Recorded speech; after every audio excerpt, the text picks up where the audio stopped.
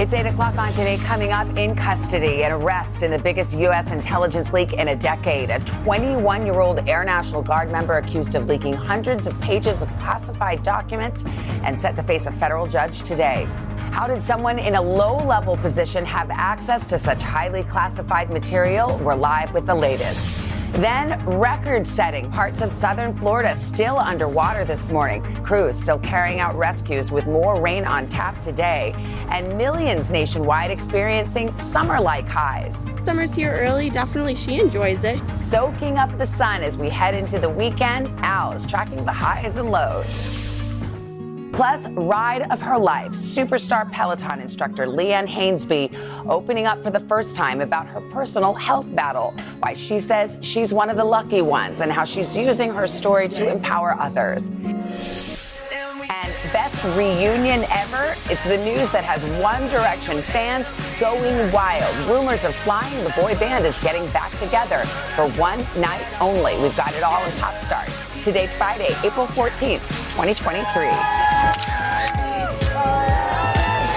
Kicking off the weekend from San Diego, Anderson, South Carolina, Lake Charles, Louisiana, Chesterfield, Virginia, and Scottsdale, Arizona. Today is my beautiful wife's 42nd birthday. from Philly, besties from St. Louis, and from Jacksonville on our first trip to New York. To my mom and dad watching in Albany, New York. We love you, Gigi and Papa. From Buda, Texas, Celebrating our 10th anniversary. Hey, Parker and Cannon. Brought mom from Winston-Salem, North Carolina. Because she's turning 70. Wow. All right, welcome back. If you have ever gotten on a Peloton bike, you know Leanne Hainsby. She's a joyful, a bubbly person known for her sparkle and bring up great workouts. Yeah, well, her fitness classes inspire people all around the world, and now she's inspiring in a different way. She's sharing more about the personal health battle she's been facing, and Leanne's right here. We're going to talk to her in just a moment, but first, more on her story. Whether you're in her class at Peloton Studios London, Take it up. Let's go. Come on. or riding along from the comfort of your own home, Leanne Hainsby's positive outlook on life is clear. The sparkly fitness bubble is a feeling. We're in it. But last summer, her life was turned upside down by an unsettling discovery. I felt what honestly felt like a golf ball on the side of my left breast. I knew immediately that it was breast cancer. Since she was only 34 and had no family history of breast cancer, her doctor wasn't concerned. She basically told me that it was a hormonal cyst and that there was nothing to worry about. But her anxiety continued to rise, so Leanne decided to get a second opinion. She too said, after kind of initial assessment, that there was nothing to worry about, but because I was there, she'd do an ultrasound and a mammogram. Those tests confirmed what Leanne had feared. It was breast cancer, and it was aggressive. Everything just stopped. But hearing my mum and my fiance get so upset was kind of a moment that I won't forget soon. She started 12 weeks of chemotherapy, and through it all, even on her toughest days, she continued teaching classes. I wanted to have a moment in my day, a moment in my week where I felt like me. I didn't feel like a cancer patient. And now Leanne is sharing her story with the world, writing, "Nobody wants to be sat in a room and told they have cancer, and yet I've always felt one of the lucky ones. Finding the sparkle in a dark time. Inspiring others, both on and off the bike." And we're so delighted to have you with us, Leanne. Good morning. Good morning. Wow, that is crazy to watch that back. You've been through a lot. How are you Yeah. feeling this morning? I'm feeling good. I'm feeling positive. I'm feeling like I'm learning to trust my body again. I'm finding my feet.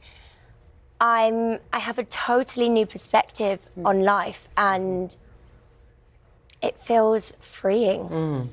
You know, this is a real lesson in trusting yourself. Yeah. And I think many of us have thought at some point or another, this doesn't feel right, but the doctor will say, you're fine, you're fine. So you say, well, that person knows more than me. What was it in you that made you say, I've got to, there's actually something here and I'm positive of it?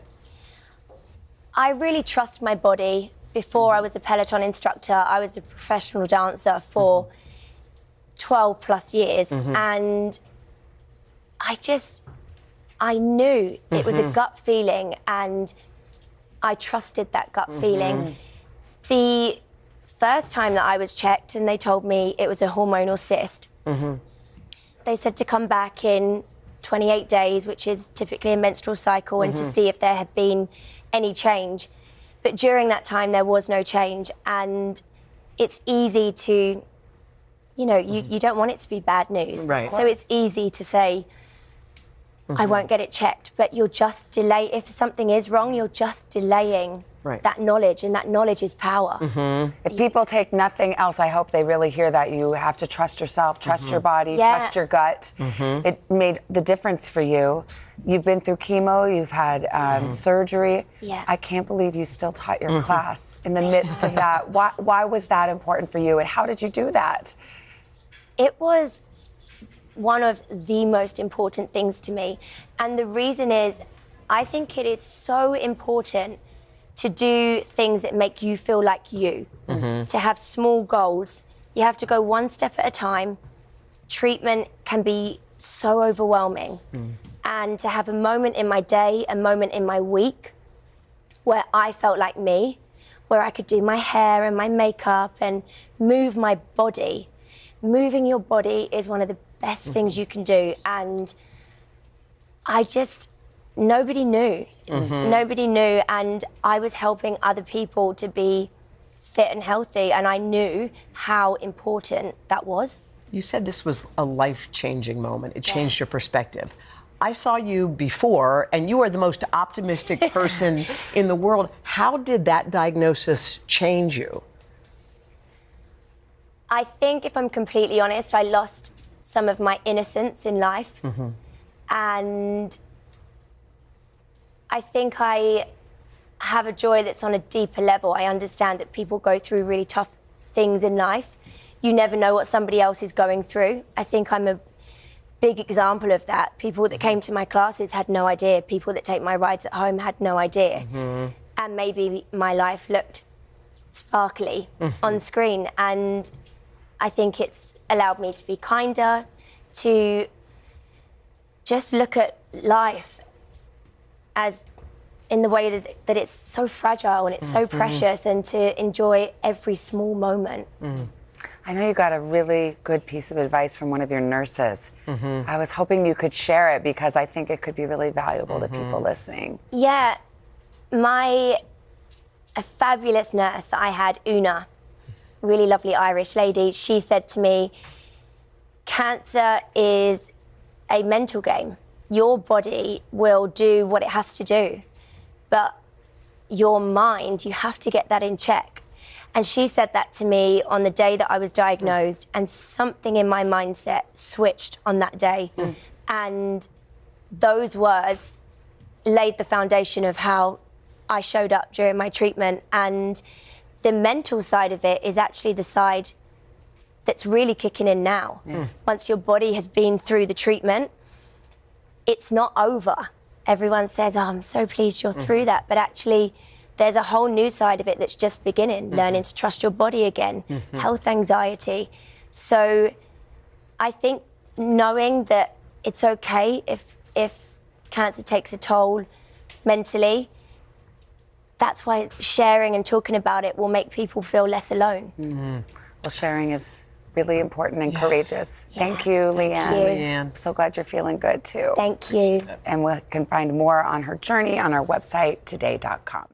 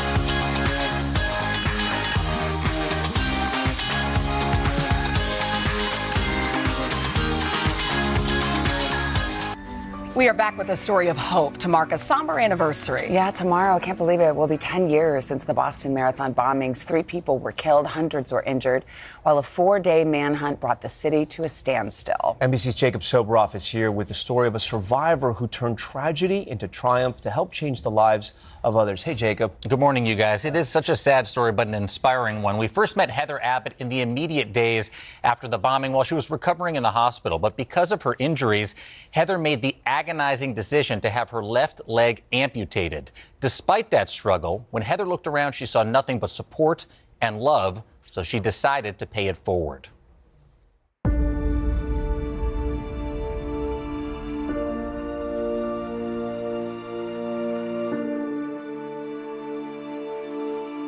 Take me back to April 15th, 2013. I was going up to Boston that day to watch the Red Sox game. We left the game a little bit early and decided to head over to the finish line. But unimaginable terror was about to unfold. Just before 3 p.m., the first bomb went off less than a block from the finish line. 12 seconds later, a second bomb went off. An apparent coordinated attack in Boston. 3 people were killed and more than 260 injured in the chilling attack. There is no clearer picture as to who may be behind this. Which brought Boston to a standstill during a 4-day manhunt for the men who orchestrated the attack, brothers Tamerlan and Dzhokhar Tsarnaev. Heather Abbott stood just feet from the exploding bomb. I was catapulted through the air and landed on the floor of the restaurant. When she woke up in the hospital, doctors told Heather her foot was shattered and her leg should be amputated. I made the decision and I never looked back. After several grueling surgeries, Heather got her first prosthetic leg. When you started using your prosthetic, it must have been incredibly frustrating. It was very frustrating. It was extremely painful at first, and it was very hard to balance. With her walking leg, Heather couldn't run, get her leg wet, or wear high heels. But thanks to the generosity of strangers, Heather eventually received 6 different prosthetic legs and felt like she got her life back. You decided, now I'm going to turn around and I'm going to help other people. Before I became an amputee, I had no idea that you even needed different prosthetic legs for different activities, or that there was very limited insurance coverage for them. So I was fortunate in a sense, if I had to lose my limb in any way, to have it be such a public one. Heather knew others weren't so lucky. So in 2014, the Heather Abbott Foundation was founded. Its mission to help other amputees get the prostheses they need to live a full life. One of the first amputees Heather helped was Corey Tickle. Corey was just 2 years old when she lost her left leg in a lawnmower accident. Corey's insurance only covered a walking leg. I would get upset, kids would be running down the field and that I couldn't keep up. Then Corey received a blade prosthetic from Heather's foundation, and she could run again. You've lived half your life with the blade. Yeah. And half your life without. Yeah. Do you remember what it was like before versus after? Before, it was not being able to keep up with everybody, and after I got it, I could be just as good as everybody else. Corey's outlook had a huge impact on Heather. I thought I had all this wisdom and experience, but I think I found out pretty soon on that Corey had a lot more wisdom and experience than I did. Heather and Corey were victims in tragedies they couldn't control, but now they're using the outpouring of love from strangers to lift up others near and far. Yeah. Is there something about this foundation that brings you a sense of this is what I'm supposed to be doing at this moment in time? I don't know if I subscribe to the everything happens for a reason theory, but I do feel that this is what I'm meant to be doing now. Honestly, a couple of the most inspiring people I've ever met. Since 2014, the Heather Abbott Foundation has raised more than $2 million, and they have helped 100 amputees. And the coolest part about Heather Abbott, she doesn't shy away from the marathon. She'll be at the finish line on Monday, cheering on people running on behalf of her foundation. Wow. Amazing. And 100 amputees, that's incredible. Yeah. I wish, we all wish, I think insurance would pay for more, but because they don't, Heather's there to pick up the slack. Yeah. You need to change that. It's good. Yep. Thank you, Jacob. Okay.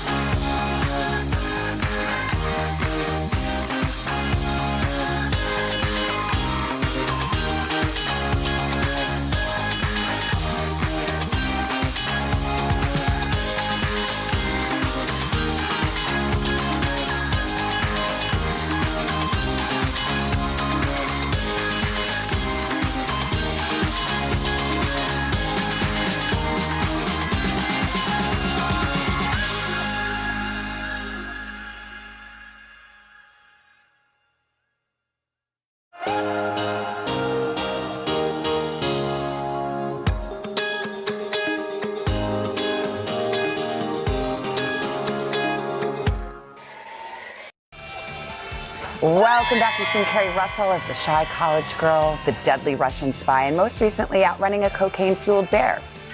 And in her new series, The Diplomat, Carrie's character is juggling a global political scene, the threat of war, and a meddling husband. Take a look. This thing has legs because of your reputation, and once you've established yourself as a liar, liar, pants on fire, you undermine a game-changing piece of intelligence. So I'm the first guy ever to make clandestine contact without reporting sources and methods? You aren't a member of the clandestine services. You don't work for the U.S. government. You should go. She's had a tough day. Let her stay. Okay, this is new to me. This both of you at the same time. I could use less of it.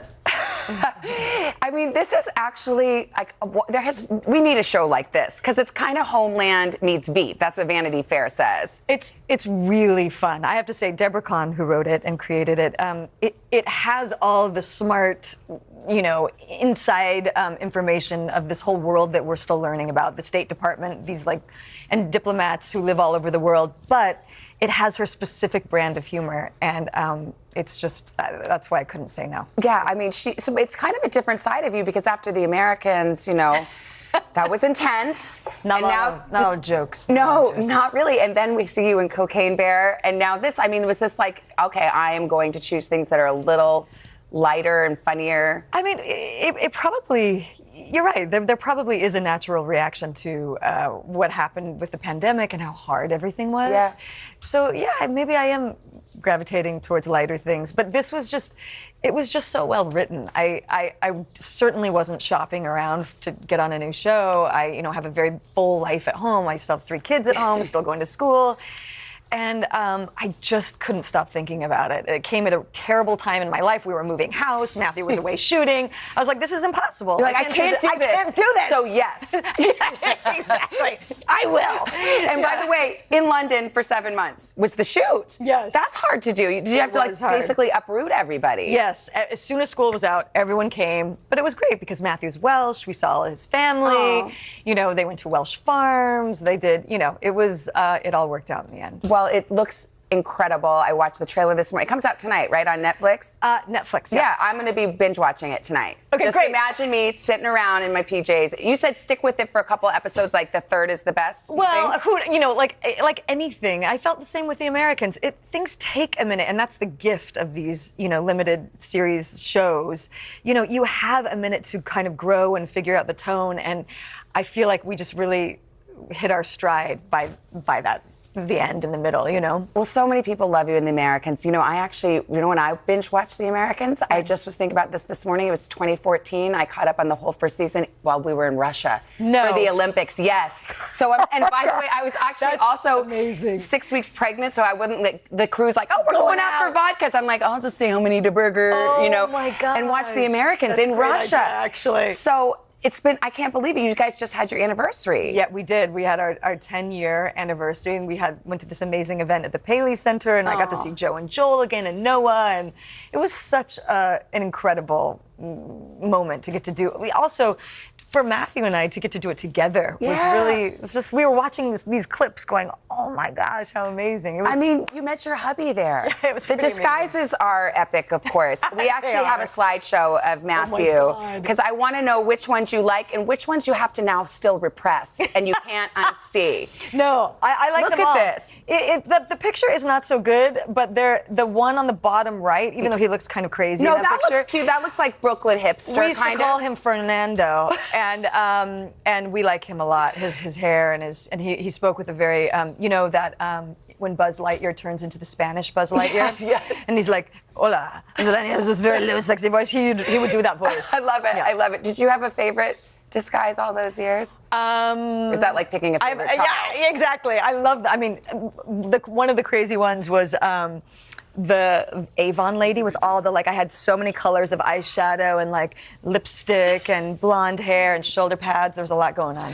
Speaking of, you got 3 kids now. I do. I heard your daughter watch Felicity and was like, or didn't watch it. During the pandemic, I thought, Willa, that's such a sweet little show. Yeah. And I said, I did this thing. You might think maybe you like it. So I put it on. 10 minutes in, she stopped. She was like, Mom, so cringy. Felicity. I was like, oh. You like it just launched my whole career, but fine. It's so true. Oh my gosh. Yeah, I'm just a mom. Well, again, yeah. Invisible. Moms are invisible. Invisible or embarrassing. It's Both. one or the other. It's true. Sometimes at the same time. Yes. Yes, Carrie, thank you so much. very A pleasure. The Diplomat, tonight on Netflix. Oh, wait, is it tonight? No, next Thursday. Thursday. Sorry, Thursday. Guys, what we're all going to do next Thursday, April 20th? Next Thursday, the 20th. We're going to binge The Diplomat. Shoot, what am I going to do tonight then? Well, what do you want to do? You want to hang out? Yeah. Okay. We'll go have a beer. Yeah, all right, good. Coming up next, a summer fashion preview, including a new and affordable designer line before it drops tomorrow. It's tomorrow, right? I'm terrible on my dates today. Tomorrow. But first, this is Today on NBC. I felt like it should be Friday.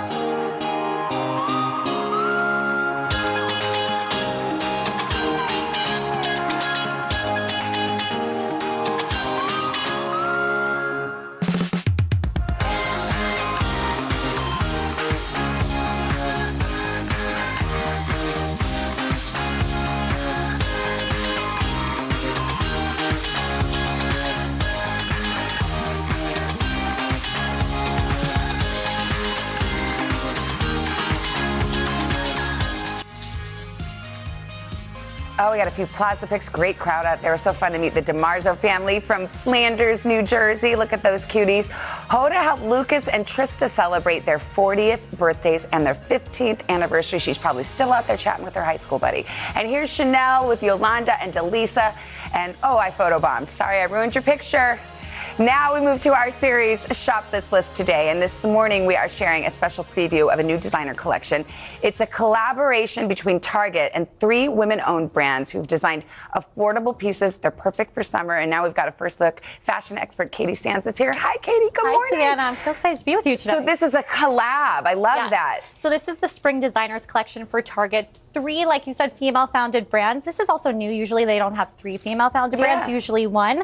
And this actually launches tomorrow at 3 a.m. Eastern Standard Time. So set your alarms, you guys. Seriously, so online and in stores too? Yes. Okay, because I already want to buy this swimsuit. Tell me about this I look. know, maybe we can steal the sample. I know, I was looking. What size is this? Okay. Okay, so this is going to be Agua Bendita for Target. Agua Bendita is one of my absolute favorite brands. Such a good one. So everything in the collection is going to retail under $45. Wow. So this suit is $45. It's their coral print. This is one of their most popular silhouettes. I love the ruffle sleeves. Me too. It's so cute. They're adjustable. It comes in sizes extra, extra small to 4X, so extended sizes, which we love. And then, of course, it has the matching pareo. Don't you think the pareo is the most versatile garment? Yeah, I love it. And it also, you know, covers up a lot of sins, right? We like to walk into the beach and the brand hide has the that legs. beach, earthy chic vibe. Yeah. So I love how you can wear it from beach to the streets, tie it like a sarong like we have on our mannequin model right here, or tie it up the neck, make it, you can go to a restaurant, go to a beach club, you're good to go. I love it. Okay, tell me about this next look. Okay, so our next look is also Agua Bendita for Target. This is the Peony Botanical Print Tie Dress. What I love about this one, it's adjustable for the breast size. We love that, right? So you can open it up. If you have larger breasts, close it up. If you want to, you know, cover things up a little more, the adjustable straps. You can wear this to a formal wedding. You can really wear this with a jean jacket to work. I think it's definitely a perfect piece for spring, summer. And this is going to retail at $40. Wow, I mean, the price is right. No, I know, you're really going to have to get up early if you want to catch these. Set your alarms. You're not going to want to miss This is. Okay, this is a pretty dress too. Is it linen? It feels like this linen. This is a linen blend. So Okay. this is from Designer Collection for Target, Road for Target. I absolutely love this. Two also co-founders created this, female co-founders. This is the Xenia floral print bell sleeve dress. This is one of my absolute favorite silhouettes from the brand. It's so popular, so I'm so excited they made a line of silhouette like this one for Target. This you can wear to a wedding. It's high neck. You can also wear it to work. And in the back, it has that little button closure. Oh, yeah, cute. So it's very, very sophisticated, sexy, and great for every day. Okay, tell me about these pants. Okay, so let's get to Faye Noel. So this is Felicia Noel. I love her designs. She really makes those easy yet sexy silhouettes, and they're really for day to night. So we love. These are linen too, right? Or a linen blend or This something? is a linen blend as Okay. well. These retail for $35. Wow. Okay, so that price point is amazing. I love these. These are the line print wide legs. You can wear any type of shoes with them. The ones you're currently wearing, you can wear a flat with them. You can dress them up, put a blazer over it, wear this to work, or wear it like a tank top like we have on our mannequin right here. It's such a good one, you guys. These are some of my faves, but there's so many in the collection. I love it. And now we have to get some accessories going. Of course, we couldn't forget the accessories, right? I know. I think they're stuck on the thing, but we can look at them. They glue everything down so none of us steal them. Exactly. Yeah. So these are the small crochet bags. These retail for $3. They come in the brown and the green like you see right here. Just pull it right off. Exactly. See, I'm just demonstrating that it's very cute with your Absolutely. outfit. I love it with what you're wearing right now. Add a little pop of color. yes. Exactly. And these are also FSC certified, so they're going to protect the forest for generations to come. So they're a sustainable part of the collection, which we love. Did you say the brand? It's Faye Noel? Faye Noel. Okay, great. By And then Designer last but not Felicia. least, these sandals. I mean, Yes. Okay, we love these, right? These are a popular brand at Target. These are not part of the designer collection, but we had to add an accessory that's going to go with everything that we showed. it really does. These retail for $10 on the site. You guys can get these now, but of course the collection launches at 3 a.m. tomorrow. All of these colorways for men and women, I love them. Okay, no kids though, right? No kids. I know. Please, Target, make them for kids. We need They those. do make a pair for kids, so you They can do? try. Okay, all right, I'll check it out. Different If you want to brands. find out more, you can scan our QR code. Be sure to sign up for our Stuff We Love newsletter at today.com/newsletters. And we should mention Today earns a commission for purchases made from this segment, which features products solely available at Target. Katie, great job. Thank you, Savannah. We're back with much more third and fourth hours just ahead after a check of your local news and weather.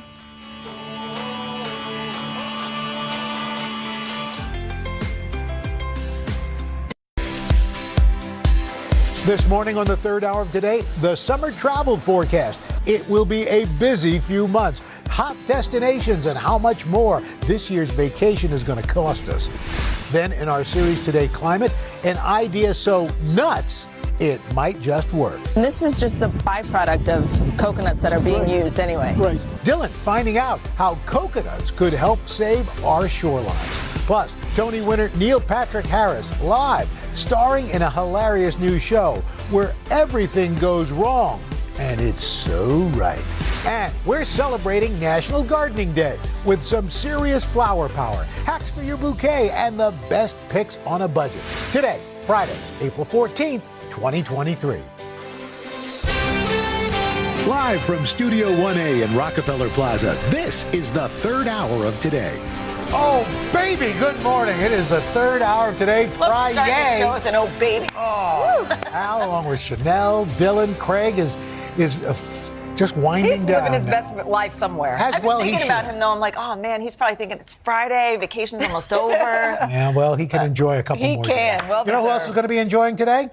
Our pal Jill Martin Brooks. Happy birthday, Jilly. Happy birthday, Oh, Jill. we love you. Oh, that's a cute picture. A sister of the show. And you know, next week, it's really going to be a Friday because we're going to be taking the broadcast on the show, on the road. No, wait. The third hour of Today, heading to Sonoma County, California. Well, I think we deserve a countdown. Yes, you All right, do. 7 days away. Here we go. 7 days Let's do it. away. And so many of you are coming. there we go. Look There at it the is. little Oh, we have a little clock. countdown clock. It's going to be a good time. I love it. So we're hosting a huge Start Today event. We are going to see the sights. We're going to give you a taste of Sonoma County, and we are bringing some special guests along too. So it'll be a good show. So be sure to tune in 1 week from today. The show and the event are both sponsored by Sonoma County Tourism, California. Here we come. Right back where we started from. The weather's been looking better too. At first it was looking a little cold and cloudy, but I think we might get some sunshine. I'm very and warm excited about our little temperatures. balloon ride together. We're going on a hot air balloon? Really? Like tethered, or are they going to let us go? Oh, we're untethered, baby. Untethered? No way. Well, no, the balloon maybe, but we are. Oh. We're What if I just- untethered. No, I'm kidding. I'm kidding. Wow. Okay. Well, maybe I won't be going that balloon ride.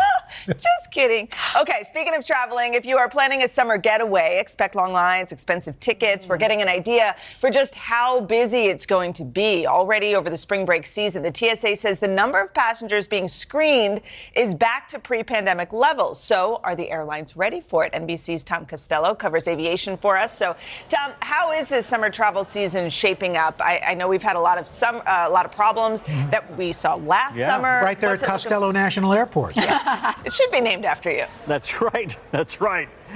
That's right. You know, in all seriousness, the police chief here once offered me my own locker. He said, "You're here more than my own cops are here." Listen, to answer your question, it's been busy already here at the airport today on a Friday in April, right, coming off of spring break. And that's what we expect to continue all the way through the summer. We're at 2 to 2.5 million passengers coming through checkpoints every single day. So this is expected to continue. By one estimate, we're going to see global tourism up 30% over where it was pre-pandemic 2019. And Delta Airlines already reporting record numbers of people booking for the summer. So that's a good reminder and maybe a heads up. You probably want to start thinking about the plans for the summer and be prepared to pay for it, right? We're looking at domestic tickets on average, $328 for the summer round trip. If you're going to Mexico, about $528 or so. There you go for Europe, $1,100 round trip. That's up 30% from pre-pandemic levels, from 2019 levels. I got a list of top destinations, for example, in New York, in the States. Of course, it's New York City, and it's also going to be Vegas, and it's going to be Orlando, and it's going to be here in D.C. By the way, all the Smithsonian's are free. It's a great tourist trap for the kids. It's cheap. And then if you're going overseas, it's London, of course, it's Paris, and then it's going to be Tokyo and Rome. So Europe is back, and in a big way, you guys. Go ahead. No. Well, I didn't know. I was just telling Al, Tom, I didn't know the Smith. You said they were free, the Smithsonian? Yeah. I didn't know that. Smithsonian museums are free, yeah. Not every museum in D.C., but the Smithsonian's are free, yeah. That's a good one. Which is why they're so crowded. Right. Well, you were talking about, the expense. The reality is most people aren't even traveling by themselves. I mean, it's, got 4, whole families and 5 people. Oh, go ahead. Well, I just was going to say, Tom, last summer we knew there was such a disaster because of the staffing shortages. Yeah. So are the airlines staffed up now? Okay, so let's hope, right? Fingers crossed. I mean, by the end of the summer, last summer, almost a quarter of all flights have been delayed almost an hour. Think about that. 2.5% have been canceled. So that was because they weren't ready. They didn't have the staff in the airports, in the planes, for example.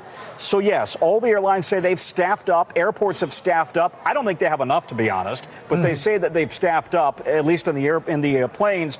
And they've also signed new labor agreements with their pilots. So that should improve dramatically.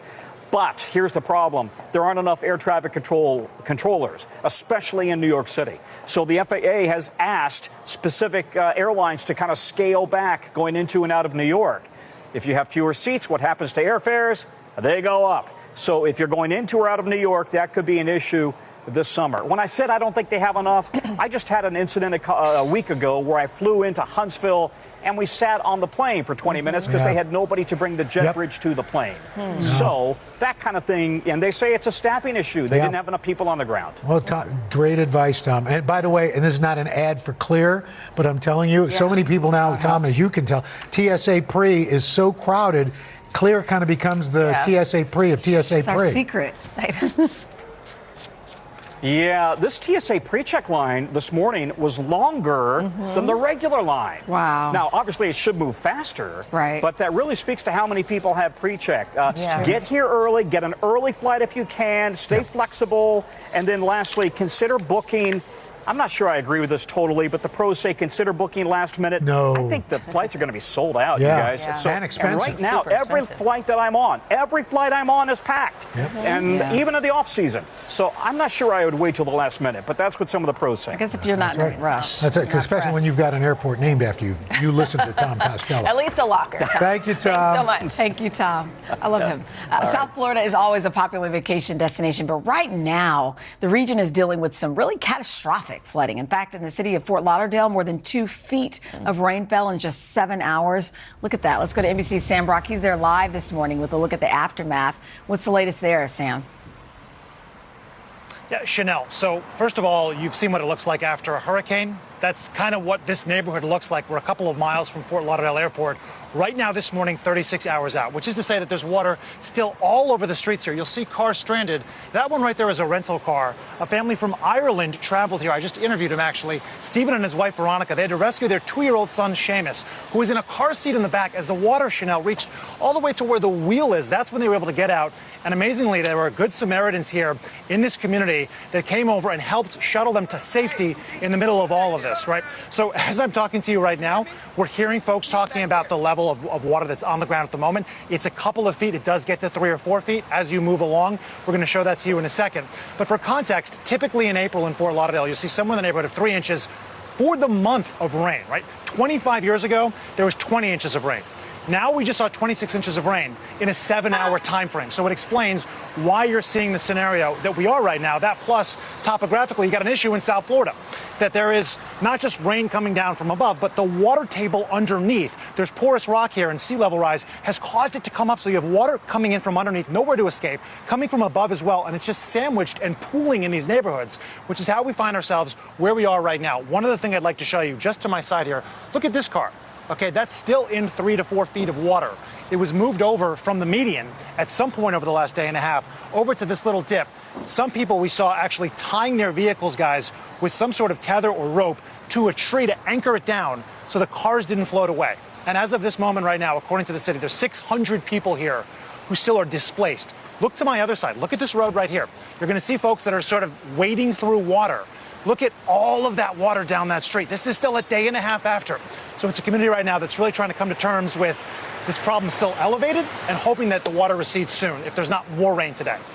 Oh, my goodness. That really puts it in perspective. Yeah, they'll have a couple of pop-up showers, but nothing like they've seen. Nothing like that. Oh, Yeah. my God. All right. Thanks, Thank you, Sam. Sam. All right, coming up, we are going to show you how some communities are actually trying to protect against flooding like that by getting creative using coconuts. Then later in our series, The Upside, the dancer on a mission to bring more diversity to the ballet stage. We'll be right back.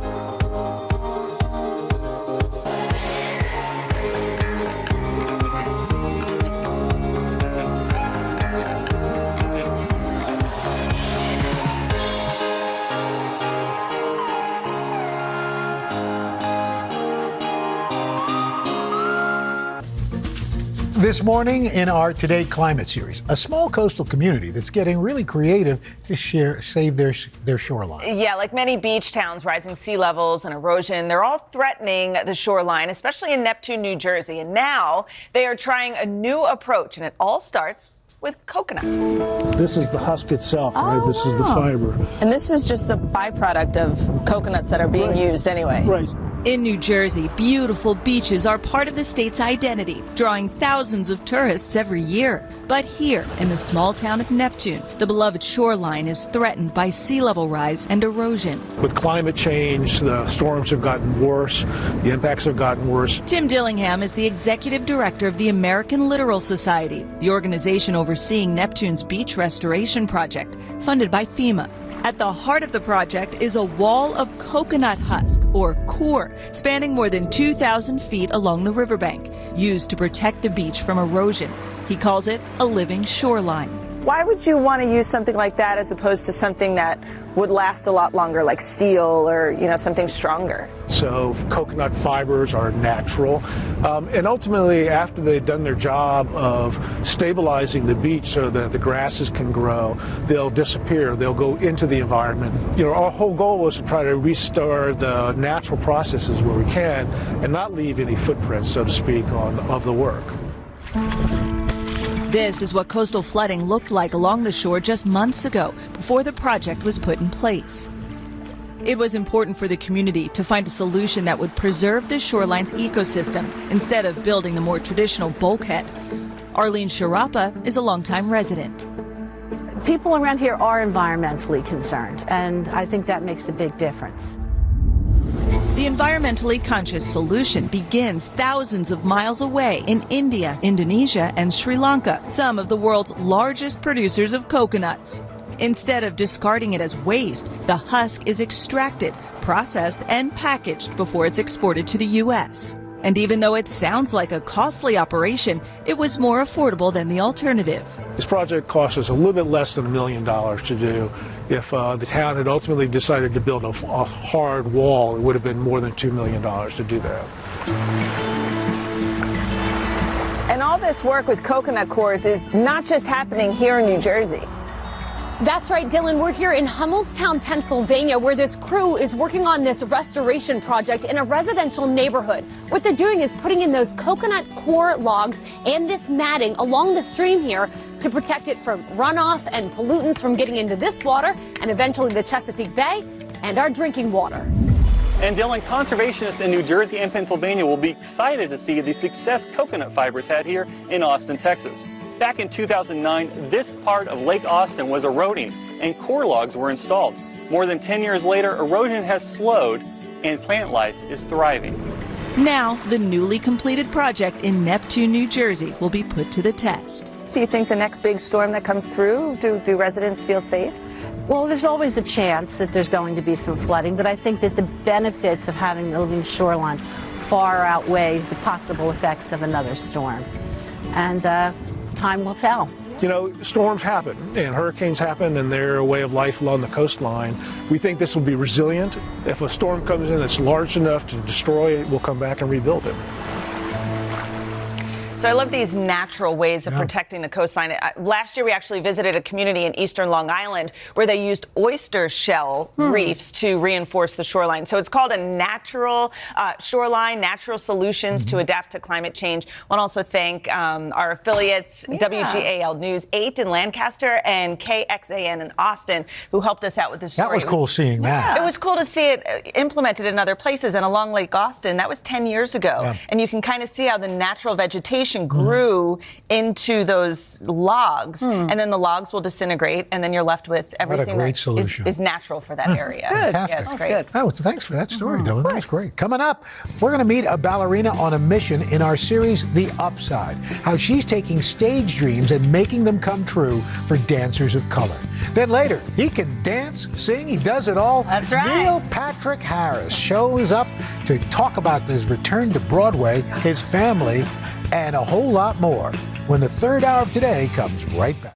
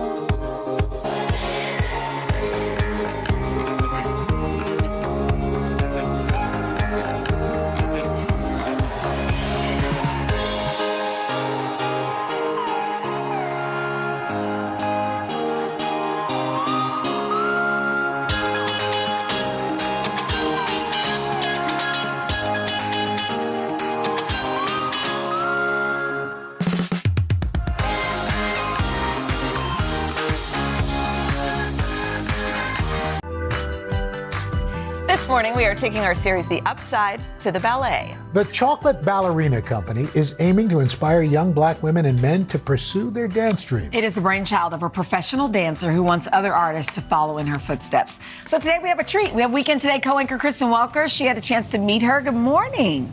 Hi, guys. Good morning to you. Thanks for having me. Chanel Holland tells me there weren't many opportunities to dance in the Philadelphia and Harlem neighborhoods where she grew up, but she fell in love with the art and she saw ballet as her ticket out. So she worked tirelessly for years to become a professional dancer, and now she's paying it forward to pave the way for others like her. Nestled in the heart of South Philadelphia, the sounds of change are afoot. 1, 2, 3. Led by Philadelphia native Chanel Holland, who at age 13 saw dance as an escape. It was like, this is me, like this is where I'm supposed to be. This is my safe haven. But Chanel quickly realized she was one of few black dancers in the predominantly white world of ballet. I was not as tall. I was not as thin. My hair was not coarse. You look different. The physicality of ballet was designed for a specific body type. So automatically to them, she'll never make it in New York City Ballet. How did you not let that get you down? I cried a lot. Like I'm having a moment now just thinking about it. Going into a locker room and having all your stuff stolen. Because you're the only African American in that company. I think it was more like me just knowing that there's always light at the end of the tunnel. Chanel persevered, driven by her passion for dance. At age 16, accepted to the world-renowned Alvin Ailey Dance Theater. They really nurture you as an artist, and that experience really made me who I was today. After 5 years dancing professionally, she realized she wanted to give back and see more young black aspiring professionals. As I looked around, I said, well, where are they? And it's like, I gotta go get them. I gotta go back to my community and get them. In 2017, she created Chocolate Ballerina Company, a community-based dance program bringing ballet to black and brown students from Philly, Baltimore, and Washington. For many, the barriers to ballet are insurmountable, with a bill that can be $900 a month. So Chanel offers free or reduced price classes. Chanel's efforts paid off, putting on performances that celebrate African American history and culture, including a twist on the traditional Christmas ballet, the Nutcracker dipped in chocolate.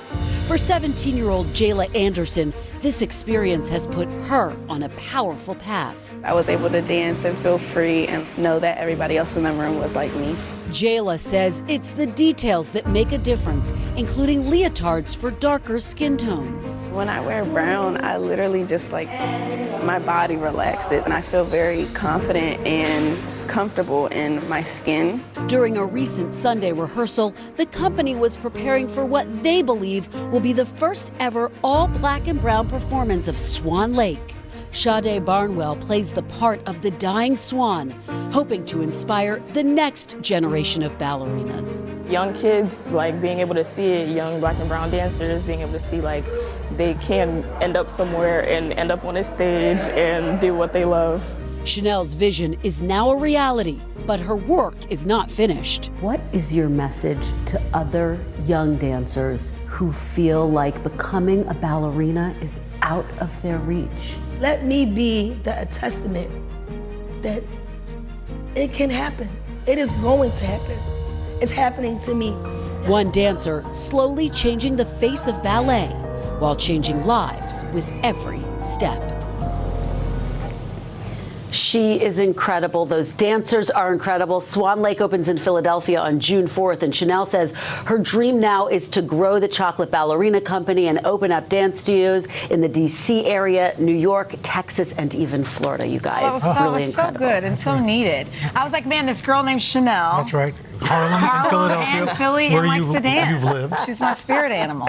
She is your spirit animal, Chanel, and she's so filled with passion, just like you. You can see it in every single answer she gives. That was a great story to Thanks, share with Kristen. everybody. Thank you. Thanks, you guys. Thanks. All right, coming up, what could go wrong when Neil Patrick Harris stops by? He's starring in a hilarious spin on a classic children's story, and he is here to tell us all about it. Well, hello. Then later, some pro tips on this National Gardening Day, the best spring flowers on a budget, and something called the chop and drop. We'll get into that when we come right back. I like to do Chop and drop.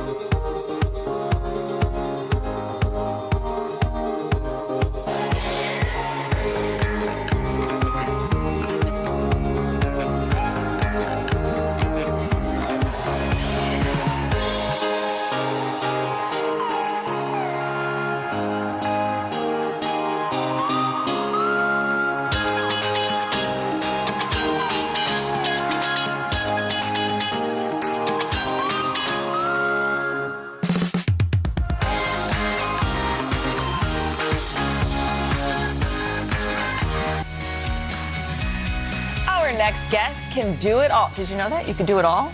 All. Neil Patrick Harris is a 5-time Emmy winner who starred in some classic shows like How I Met Your Mother. Then in 2014, he snagged a Tony Award for his performance in the play Hedwig and the Angry Inch. And now Neil is making his return to Broadway. That is right. Neil is the narrator and a pirate. I love that. A narrator and a pirate.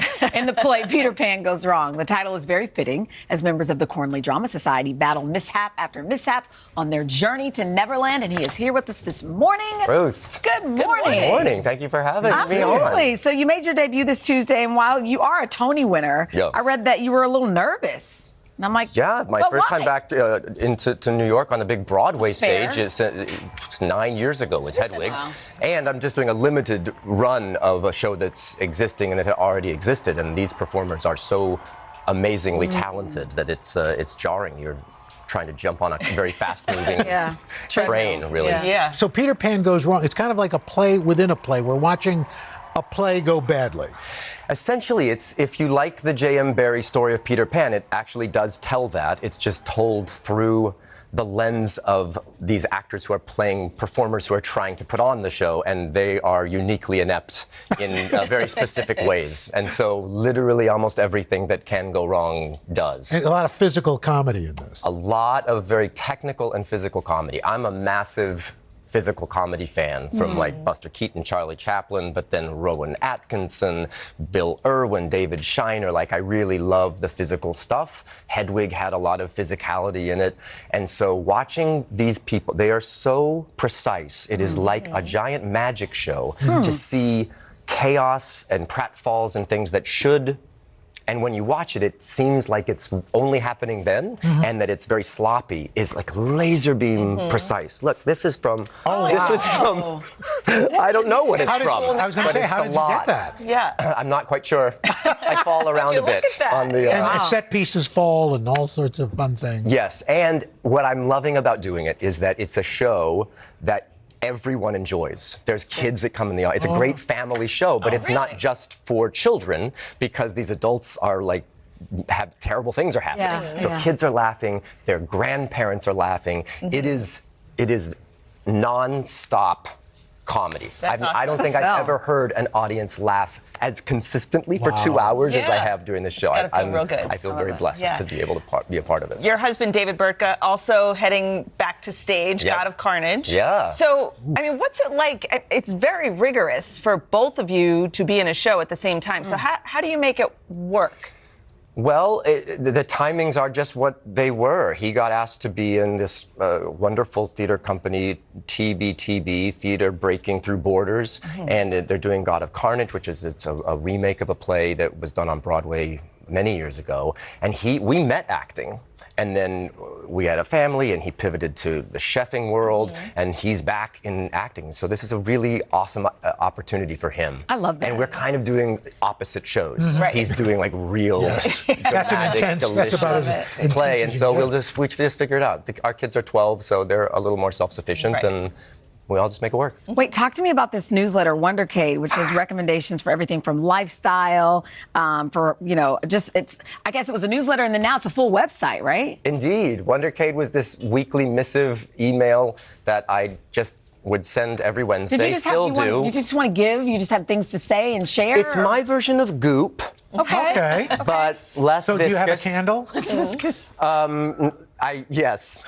I have a downstairs candle that is just not selling well.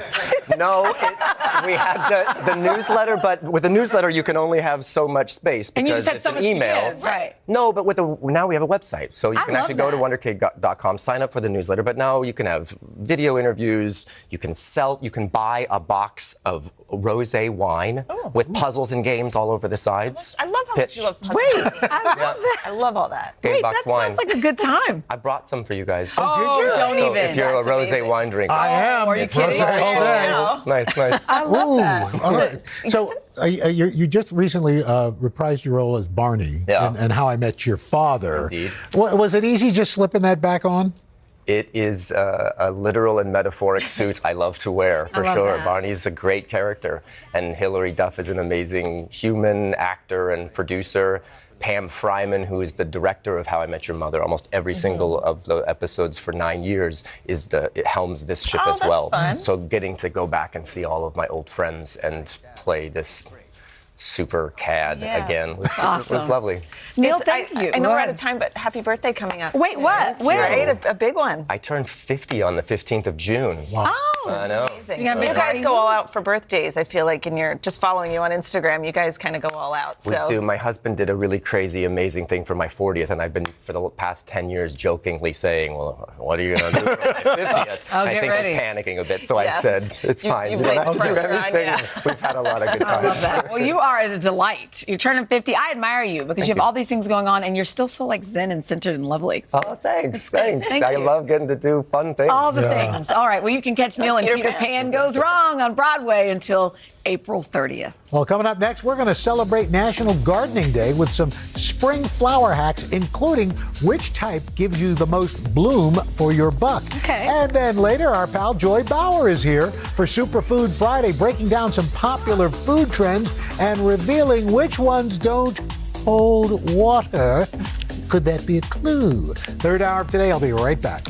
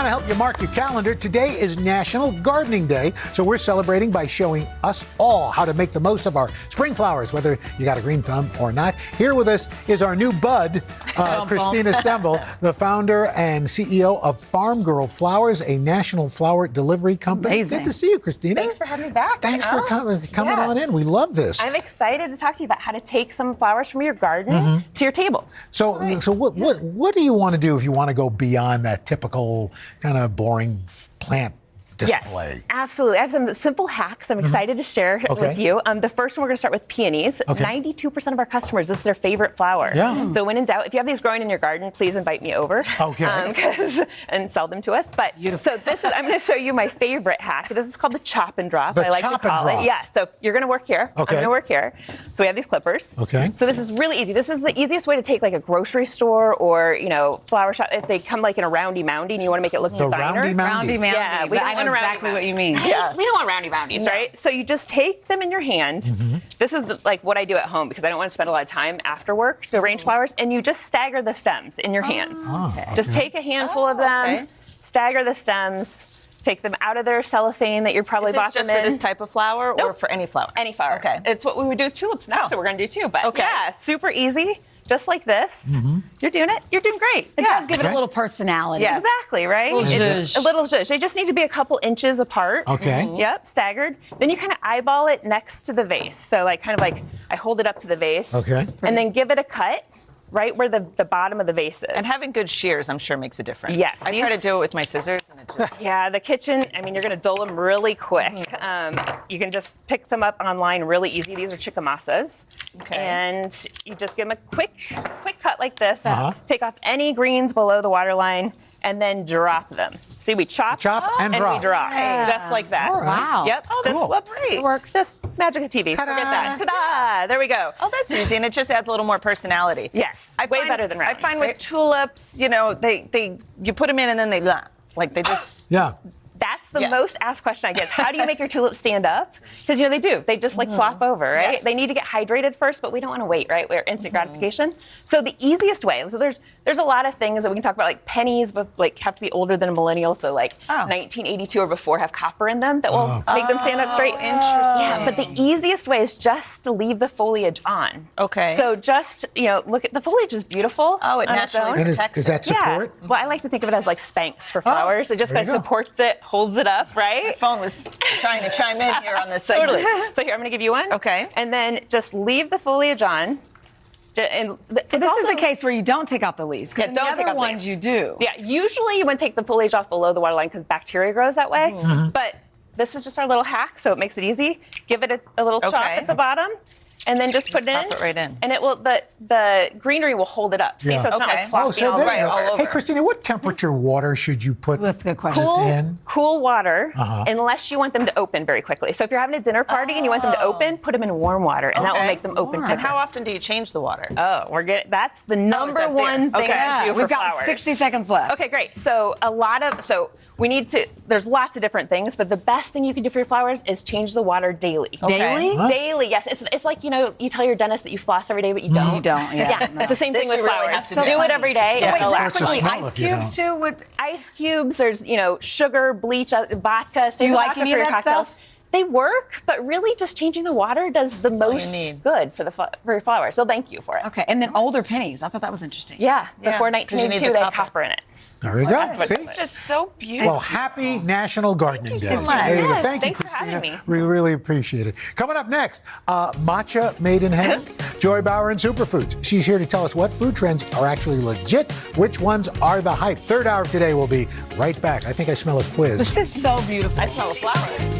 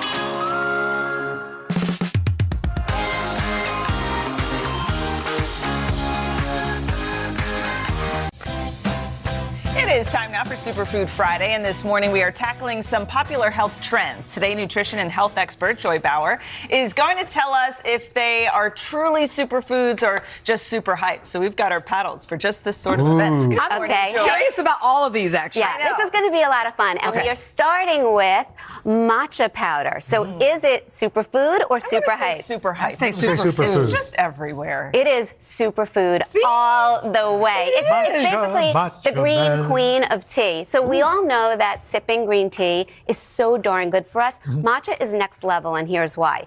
When you make a nice cup of green tea, some of those potent antioxidants will seep into the water from the tea bag, and then we discard the tea bag.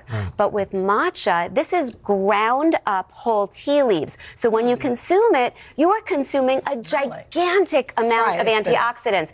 And studies have shown that these antioxidants can help reduce the risk for heart disease and certain cancers. It also helps to support skin health and eases inflammation. And it's so easy. It's so good for you. Yeah, it's so good for That's you. an endorsement. It's not terrible. No, but it's it so was good. actually better than I thought it would be. But you could doctor it I up was if gonna you want. ask Like you you that. could have added to this a little bit of honey. Okay. You could add a little bit of sugar if you Yep. want. And to make a nice tea, all you need to do is a teaspoon of the powder in with about 8 ounces of boiling So it's a water. tea. And I Okay. have a really killer matcha green tea pound cake that I'll put on social media and on the website. So the next one, alkaline water. Is I'm gonna it say super superfood or super hype? Super hype. Super hype. Yeah, water's water. And the super hypes have it. Is it? Yeah, guys, there's Yeah. just not enough scientific evidence to substantiate some of these outrageous claims. They say that it helps to slow aging and it slows bone growth, thwarts cancer. And for people that are wondering what it is, companies are taking regular water and then through an ionization process, they're removing the acidic components. But really, the pH level within our bodies maintains an appropriate level thanks to the kidneys, and we have an awesome filtration system. And they probably just charge you more for it anyway. Yeah, It's- exactly. Yes, it's hydrating. I mean, I got to people get swear that. by it. But it's called water. Listen, it's not bad for you. It Yeah. just might not do what it's cracked up to do. All right, next one. Chia seeds, All right. superfood I or hope super it's a hype? superfood. I put it in my kids' yogurt every morning. Really? This is a super duper food. good. Oh my All right. gosh. Good. I love chia seeds. So chia seeds have about 3 grams of protein per tablespoon and 4 grams of fiber. The type of fiber is soluble fiber, which helps to lower cholesterol. It also has plant-based omega-3 fats, which helps to lower triglycerides. So it lowers cholesterol, triglycerides. It is so fabulous for heart health, and it virtually has no flavor. Well, I was just about to ask you, do they taste it in the yogurt? Because now I'm like, maybe I should I do put in that. yogurt and No. oats. They see it, and But they don't. They don't care. They don't know. They don't even you know could what say it it's tastes like. raspberry seeds. And you know what? Yeah. It literally increases the health quotient of whatever you sprinkle it on. It's like nutrient sprinkles. All right. Turmeric. Next one, turmeric. I think that's a Superfood or superfood. super People hype? swear by Superfood. turmeric. Yeah, we say superfood. Superfood all the way. This is a golden gem in your It's even good spice cabinet. topically, too, It isn't is. it? Well, it will stain a little bit. Right, It's a little but it's fussy supposed to be because of the good for color. aches and it's good for pains and- yes. So that's the thing is it has an active ingredient called curcumin, and curcumin helps to ease aches and pains. So much so that studies test it against over-the-counter pain relief medications for people that have osteoarthritis, and it measures up. Oh, wow. So for anybody that is looking to use it for its medicinal properties, I would say start with 1/4 to 1/2 teaspoon each day. You could put it in stews and even chicken salad and smoothies and muffin and pancake batter. But 2 important things to know. To make it that much more effective, whatever you put it in, you want to add a little bit of black pepper and a little bit of heart-healthy fat because we could absorb it that much more readily. And I have a great turmeric tahini dressing that I'm going to share with everybody. It's Okay. one-stop shopping. All right. Awesome. What Okay. is this? Celery. Celery juice. Is it What is superfood this? or super hype? You did know that was celery, right? In here, I didn't know what this okay. was. That's celery juice. So what do we think? I'm gonna go Superfood or hype. super hype? I guess like I'll say celery's hype, all even water. though I feel like it's so good for you. I'm going to say food. So actually, this is interesting. I'm going to say it's super in between. And here's There we why. go. So celery is so wonderful, right? It's low in calories, it's low carb, it's got the crunch factor, it's got some vitamins, and it's the perfect vehicle for delicious dips. Celery juice, not so much. And it's also pricey, like the alkaline water. So I say eat your celery, don't drink it. But the reason I say in between is because it's hydrating and there's no downside. So if you like the taste, you can enjoy it. I'll throw it in smoothies. Just it's like I don't have as many bananas. I'll throw it in just to beef it up a little. And you're throwing in the whole. Are you throwing in the juice or the whole celery? No, the whole celery. Yeah. So that's and so you're maintaining all of the fiber and the pulp. I like celery. I know. Really? Yeah. Oh, I love celery. I like it too. Especially with some guac. Oh yeah, that's good. Okay. All right, Joy, thank you so much. Thank you. And the recipes that Joy mentioned for matcha pound cake and turmeric ginger tahini sauce, just go to today.com/food. We'll be right back.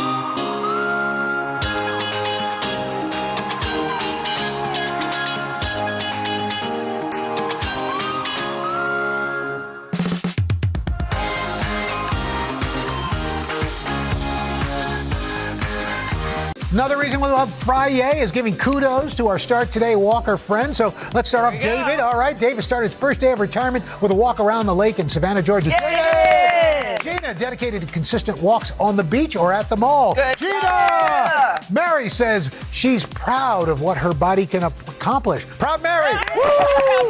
There you go. Charles is repping our group in Tampa, Florida. Charles! Chucky!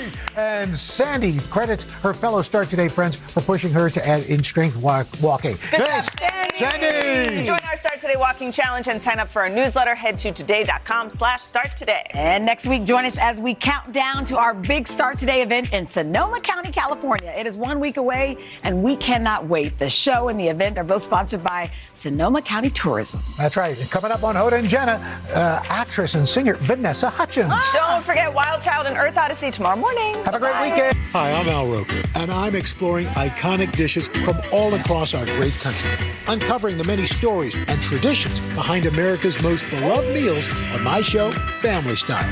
Watch tonight at 9, right here on Today All Day.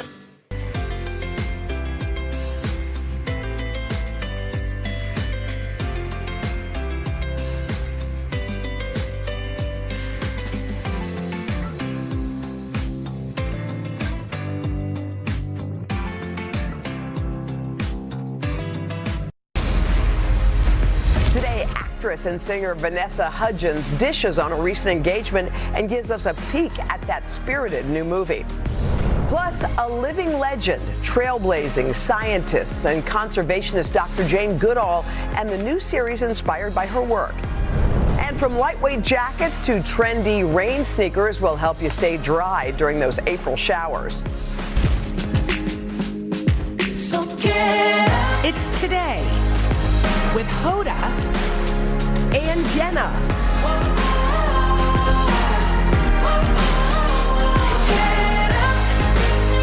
It all starts right now. Hey guys, welcome. It is Friday, April the 14th. By the way, we've got a great show today. I'm so happy y'all tuned in today because this is one of those ones where you go, I'm so glad I watched that show. Yes, we got to speak, and this does not always happen with an incredible icon, Dr. Jane Goodall. I mean, so many generations of people know Dr. Jane Goodall for her work with chimpanzees, but she has such wisdom. She's in her 80s, just celebrating a birthday. This woman is traveling 300 days a year, but you know when you're like, what's my purpose? Why am I on the planet Earth? This woman has known since she was young. She knew that it was going to be what she was going to do was she was going to get in the world and she was going to pursue the connection between humans and chimpanzees and learn all the things about the environment she could. She's, you know what's so incredible? What we found to be so incredible about her is that she leads with hope. Yes. She leads with hope in a time when, you know, and she's working on climate change and everything, environmentalism, because what she wants is a place for all of us to live, but of course, you know, her chimpanzees. And so instead of being like, there's nothing we can do. Right, it's hopeless. Like, if you want to be around someone hopeful, and by the way, when you've seen that much of life, and you know that there are good things ahead. Yes. I mean, it was such an honor to sit with her and a privilege, and we hope that you guys love the piece that we have coming up. We really loved it. Okay, so Chris Evans, well, he's my favorite Chris. He's definitely in the top. Oh my God, that's right? Yeah. You know what it is too, Hoda? You gotta What is listen it? to him talk. He has a real kind of Boston, sort of masculine. I'm I thought into you it. liked Southern better. I like Chris Evans. Of all the Chris's. Now, we could go into other people. Chris Hemsworth, Chris Pratt. What other Chris's? Chris Stapleton. Chris Stapleton. I like Chris Evans. Who do you like? I think Chris Hemsworth is really cute, and I love Chris Pratt because he's got the best vibe going. But let's talk Are about you your just Chris. saying that because his mother-in-law is your best friend? Yes. Okay, that's what I Yes, thought. that's another reason. Okay, so Hi, Maria. he has a new action rom-com with Ana de Armas. It's called Ghosted. It comes out next week on Apple TV. I can't wait to see it. By the way, Ana de Armas is hosting SNL, which is really exciting. Yes. And they were interviewed in Canada, and Chris was asked, "Hey, what about you? Would you ever want to host SNL?" So here was his response. Now, a cameo I can handle. I've avoided hosting SNL like the plague for years now, just because I'm so scared. It's terrifying to me. Literally, I can't believe Anna's doing it. Trust me. I can't believe she's doing it. To me, it would just be one of those things that every single night I would wake up in a cold sweat. By the way, don't you love that he just said no? Confessed. But he also confessed as to why. But also, he said no because he's scared, not no because he didn't want to do it. So let me ask you that. If there's something you're scared of, do you say yes or no to it? I've recently been saying yes, but nobody's asked me to host Saturday Night Live. But it is funny because it's easy to say, oh, I can't or I won't. And but you also know your comfort and what makes you feel good. But I kind of love that he's vulnerable enough to be like, you know what? Yes. I don't want to wake up in a sweat for 2 weeks in a row. And you see that he's done all these incredible things in front of people, so you think, how could someone like that? But by the way, there are so many people who are in the public eye who are actually afraid of certain things. I still remember, this sounds so crazy, but one of the most iconic singers of many, many generations, James Taylor, who plays the most beautiful music, has played to sold-out crowds since she was a kid. Yes. Comes on this show and says he's terrified. It happens every time he comes on. He's like, I want this to be over. Wow. And you just think to yourself, but you're... but you can perform on in stage front of in front of everybody. But he said that's different for him. That maybe it's the same kind of idea. That's live. That's a different Is there animal. anything you're scared of that you still want to try? I don't know. I can't, not off the top of my head. I don't love, you jumped out of a plane and I felt your glory. I mean, I really felt it chemically in my body when you jumped out of that plane. You won't do that with me? No, but I was but I understood, I knew the fear right before you jumped. It was like you were in full-on freak out. They basically push you out. They pushed you out, and you did it. But would you do it? Well, I've kept asking you. I have a question. Did you feel differently after you overcame that? Kind of. You did? Did it sustain, or was it just for that moment? No, I mean, you're like, wow, I'm brave. I did that. Wow, because this is the thing, and this is my advice to Chris Evans. I totally compartmentalize. Yeah. So I didn't think about it, even though we did a countdown on the show every day. Yeah, you didn't think about it. I didn't think about it, and then all of a sudden I was like, what am I doing? But I was there, and it was too late, and you have to see it through, you know? I remember when my mom, I think it was when she turned 60 or something, and she decided that she was going to run a marathon. Yeah. And I remembered watching her. My brother, sister, and I watched her run that marathon.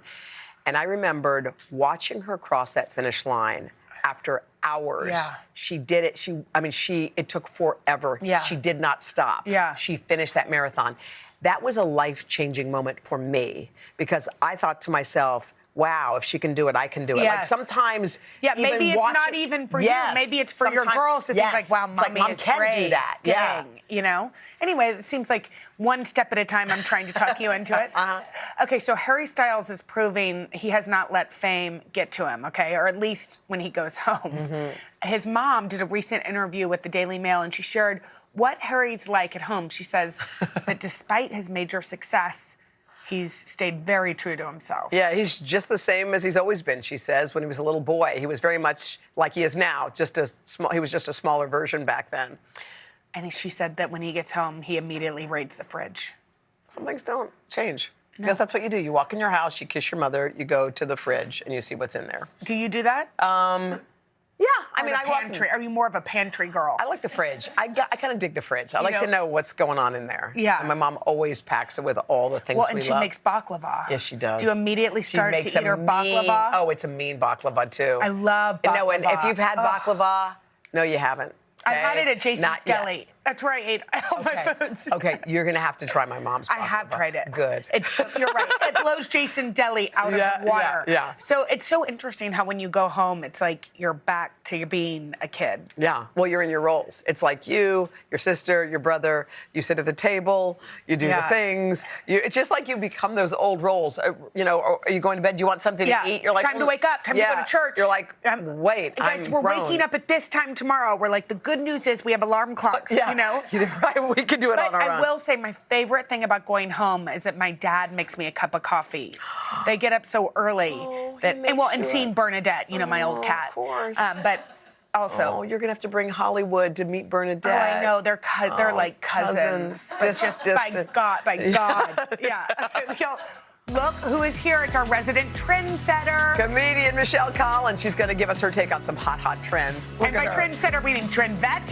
Yeah, right after this. Look how cute she is. She's so cute. Adorable.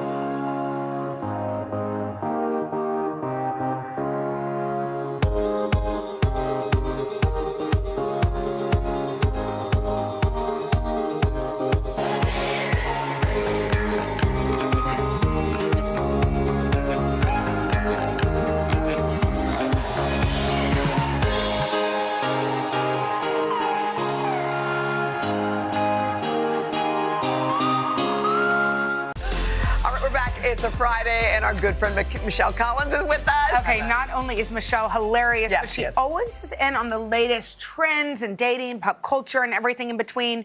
So it's time for another edition of Trendvetter. Okay, you're going to tell us about the trends, and then you're going to tell us if you approve or not. Which, by the way, I approve of almost everything. First of all, how good to see We both of you. love I you. miss you You're guys. bright and shiny and happy. I didn't even pack a nude-colored bra. I mean, and I'm on NBC. Okay, let's talk trends. It's a black bra. Okay, first trend. Can we talk about short kings? Do you know about this thing, short king spring? Short kings. Everyone always wants a tall guy. What's the one thing you hear? 6'2" and up, coming from, you know, the hobbits themselves, which makes me crazy. Anyway, what about the men who are under 5'9"? What about the men who are good men? They love taller women. I think it's hot, confident. Yes, It's the hottest thing on the planet. She likes short and bald. You know, we're going to compete. We should have a dating show with just short balds. That's the name of it. Oh, my God. And it's just us going Let's for it. go. My dad could be on it. All right, listen. Let's go through the couples where it's a shorter guy, taller I wanna girl. hear. All right, let's start with, is it this is Zendaya and Tom Holland. Okay, come on. I mean, confident. Look at him, beaming. I love him You so just called much. him adorable. He's just confident, Okay. though. He feels himself. And Oh, you know what? wait. Look, Come Sophie on. Turner, Joe Let's Jonas. go. You know I'm what? asking you. Steely confidence in those men. But that's Steely. what I'm saying. You know what? Yeah. They're not like trying to stand up on a riser, an apple box, to be like, some guys don't like that. Is that your parents? This is my dad, the head of the Short Kings, Mel Collins, and my mom Judy in the 1980s at my brother's bar mitzvah. There they are. Oh my God. If you wonder, confidence. Look how she beautiful tried. Wait, of a couple she tried they to are. slink down a little bit. Your mom in you that know that she picture. was barefoot in every single one of those Oh, she pictures. She would was? take her heels off to Is pose she with as tall him. as you? She's 5'10". Oh Yeah, my God. I'm 6'1", but yeah. Okay. We have, All right. we have other problems. Anyway, we call them Tolly Smallies. We love them. Tolly I Smallies. give Short King Spring 2 out of 5 Cuban heels, and I'll tell you why. They don't need them. Listen, you know those Cuban heels? Yes. I call them the Marco All right. shoes. Okay, All let's right, move next. on. Do you guys like voice notes? Jenna Bush Hager. Yes. You do? I do. I'm shocked to hear that. We like to get voice notes. Yeah, you know what? Because we got one from people we love. From famous people. Oprah. Oprah gave it. And we saved it. I still have mine. We thought we were cool. Like, I thought I was cool because Yeah. I got one, but And then I Hoda got one. Does that not make you cool? I mean, she's just tossing out voice notes to true. everyone. Wait, everyone? I got one. I didn't want to say anything. I also got one. Okay, good. She's such a huge fan of mine. Oprah, if you're watching, thank you again. It's amazing. Well, I feel like voice notes for me, when I get them, I feel like I'm sitting in a doll's house. It's like I'm getting a monologue from a friend who can't act. Yeah. And now there's this study that they're up 30%. That so many people are sending them. You know, it's I don't just like easier. them. I kind of like hearing Yes, people's voice. And then you understand inflection and tone. They're not acting, they're just telling you something. Yeah. It's like leaving a voicemail. They're like, hey, how are you? What's up? Can we hang out? And then I'm sitting there like an idiot. I can't say, hey, I'm good. How are you? Yeah, I you have to send press one a back. button. She You says send no, one but back. look, you're not a trendsetter. you're right. We're not. You No, are. listen, Okay, I'm continue. setting the trends. The lights go out immediately. I give this one 4 out of 5 deletes. I delete them. Deletes. I have friends, they send them. It's like 7-minute save long them. ones. Do Oh, you? I always hit save. Especially my kids sometimes do it. Hi, they Mama. do. Save. All right, last trend. I don't know if you noticed that I look different, but I did go viral about 2 months ago. Did you guys see No, I this didn't. tweet? I saw a lady at the airport. Wait, is that the real lady's face? Wait, let's see. Certainly let's see, not. let's She was see. eating a hard-boiled egg with her own personal tube of mayonnaise. I thought, this is my hero. We love her. So I took a picture of her and I ran her through a yassification process on my phone to keep her anonymity. This idea that you can yassify people to maintain their I don't anonymity. even know what Yassified but I feel like I would know her if I knew her. No. Now we're going to go through some people and I want to say, wow. Yeah, I knew that was her too. How did you get it so quick? That was easy. Okay. There she is. That's Okay, Shakira. The next person, who do we think this is yassified? Go to the next one. Who is Meryl this? Streep. Wait, No, Jenna, it's not. why are you ruining this No, game that's for not me? Meryl Streep. Yes, Oh, it is. I just remembered she wore that outfit. Sorry, I love Meryl Streep. It's an I won't play off-the-shoulder. this game. No. Who do we think, this is a great one. Who do we think this is yassified? Can you tell? You. Olivia Copo? That's so, when you find out who it is, we're in a big fight. Second, no. Emily Ratajkowski. Are you ready? Yeah. Steve Buscemi. Can we go to the original Wait, pick? what? Go to him. That is Steve, yes.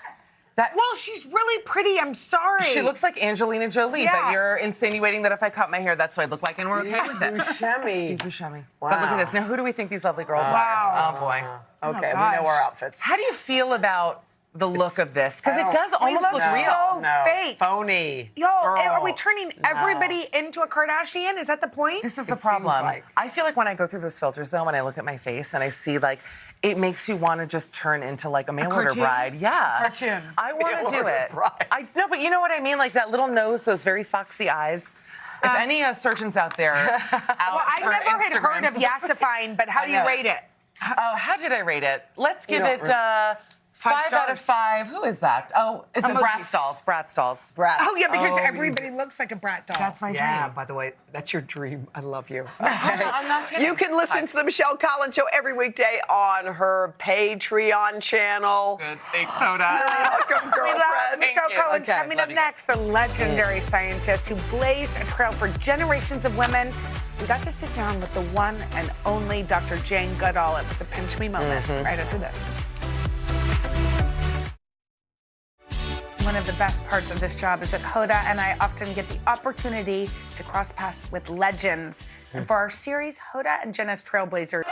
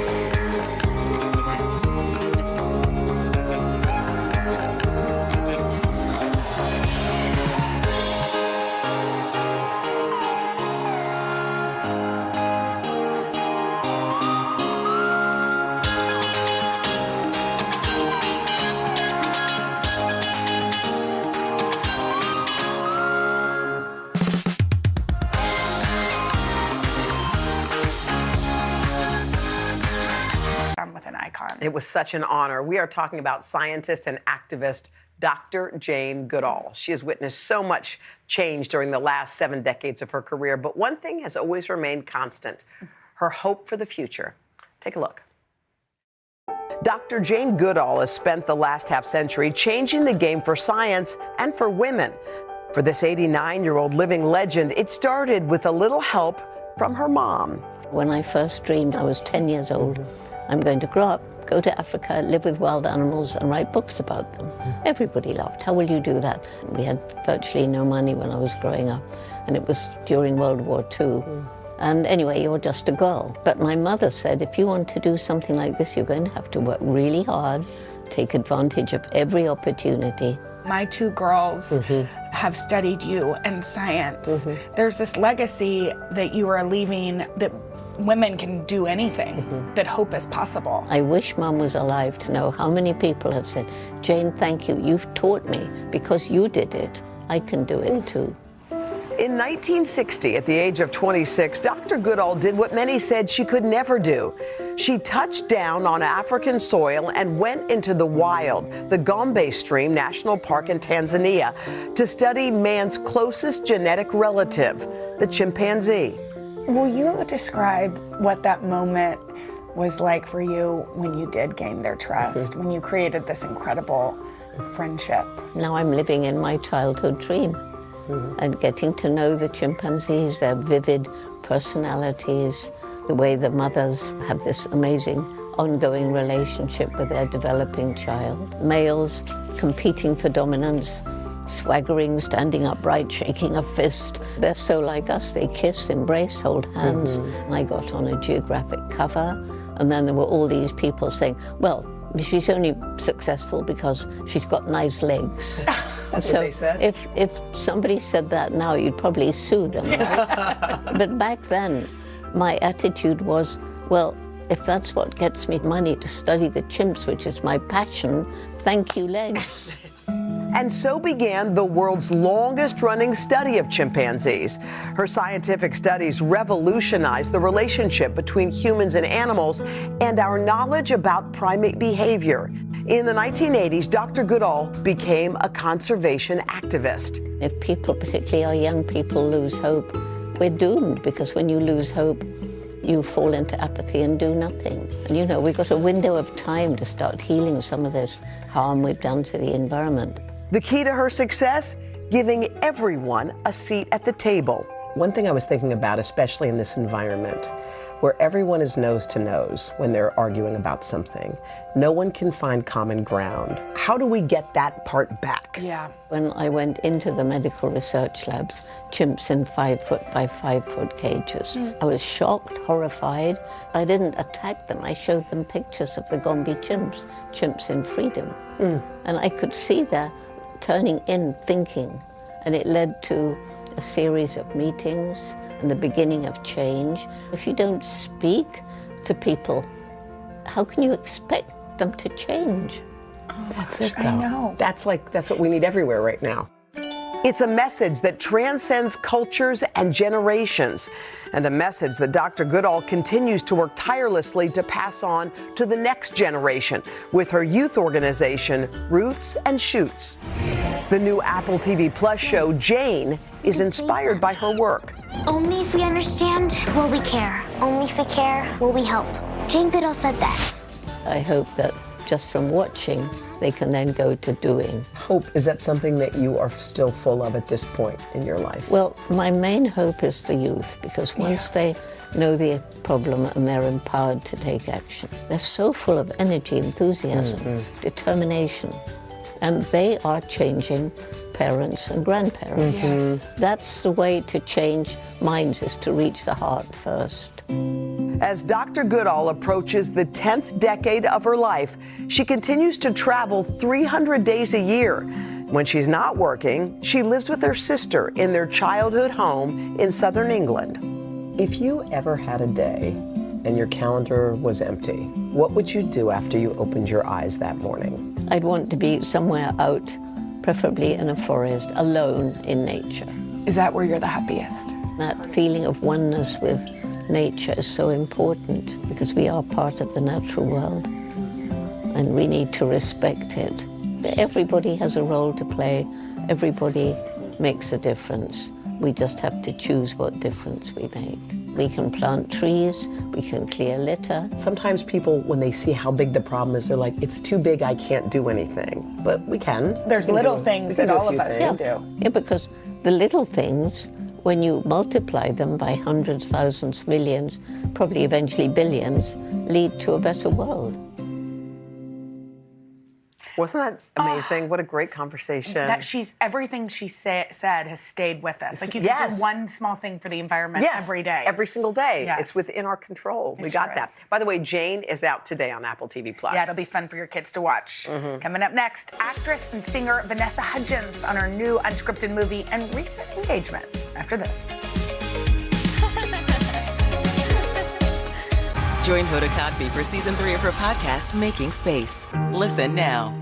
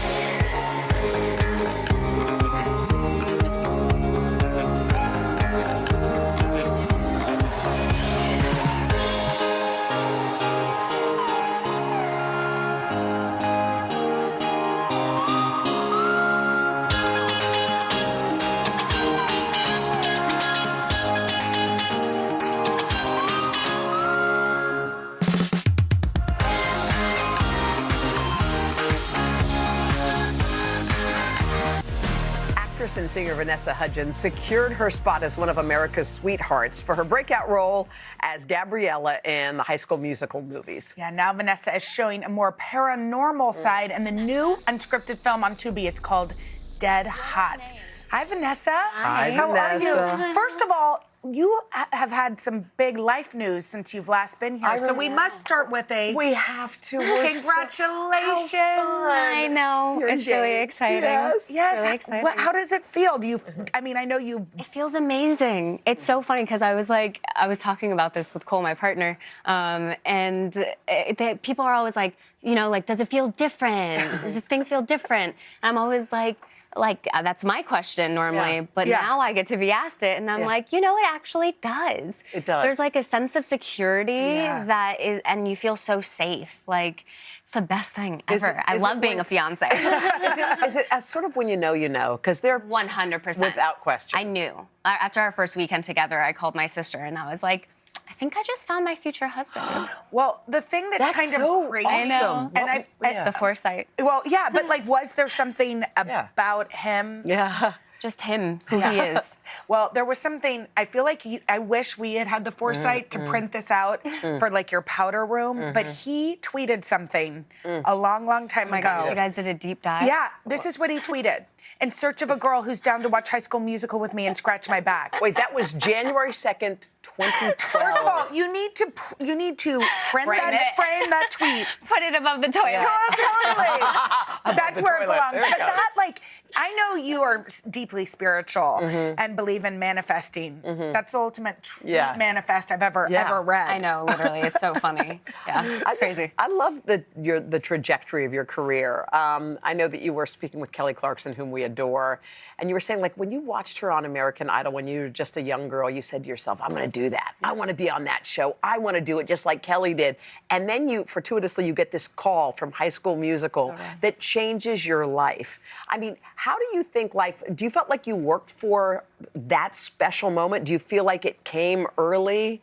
No, I mean, I believe in divine timing. I think everything happens the way it's meant to. I was working towards that for so long, and I loved it, and everything just aligned. But it is so crazy. Like, things completely changed after that. But, you know, there's still more to be done. Oh, yeah. So, like, I feel as if the grind never ends. Yeah. And the creativity. I mean, this new project is something probably you wouldn't have seen coming when you starred in High School Musical. We have a little clip, so let's show it and then we can talk. This is Gigi. I'm Vanessa. What are our names? Vanessa. I just heard Vanessa. Did you hear that? Yeah, I just got chills. Cool. Do you want to tell us anything? No? Okay, well, thank you so much for talking to us. What's going on there? Wait, what is happening? Okay, so like the whole project basically started when it was like the pandemic, we were bored. It was like, what can we do? I'm trying to get in touch with my spiritual self and like trying to figure out ways to connect. And like I had always been empathic and like had seen ghosts, but shut it down for a while of my life because it was scary. Yeah, you didn't want to be scared. Yeah, but then like started to open that up again. And so what we just saw was one of our little like ghost hunting escapades. But Dead Hot's so much more than that, you know? It's about like exploring your spirituality and like what does it mean to be a woman in these days and like not conforming, but like really expressing and searching out your own individuality in your spirituality. What have you learned about your spirituality, your spiritual self? I mean, I feel like I'm still learning. Yeah. Like, there's no right or wrong way to really approach it.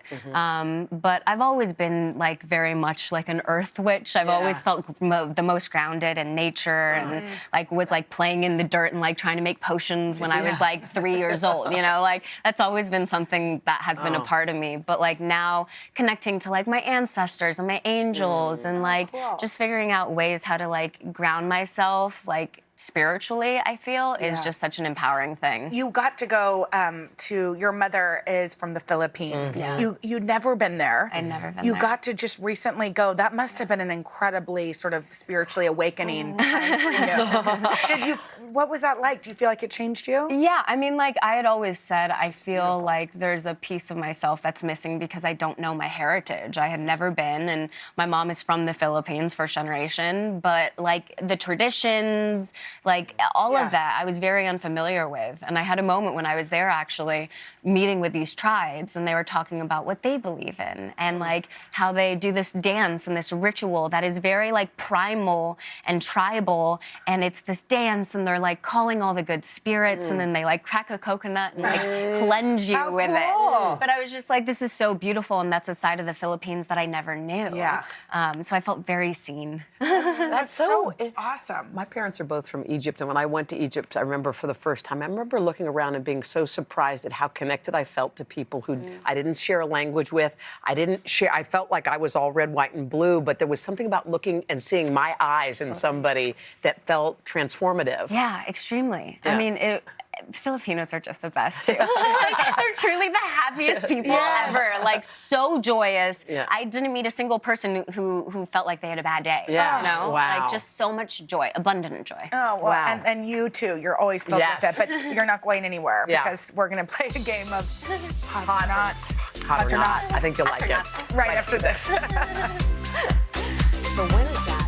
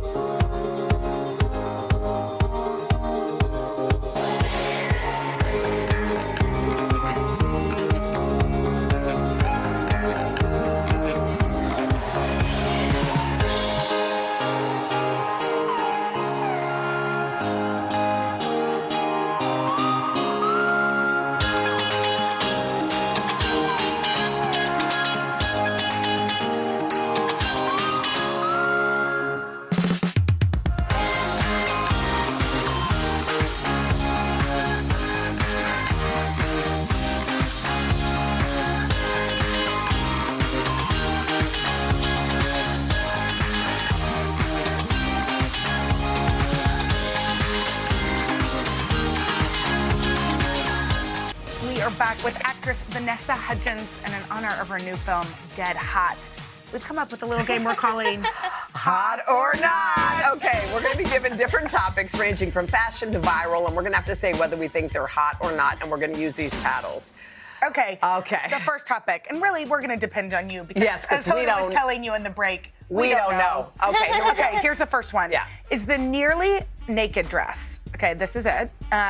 It's evidently a trend on many red carpets. Many celebs like Lady Gaga, Rihanna, and Sophie Turner wore the dress. Is it the hot Oscars. or Is not? it hot Look or at not? Vanessa. She's going. She's already saying She's hot. already fire engine hot. That's what I'm doing. I agree. too. I do what Vanessa She's does. Yeah, but by the way, that is a hot It's trend. beautiful. You love that. I do. I mean, I feel like it's like elevated and chic now, whereas before it used to be like a beach cover-up. Yeah, totally. You're right. You're but right. now it's on the red carpet. Totally. Okay, good. All right, since you're engaged, the next topic is joint bachelorette parties, where the bride and the groom have their parties together. No. I have to say, I went on one. Wait, you did? To Vegas, Ashley and Friends. Rad Weavers back in the day. It was hot. But was it? I bet it was. Yeah, because I was young and single. And You were hot. Yeah. You still are hot. You still Well, hot. it just meant you got to flirt with the groomsmen before the wedding. You know what I mean? That's kind of a cool. That's kind of a cool thing. I like How that. come you think not?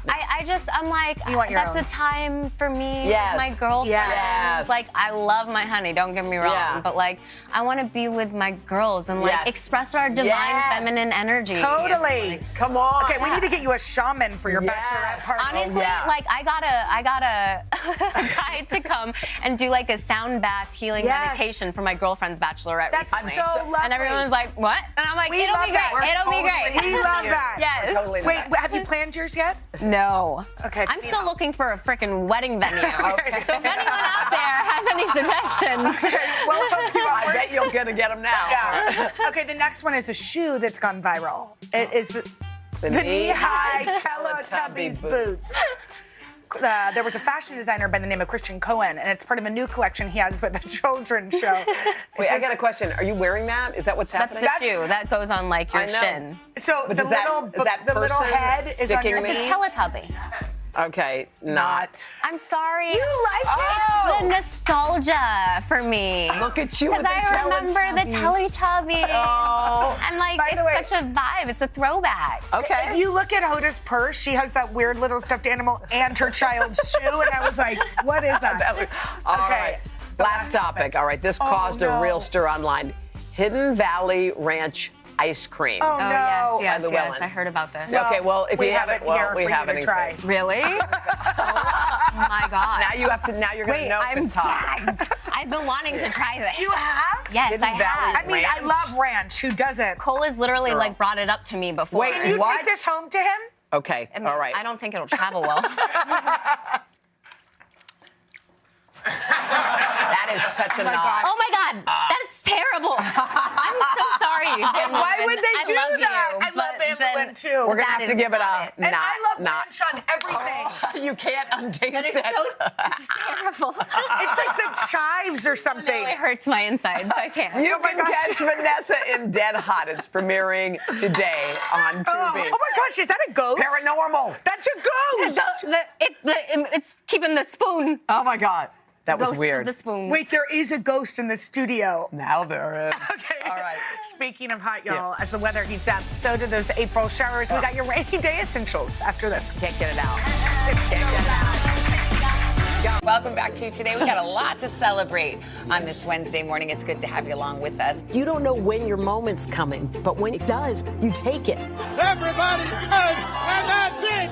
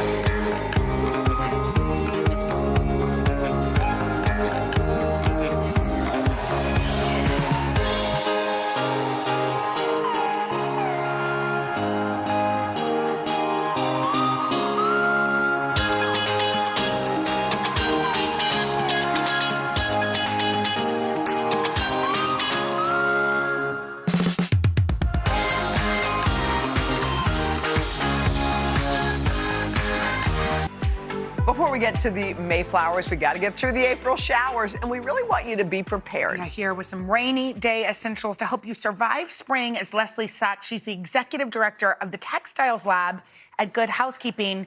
It's been raining. It's April. Well, we expect it. Well, there's a, but you can also be cute and still be ready. And Grace is modeling some of the things we're looking for, Yes, right? so Grace has a light rain look, and this look is also good if you're not sure if it's going to rain. You have a lot of those maybe days. Yeah. So starting with her jacket, this is from Columbia. This is amazing. Check this out. We have a hood that's tucked away. What? And if you need it, it unrolls. And otherwise, Perfect. it's handy. Exactly. Otherwise, the jacket just looks kind of like a pretty sort Exactly, of... and it's super lightweight, great for spring. Okay. On top, we have this $15 hat. It looks like a baseball cap. Is that waterproof, Waterproof, too? exactly. Girl. So genius.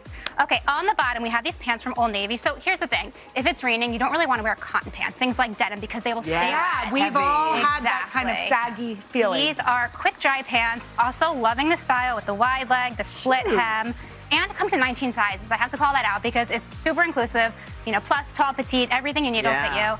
And on the bottom, she has these Hush Puppies rain sneakers. Ooh, Those why are rain so sneakers? great. Why have we not known about I rain know. sneakers? I've It is a never game heard that changer. word before. And these are great because you can wear them all day, super comfortable, and yeah. How cool. You I'm look also great. going to What call about out a bag? purse. Yeah. Okay, this is the Vera Bradley Feather Tote. Lightweight nylon on the outside, water-resistant fabric, so it's okay if it Water-resistant. gets You know wet. what? It's good for rain. It's also good when our water bottles spill. Exactly. And the last thing to call out, a purse umbrella. This is from Totes, the micro umbrella. Tiny. 6 inches when it's compact. You have to leave this in your purse at all times in case you need it. little. And then when she opens it, she's going to open it for you. You can see how wide it covers. By the way, wow. I've got to say, it fits that big, because that's the trouble with umbrellas. They're always too big. Exactly. That's crazy. Thank All right, you. let's come on over here to Lori. Hi, Lori. Hello. All right, so Lori is modeling a heavy rain look. So really Okay. you want to be extra protected here. She's wearing a Patagonia jacket. Very great construction, but also want to call out how breathable it is because it has these, ventilation. Exactly. And also it has this finish on it that is super breathable on top of being waterproof. So great Okay. construction there. It also folds down into its own pocket.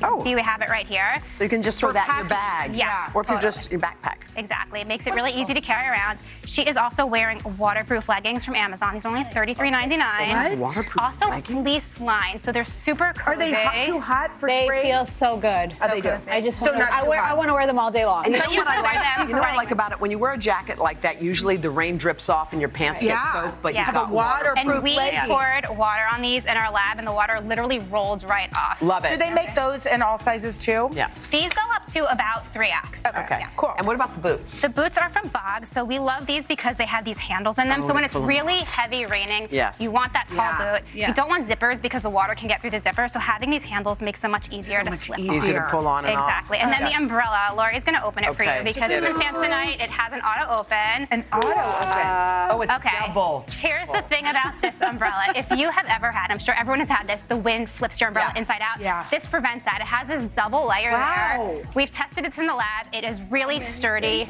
You don't have to worry about that wind flipping. And to never close it, you happens. just push it again, or do you have to pull Exactly. it down? Close it again. Pull it Yeah. down. Awesome. Okay. All right. Okay, let's talk about over these here cool to these pods. kids. I'm going to come around here. This is from Under the Weather. Are we going down So there? these are pop-up tents. They're really easy to carry.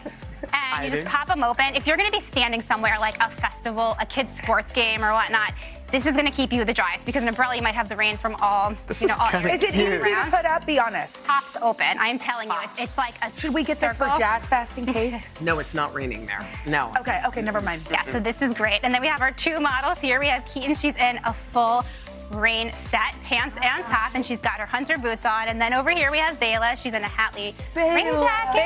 Bayla's my daughter. Bayla. And she's got awesome Western Chief sparkle boots on. They light up when you stomp on them. What? Oh, Bayla, that's so cool. Yes, she's so. Oh, By the way, these are all great ideas. so much, I love that. Leslie. Thank you so much. To check out these items, head to today.com/shop. And we'll be back right after this. Very cute. So cute.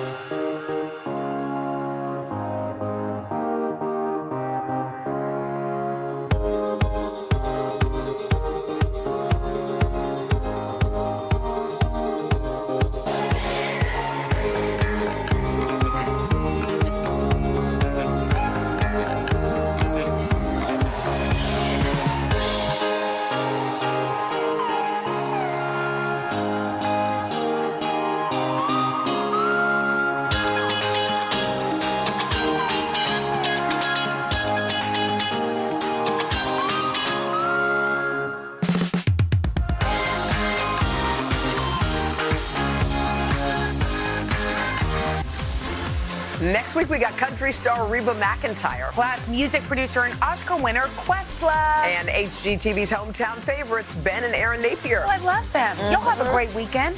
Bye. Morning, Al. Morning, Cap. Good morning. Welcome to Today. I love mornings. They're full of possibility. And how you start your day sets the tone for the whole day. To have you along with us. We need to pull up one extra chair at the table. We feel like we're right there with you. Just ahead, in this half hour, we're going to introduce you to... Because every day we start our morning so you can take on yours.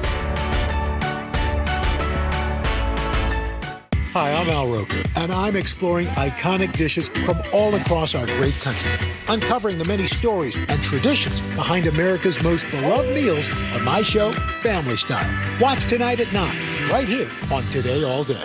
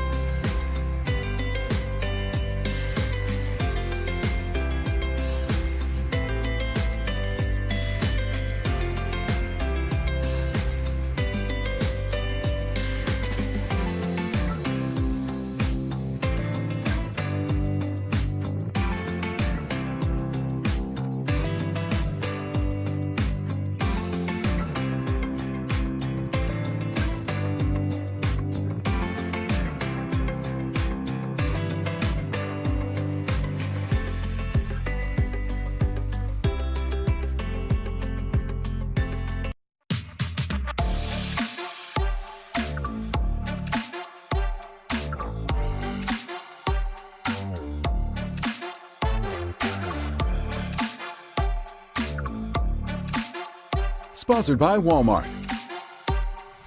Welcome to the Today All Day Kitchen. Now, everybody loves a hearty meal. But when the cooking is done, nobody loves doing dishes. So today, we're making 3 delicious recipes that all come together in just one pot. I'm making a one-pan chicken pot pie with some of my favorite spring veggies. I'm whipping up Tuscan-style tortellini soup. And I'm making my flavor-packed, Thai-inspired green curry noodles. You can shop the ingredients featured here from our sponsor, Walmart, by scanning the QR code. Today earns a commission from purchases made through links on today.com. Growing up, it was always a treat for me and my siblings to make frozen chicken pot pies when my parents were out to dinner and we had to fend for ourselves. And today I will be making a more grown-up version of this classic comfort food. This recipe has some of my favorite veggies and I know your whole family will absolutely love it. So the first thing we're gonna do is get our onion going. Look at that stunning dice. Move those onions off to the side to prep the rest of our veg. This is fennel, gorgeous, gorgeous fennel. Bulb, fronds, and the stems, okay? So I really love using fennel in honestly any kind of cooking. I promise you, all of that anise flavor is going to mellow out beautifully once it hits the pan. We have these fronds here. We're gonna just give them a nice rough chop. So we've taken the stem off, and then I'm going to cut it in half, like so. We'll go from the top to the back, like so. And then rock it through from the back to the front. Let's quickly do our celery. And the theme here is green. I don't know if you can tell. All green veggies, that's what we're working with today. Okay, finally our garlic clove. And you also don't have to worry about chopping this too fine. So let's get to sauteing. We are going to add in a nice hunk of unsalted butter. We are also going to add in some olive oil. Once it is all melted and as it starts bubbling like so, that is when we know to add in our veggies. These will all go in at the same time. These veggies are really running away from me here. Okay. We want these veggies to break down, to caramelize a bit, to develop their flavor. And while that is going, we are going to get to work on the rest of our veggies because believe it or not, we are adding even more vegetables to this already full vegetation experience. All right, so next up we have our kale. This is lacinato kale, also known as dinosaur kale. It is flat, it's not as crazy and curly like curly kale. And my favorite way to prepare it is I will take the bottom, right where the stem is, grab either side, and then take my finger and pull that stem right through. And there you go. Okay, so while this is going, we are actually going to add even more flavor with some fresh thyme. And then what we're gonna do is we're just going to bunch it on up in pieces, slice it thin, just like so. How about that? Fabulous. We're gonna get to work on our chicken. A great shortcut that I love to do is I love to use a rotisserie chicken. I am pulling off this skin just because we don't necessarily need it, and we can chop this up. My siblings prefer white meat, and I prefer dark meat with chicken, so it's good. We'll have a little for me and then the rest for my sibbies. Okay, looking good. So now that our veggies are ready to rock, it is time to create what I like to call an almost roux. So we are just going to add in this all-purpose flour, but it's really important when you add in flour to a pot pie, to anything as a thickening agent, that you take the time to cook the flour down. So we want to just keep cooking this down for about 2 to 3 minutes. Okay, it's time to thicken this up. We're gonna start by doing 1 cup of the stock. We wanna make sure that all of this flour breaks down. And now what we wanna do is we wanna bring this to a simmer to continue thickening it a bit more. Next up, we are going to add in our kale to wilt it and to also thicken up our mixture a bit. And now that this looks nice and thick, we're going to add in our final ingredients, our peas, our fennel fronds, and our chopped up chicken. This is my favorite thing to do with a homemade pot pie. I love using puff pastry, store-bought. I'm taking a little bit of all-purpose flour and just giving it a nice light dusting. Open it on up. This is 1 sheet of puff pastry. We're gonna give this 1 more light dusting of flour. Take your rolling pin. The main thing here is to make sure that you roll it out so that it fits whatever pan you are working with. And we're just going to fold it, bring our pan over, lift it up, and then open it up like a book and dress it right over the top. You're cute, you're gorgeous. I love ya. We wanna make sure that we have about 1 inch around our cast iron. And you can just trim the corners off of that pastry. I have egg wash right here. And the reason why we're popping this onto the top and brushing it over the top of our pastry is because if we don't, what's gonna happen is our pastry is gonna end up looking a little sad. So we're just taking a pastry brush and really delicately brushing that egg wash over the top and the sides of the pastry. Okay, we want to make sure it has some ventilation. You want to make sure that you have at least 3, maybe 4, right in the center of that pie so that steam can escape. And then my favorite little extra layer of pizzazz is to take some flaky salt and sprinkle it over the top of this pot pie. So this is going to go into the oven for about 25 to 30 minutes, and just check about halfway through.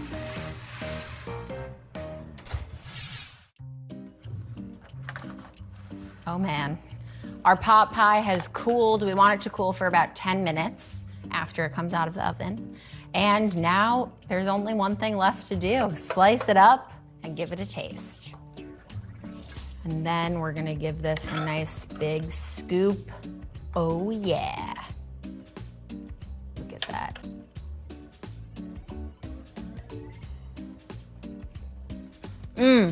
It is unbelievable how food can instantly transport you back to a moment.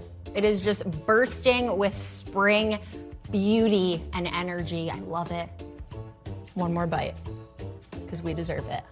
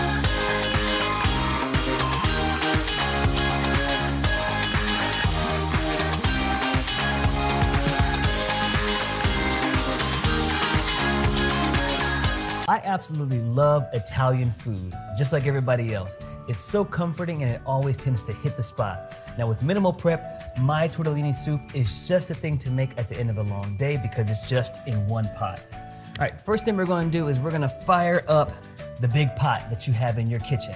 I'm gonna set it onto a medium-high heat.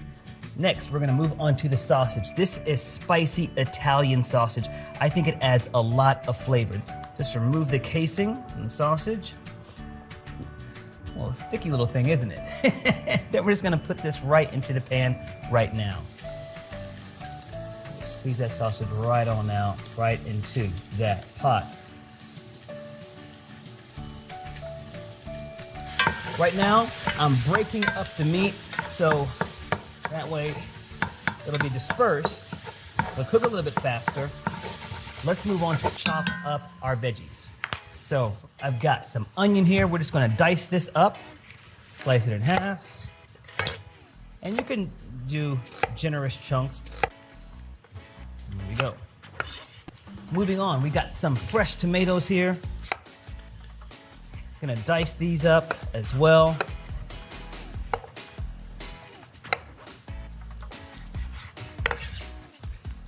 All right, and you know what? I'm thinking our sausage is about finished. Yeah, it's great. It's got a great color on there. We're gonna take a slotted spoon and we're gonna remove the sausage because we don't want to take out the oil. We want the oil from that sausage to help out with the flavor. There we go. Now, since there's not a lot of oil left after the sausage, I am gonna add in just a little bit of olive oil. I'm gonna add in my onions and we're gonna saute those. You know I am a garlic lover, and if you love Italian food, you gotta be a garlic lover too. Now, got some carrots here. Because they're so small, I'm not gonna peel them. I'm just gonna begin to dice them up as well. But just make sure you wash your carrots. Give that a nice stir. All right. In goes the garlic. Slide that on in. Give it another stir. And we're gonna cook this for about 1 minute. So what we're gonna do is we're gonna deglaze the bottom of this pot. We're gonna do that with some red wine because we're fancy here in the Today All Day kitchen. So grab your favorite red wine. I'm gonna be using a blend, and we're gonna add about a half a cup. There we go. And if you wanna toast yourself during this recipe, I won't judge you. That's your business.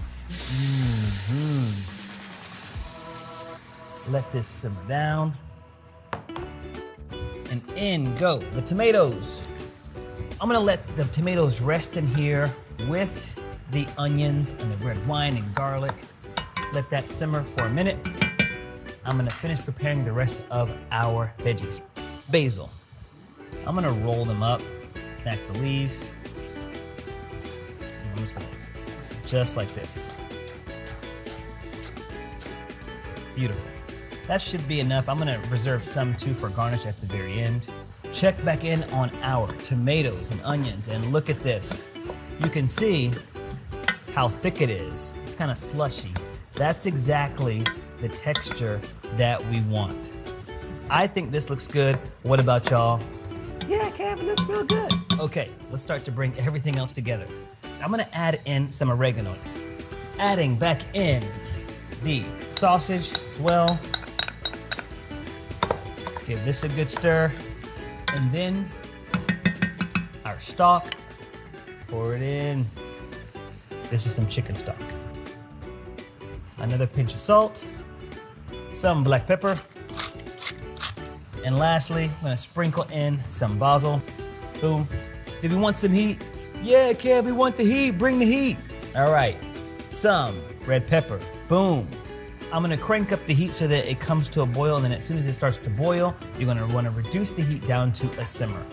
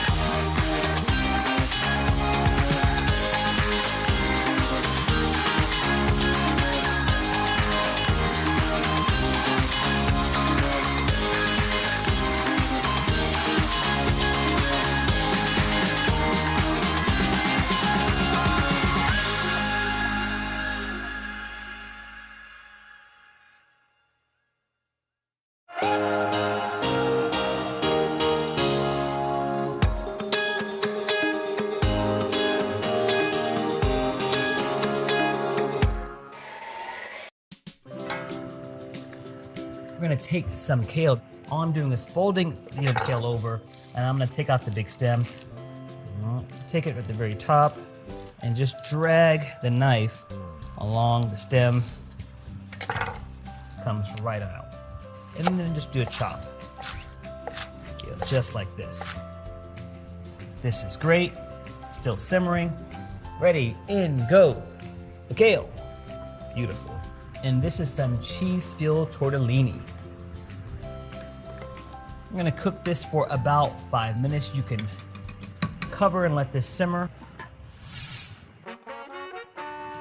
All right, I think this is done. I'm gonna turn off the heat of our pot, and we're gonna plate this amazing one-pot Tuscan tortellini soup. And this soup deserves the good bowls, okay? I'm just gonna say that. It deserves it. Get a big scoop. Oh yeah. We've got the color from the carrots, color from the kale, and color from the tomatoes. Beautiful. Let's garnish. Pepper.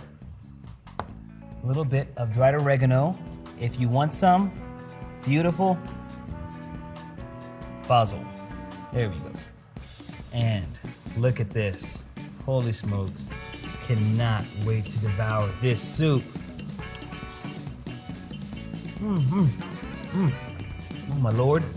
That is a delicious soup. Now, I'm not team soup only in the wintertime. I'm team soup all year long. You want to come home to a nice warm hug. This is it.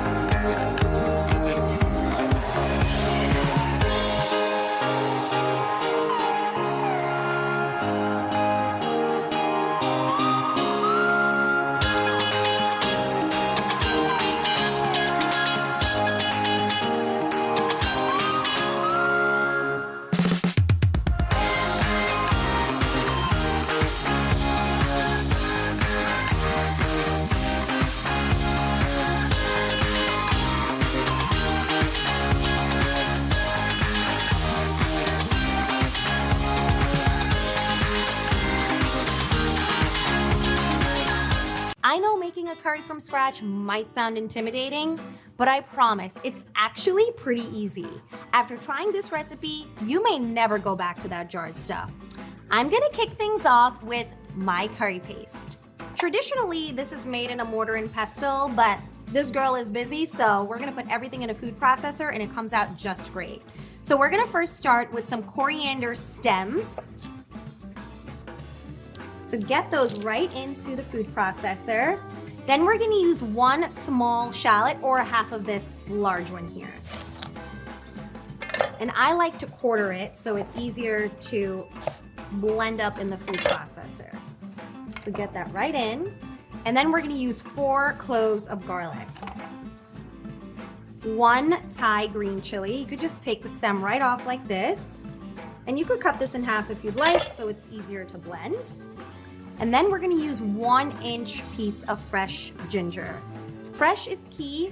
The traditional ingredient in this is usually galangal, but it's not readily available, so ginger is the next best substitute.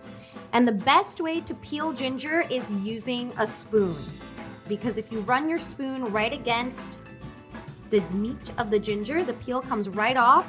How cool is that? So pop that right in.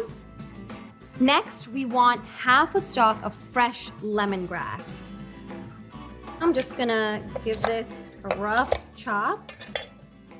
And we're gonna get that beautiful lemongrass right in. I'm using 1 fresh lime. Let's get that all in. So then we wanna just cut this in half. You can use your hand or a little citrus squeezer and give it a good squeeze. And we have a few more remaining ingredients. We want some toasted cumin seeds and some toasted coriander seeds. Then we want to add a pinch of white pepper. This is deceiving. White pepper is quite spicy, so a pinch is more than enough. And then a pinch of kosher salt. And we're gonna whiz this up.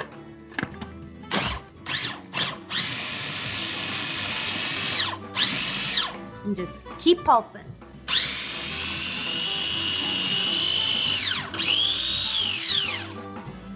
Okay, so I think we're good. So I'm gonna get it out into a bowl, and then I'm gonna grab my veggies, tofu, and noodles for the rest of my recipe. So we've had our tofu here sitting in some paper towel. We've pressed it, so you'll notice that it's a little bit drier from when you open the package. So I like small cubes because I want them to be bite-sized and able to fit on my spoon or fork. Plus, if you make them smaller, then they'll cook better and crisp up.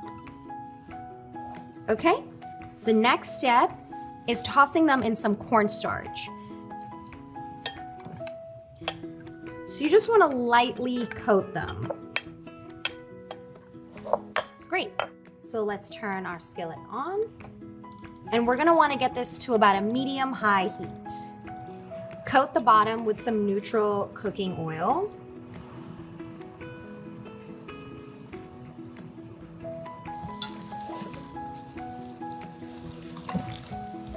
I'm going to start giving them a flip. This is what you want. This is going to be flavor-packed. These are looking great. You could see the color, the crisp. So I'm going to get them removed and then start prepping my veg.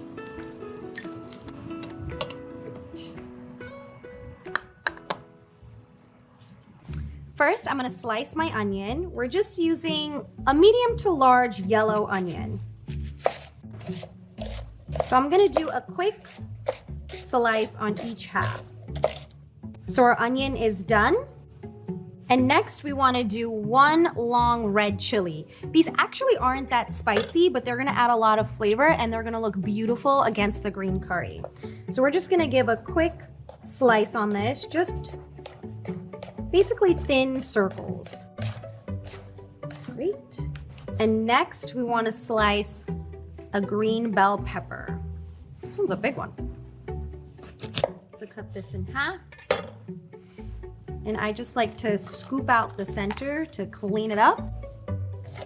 And then similarly, we're just going to run our knife through it like the way we did for the onion. Great. And lastly, we have some carrot. We're gonna try doing this julienne because I like it to match the onions and the peppers.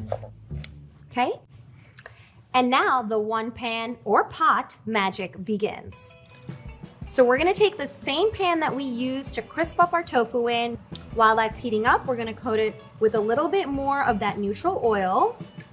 And now I'm gonna add in all of my veggies. Ooh, I always love that sizzle. So we wanna saute it for about 5 minutes or so. And to help with the process, we're gonna add in a bit of salt. The salt is gonna help release all of the moisture in the vegetables. Now that our onions are looking a little bit translucent, it's time for our curry paste. It smells so good. We're gonna let this cook down for about 3 to 4 minutes. Once you notice that the vegetables have softened and it's browning on the bottom, it's time for our liquids. So we're gonna add in about 2 cups of water.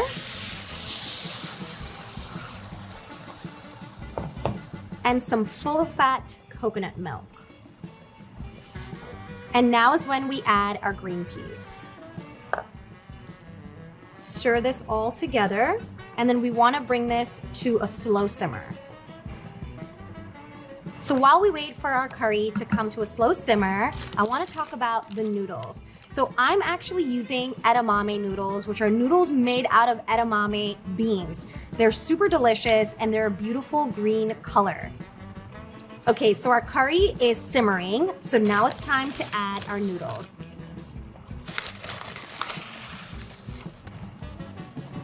You just want to make sure all the noodles have some moisture on them. They're all covered with the liquid. Great. Then we're gonna cover it and let it cook for about 5 minutes. I'm gonna clean up some of these bowls and get ready to taste. Okay, so our noodles have been simmering for about 5 minutes, so let's give it a check. These will look so good. Notice that all the liquid has reduced, but it's still nice and saucy, and the veggies are still vibrant in color. All right, let's get it plated. So beautiful. I love the way the carrots look in this because they really add that pop of color. Okay, now for our tofu. We haven't forgotten about that. So they've actually cooled off here, which is great because now they're nice and crispy. And then we're gonna add some of our garnishes. So we have some fresh lime, some fresh coriander, and we reserved some of our fresh red chili.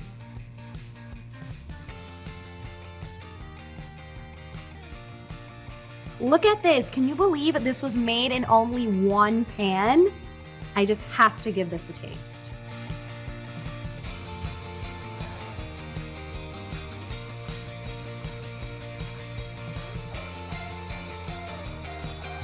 Are you kidding me? It's like I'm walking the streets of Bangkok.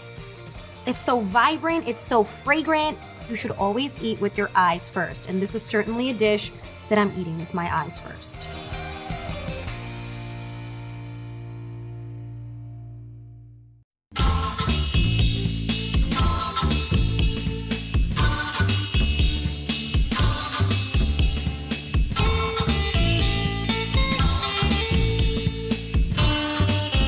Sponsored by Walmart. What up, y'all? Welcome to the Today All Day Kitchen. Pasta is a staple for so many weeknight meals. It's easy to make, pretty hard to screw up, and oh so satisfying. I'm making pillowy soft ricotta gnocchi with peas and parm in a buttery sauce. And I'm cooking up a creamy chicken stroganoff with baby bella mushrooms. And I'm whipping up a spicy vegan pasta alla vodka. So start boiling some water. It's time to use that noodle. And let's get cooking.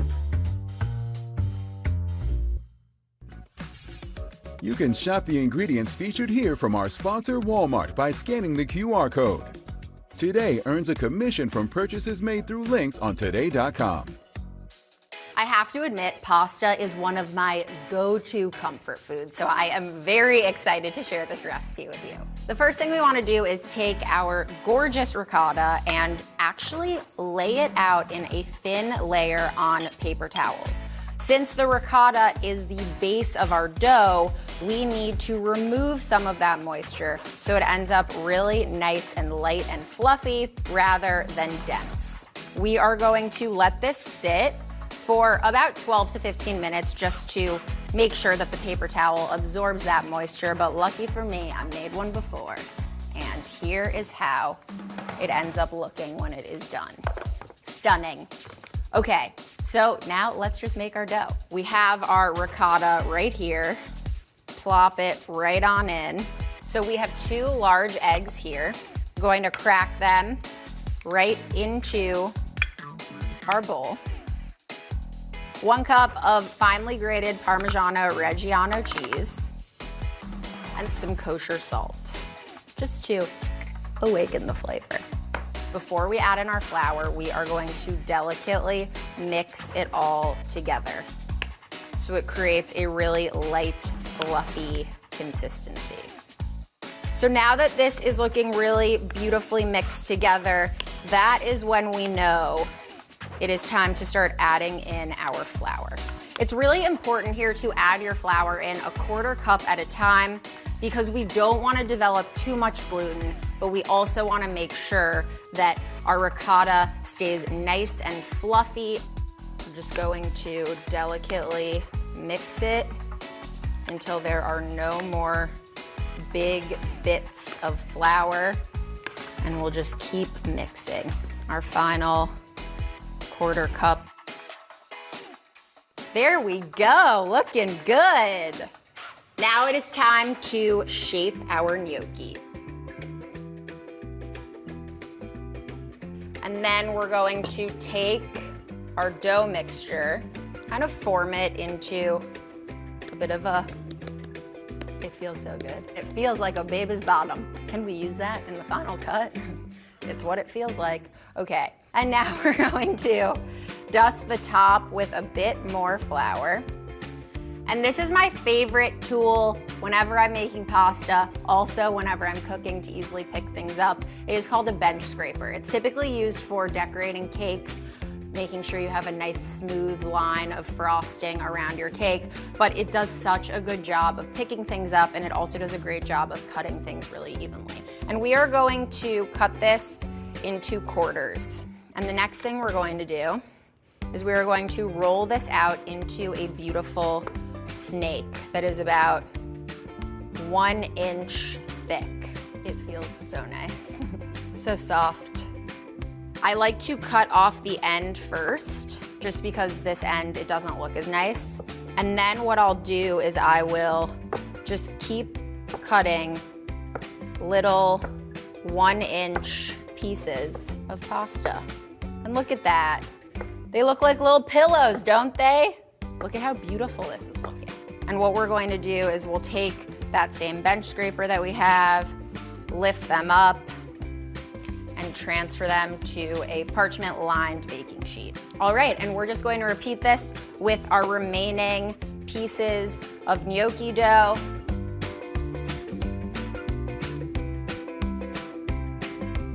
Looking good.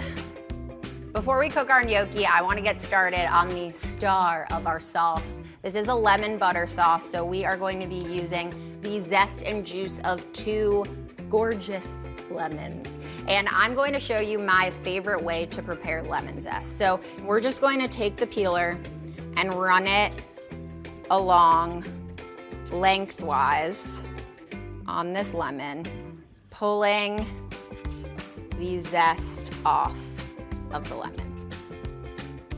So I'm just gonna remove any of this extra pith. And the reason why I'm removing this pith is because the pith is a bit bitter and we don't want any of that bitterness. And as you can see, I've stacked up all of this lemon into cute little, almost soldiers, if you will. Take your knife and rock it back and forth along that peel. It smells amazing. And you can see how beautiful these strips are. And then what we'll do is we'll take these shreds and turn them, and then we will run our knife across again to mince that lemon. And it took me a while to master these skills, let me tell you. It really all comes down to practicing over and over and over again. It's really repetition here. And now I'm just gonna take my knife and run through this a few more times. It's smelling absolutely amazing. Look at that zest though. I mean, it's like freshly fallen snow. Okay, let's clean up, get our water a-boiling, and finish up this gnocchi. Our water is boiling. It is time to cook our gnocchi, and you gotta pay attention because this all happens pretty quickly. But I promise you, you have all of the tools to absolutely crush it. The first thing we wanna do is salt our water. I'm taking kosher salt. Okay, this is boiling beautifully, and we can use our fingers to plop these in, because let me tell you, they are light and pillowy, and dropping them all in at once is going to cause them to smush together. We want these to cook until they float to the top, okay? They basically tell us, they're like, hey, what's up? And then to save some time, we are actually going to take our frozen peas and we're gonna pop those in as well. So this pasta water is liquid gold. I call it unicorn juice whenever I'm cooking because all of the starch in the water itself is actually going to help bind our sauce together. And we're going to start adding in our cubed unsalted butter. a couple tablespoons at a time. You really want it to be cold butter because our goal here is to really emulsify everything. Take a whisk. Start whisking everything up. The gnocchi's starting to float.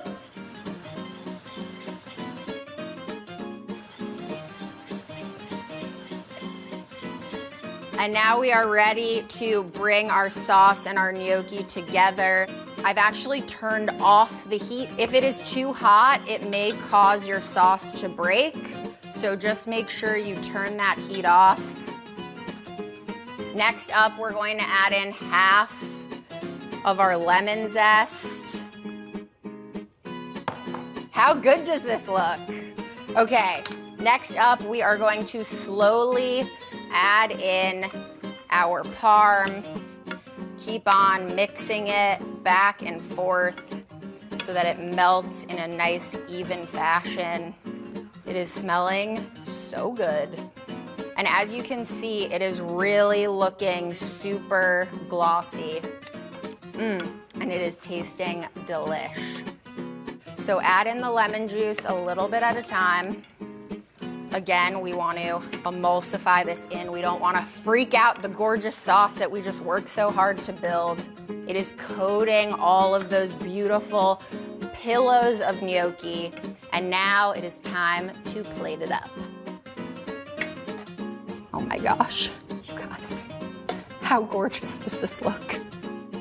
Okay, a little extra parm, some freshly ground black pepper, and then I'll take a little bit of fresh mint, a little drizzle of olive oil, gives the pasta gorgeous sheen, and there you go, homemade ricotta gnocchi in a lemon butter sauce with peas and mint.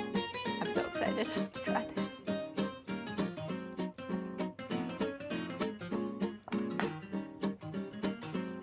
It is melting in my mouth. The parm adds the perfect amount of nuttiness and saltiness. I don't have any other words to say except I know you're gonna love this. So good.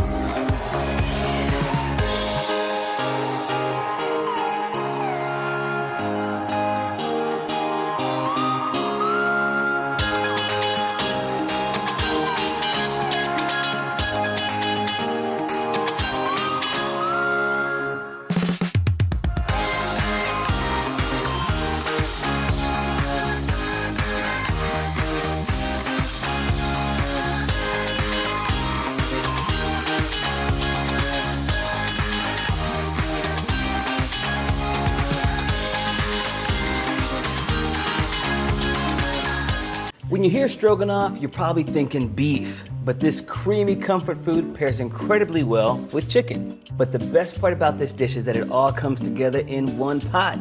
Less mess is always a win in my kitchen. All right, so first what we're gonna do is we're gonna make our dry rub. I like to use a little bit of smoked paprika. You can use the regular paprika too, but I think smoked flavors just bring a lot more body to your recipes. And then a little bit of dried thyme, and then a little bit of garlic powder.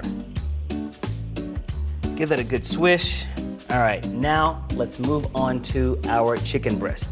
Now I've just got some lean, skinless chicken breasts, and I'm not sure about you, but I like to cut mine up into smaller pieces. The reason why, it's gonna cook a lot faster. All right, y'all, let's add this to our bowl. Get your hands all up in there. Don't be scared to get your hands dirty.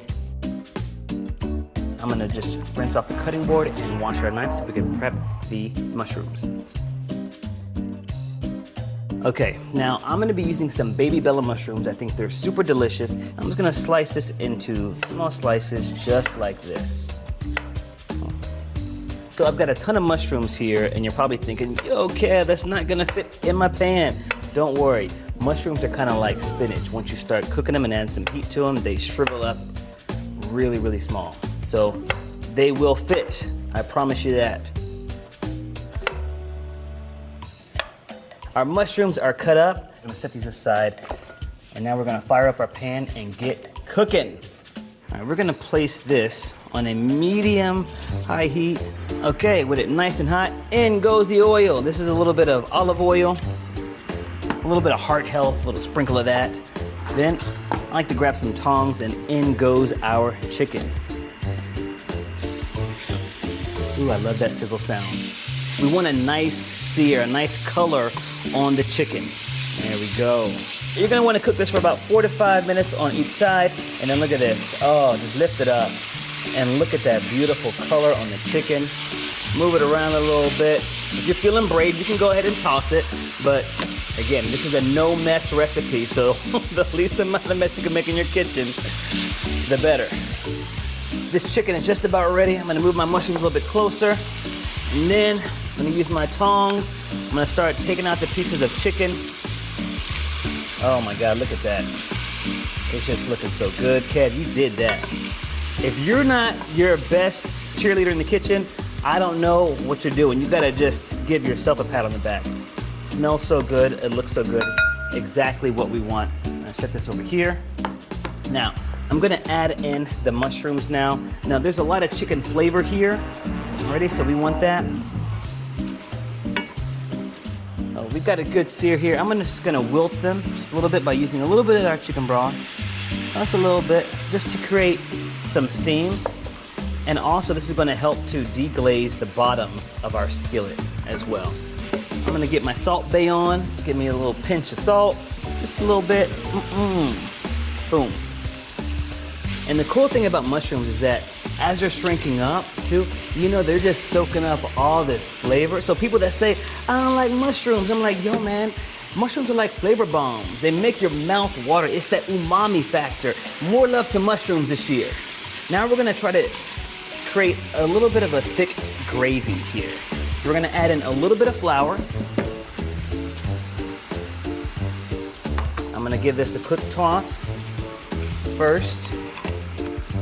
Then we're gonna add in about a cup of our chicken broth. And what you'll see here, you're gonna still deglaze, but you see now the chicken broth is really cloudy, and that's because it's turning into that gravy that we want. I'm also gonna add in a little bit of Dijon. And just keep stirring, And this is looking beautiful. All right, now let's begin to bring everything together. In goes our chicken broth. Reserve some. Then grab yourself the egg noodles, sprinkle those on, and then pour in the rest of that broth. And the noodles are going to absorb all of this liquid that's now like a gravy. So we're gonna bring it to a light simmer, and you can see right here inside, got the little light simmer going. That's just about right. And then we're gonna cover and cook this for about 7 minutes. Oh my gosh, I stirred these once. Oof, they are looking good. Always check your noodles. And if you're thinking like, Kev, it's looking a little watery, what am I gonna do? Don't worry, I got you. Remember that it's gonna thicken up as it cools, but also it's gonna thicken up because we're going to add in our Greek yogurt now. Greek yogurt is really high in protein, and it's really, really, really thick. And look at this. It looks like I added cheese, but I have not at all. And this is our swap for sour cream. Last bit of work, we're gonna add in our chicken. Well, you can't be here to smell it, but I'm just gonna describe it. We need that smell-o-vision from Willy Wonka. So I'm gonna plate it right here and finish it off with some fresh parsley. You like smothered chicken? Try this chicken stroganoff. You're seeing it first here today, and then today, All Day Kitchen. Just gonna hit it with some fresh black pepper. Ooh, look at that. I don't know about y'all, but I'm excited about eating. Here we go. Get a little bit of mushroom, a little bit of egg noodle, and then some of this succulent, lean chicken breast. Oh my God. Yeah, this will make you get happy in church. Ooh, there you go. I guarantee your friends and family are going to love this dish.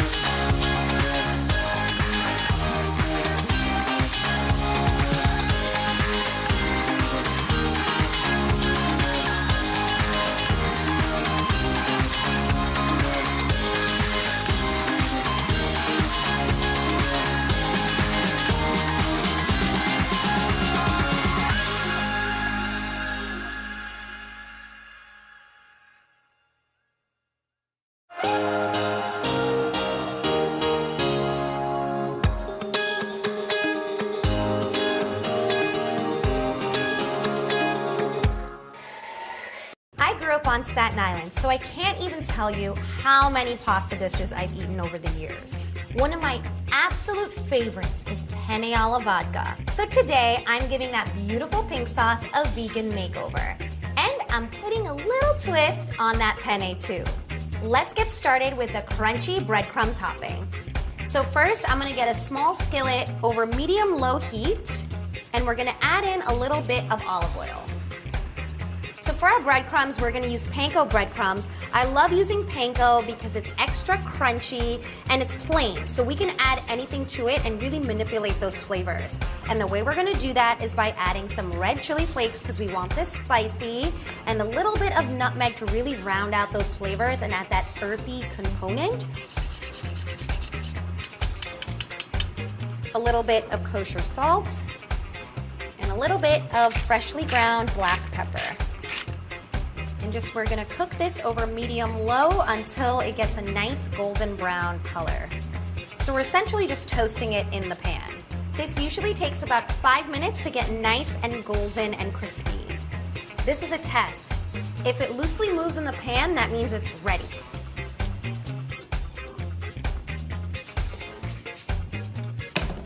So to start off any good sauce, you have to start off with your aromatics. We're gonna start with 1 medium white onion and some garlic. So we just wanna get a small dice on this. And next up, garlic. We're using about 4 cloves of garlic. I just like to give them a light crush to help me with the chopping process. Another great way to prep all of this is actually just blitzing it up in a food processor. Just putting it on chop and giving it a few pulses and it'll all be roughly chopped. So you want to start off with a really large pan and get it over medium-high heat. To this, we're gonna add a layer of olive oil, and we're also gonna add in 1 tablespoon of vegan butter. Traditional vodka sauce is so indulgent and creamy, so we're gonna add a few vegan options to help bring that creaminess to the sauce. So now that our oil is hot and the butter is sizzling, let's go in with our onion and garlic. You also want to get some salt in at this point because that's going to help the onions sweat out all of their moisture. Now, I said this was spicy vodka sauce, so now come in our spicy elements. We're going to add some red chili flakes, but let's not stop there. We're going to add in one of my favorite chili peppers, Calabrian chilies. And I just so happen to be wearing chili earrings to celebrate the occasion. So we want to cook these for about 5 minutes until the onions are sweating and almost translucent. So now let's go in with our tomato paste. The tomato paste is going to add basically a really concentrated tomato flavor. So it's going to feel like we've been cooking this sauce all day, but really we haven't been. So get this incorporated into the onions. So, the star of the show, some vodka. No, this is not a shot for me. This is for the pasta. Maybe that'll be later. So once we add the vodka in, all of that alcohol is going to evaporate, so you don't have to worry about any alcohol actually being in there. But the flavor of the vodka will become concentrated, which is what adds that unique flavor to vodka sauce, which I happen to love. We're gonna go in with some crushed tomatoes. We're gonna go in with a little sugar. Now, don't hate on this. This is really gonna help balance the flavors again. There's a lot of acidity in the tomatoes, and then we also have a lot of spice, so the sugar is gonna help round everything out. As well as some dried oregano. So I actually like to take this and rub it in between my fingers to get the oils in the oregano activated. We want our spicy vodka sauce to be smooth and silky. And in order to achieve that, we're gonna use an immersion blender.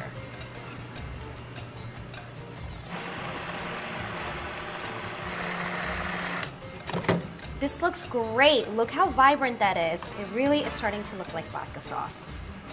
So now we're gonna add a few dairy elements to our sauce. We're gonna add a little bit of vegan creamer,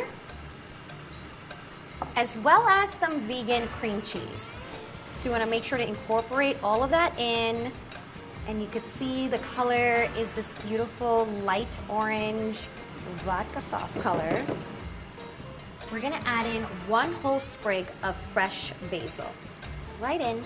And we're gonna let that simmer with the sauce. Okay, let's check in our pasta water. Oh, it's boiling. Before we do anything, we always wanna salt our pasta water. And now for our pasta. I just wanna show you guys how fun this is. So this is called a Colony Pompeii. I think Colony means column, and Pompeii is obviously a city in Italy. But to me, it's just a beautiful large fusilli, and it looks delicious to eat. So we're gonna get these in. This pasta is so big, it takes about 10 or 12 minutes to cook. So I'm gonna start cleaning up and get everything out of the way and get ready to plate.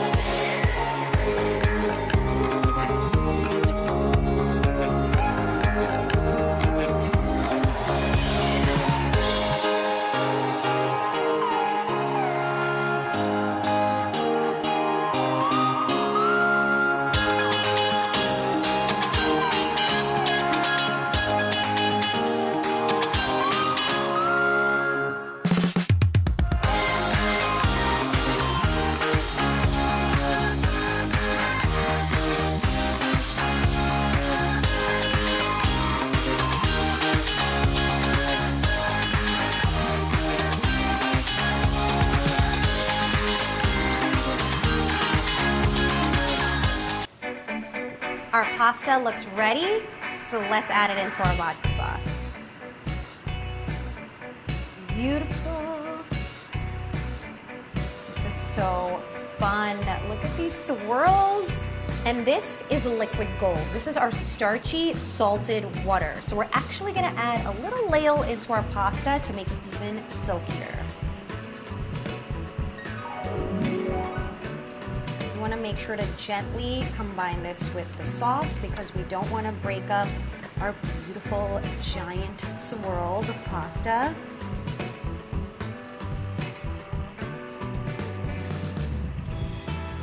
Look how fun this looks. I'm so excited to eat it, but we can't forget about our spicy, crunchy breadcrumb topping.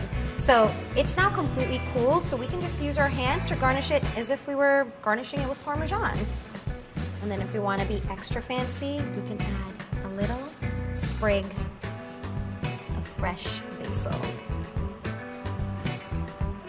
Okay, I've waited long enough, so we're now ready to dig in. I'm so excited to eat this shape. I feel like the proper way is from the bottom. Wow, I think Staten Island would be proud. This is so delicious and so fun. Look at that. Chef's kiss.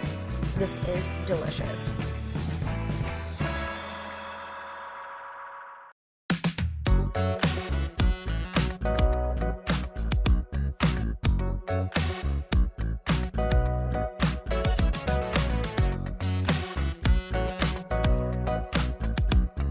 Sponsored by Walmart. Welcome to the Today All Day Kitchen. I'm Elena Besser. I'm Priyanka Naik.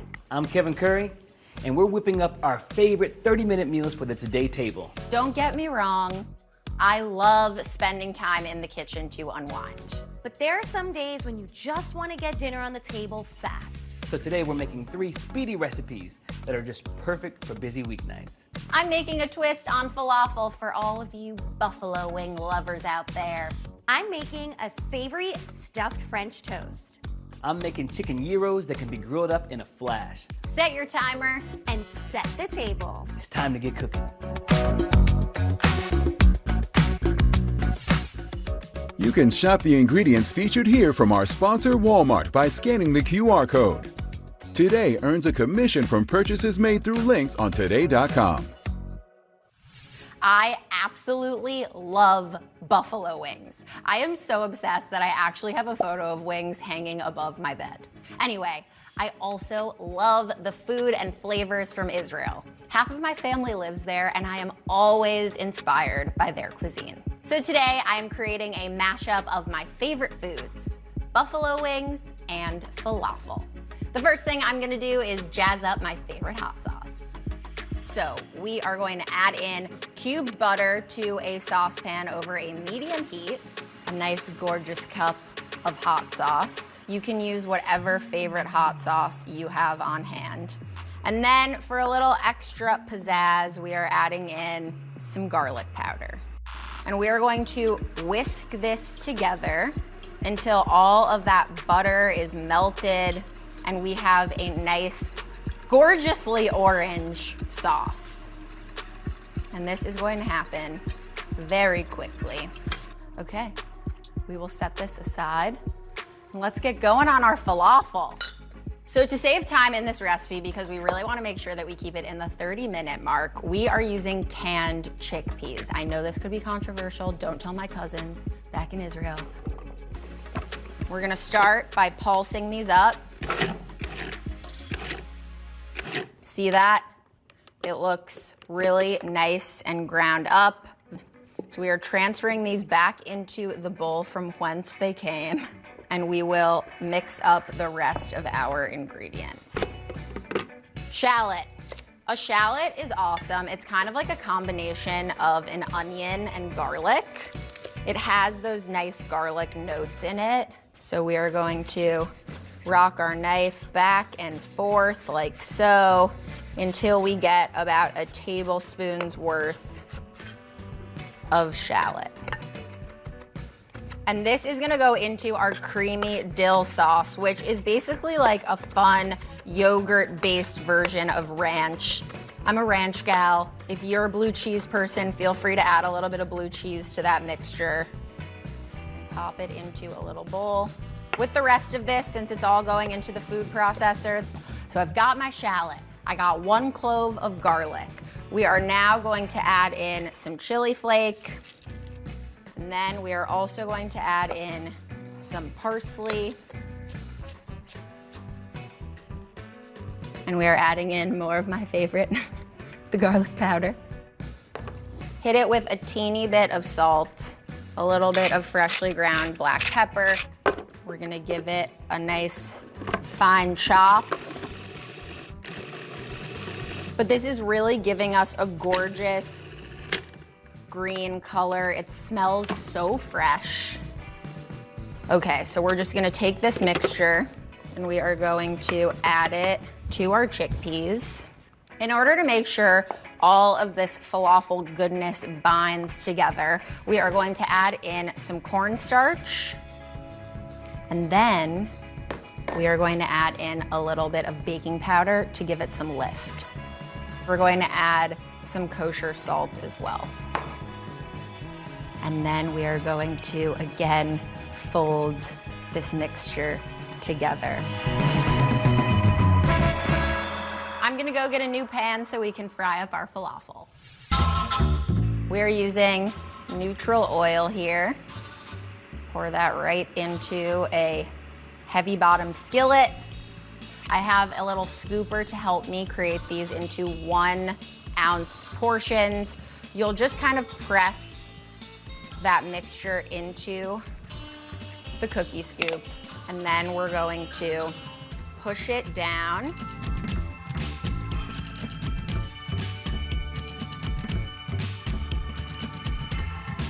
Okay, our oil is properly preheated. We have our falafel ready to rock. Let's fry these up. Make sure that you don't overcrowd the pan because we're going to wanna move these around a bit as they cook. And we wouldn't be able to do that if it's too crowded in there.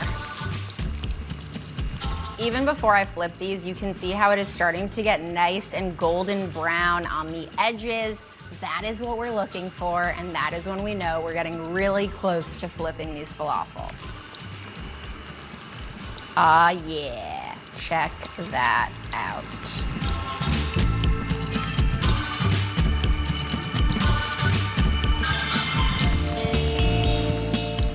Now that these are done and draining on a wire rack, I'm gonna sprinkle them with some salt. And then I'm gonna fry up this next batch, and when we get back, we will make our creamy dill sauce.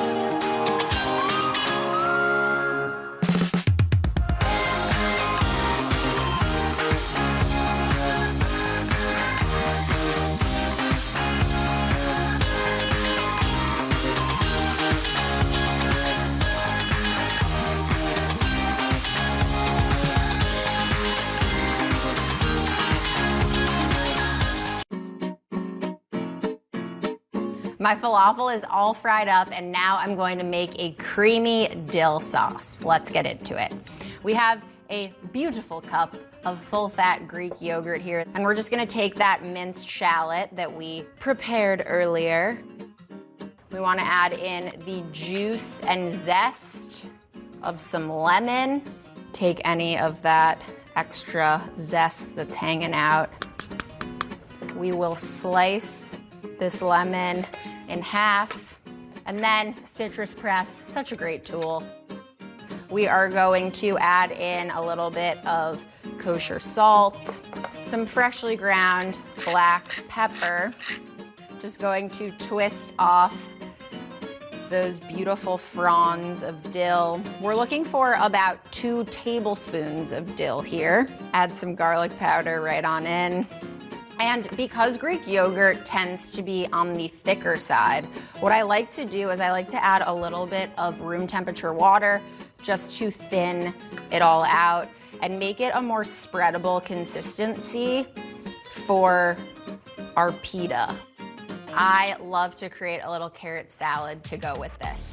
We're going to combine some dill pickles for a little extra brininess and some added crunch. We are just going to slice these into thin matchsticks. So we'll start by going lengthwise, really thin down those pickles, and we will take our knife and we'll just rock it back and forth to get these really nice thin strips of pickle. Put them into this big bowl here, and next up, it's carrot time. And we are going to start by just peeling the exterior off of these carrots, like so. So the next thing we're going to do is we're just gonna take our carrot, and from top to bottom, we are going to slice these carrots into beautiful ribbons. Look at that, gorgeous. Add that to the bowl and just keep on going. Next up, we are going to add the juice of our lemon just to bring out even more brightness in this salad that we're creating.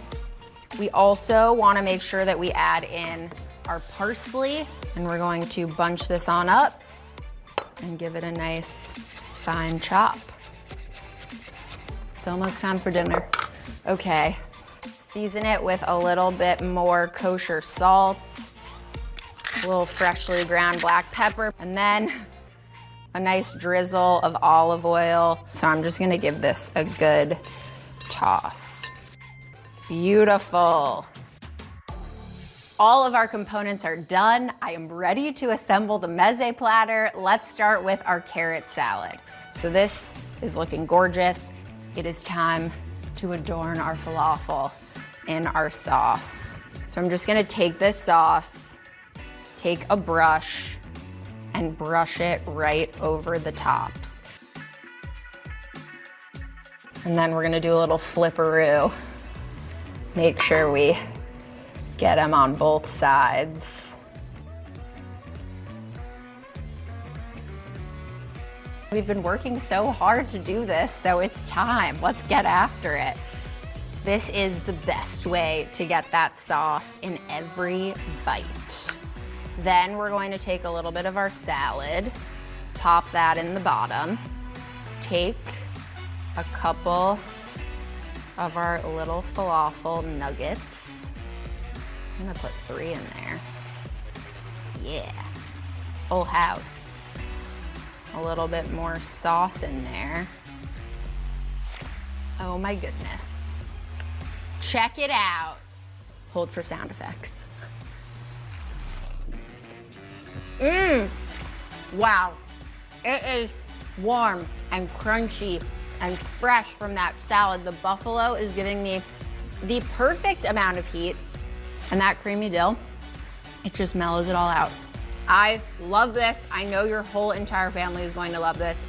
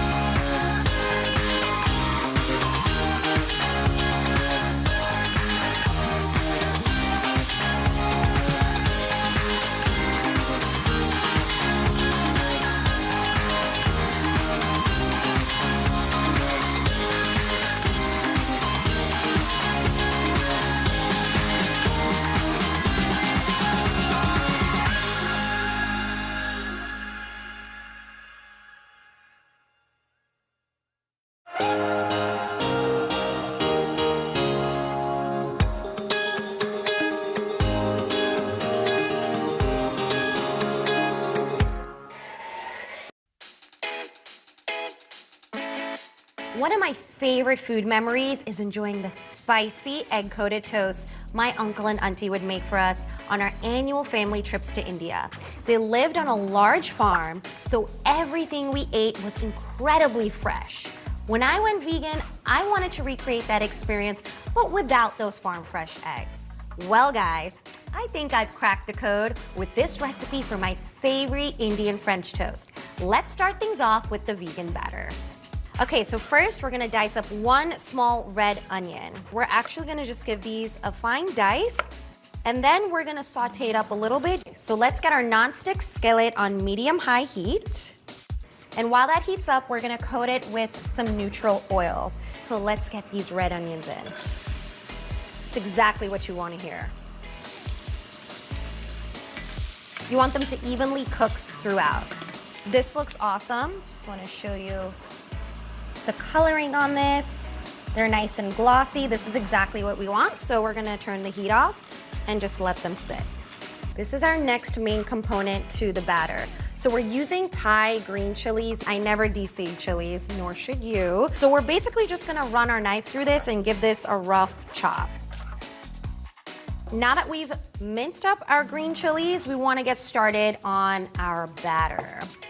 So we're using chickpea flour, which we call basin flour at home, which is simply ground dried chickpeas. And to this, we're gonna actually whisk in some water. And you wanna do this gradually because the chickpea flour can easily clump up. So our batter is looking good. The next ingredient that we wanna prepare are some dried spices. So in my mortar and pestle, I'm gonna add one of my favorite spices from my masala dabbi, cumin seeds, or what we call jeera. So we're just gonna add the whole cumin seeds here. We're gonna take our pestle and we're gonna grind them down just to a rough grind. Okay, great. So we have a rough grind on our cumin, which is beautiful. So I'm gonna add that to our batter. And we're gonna add our green chilies. And we're gonna add some salt. And then we wanna add our sauteed onions. You're probably wondering, Priyanka, what is going on with the sauteed onions? Well, don't worry, they're waiting for us.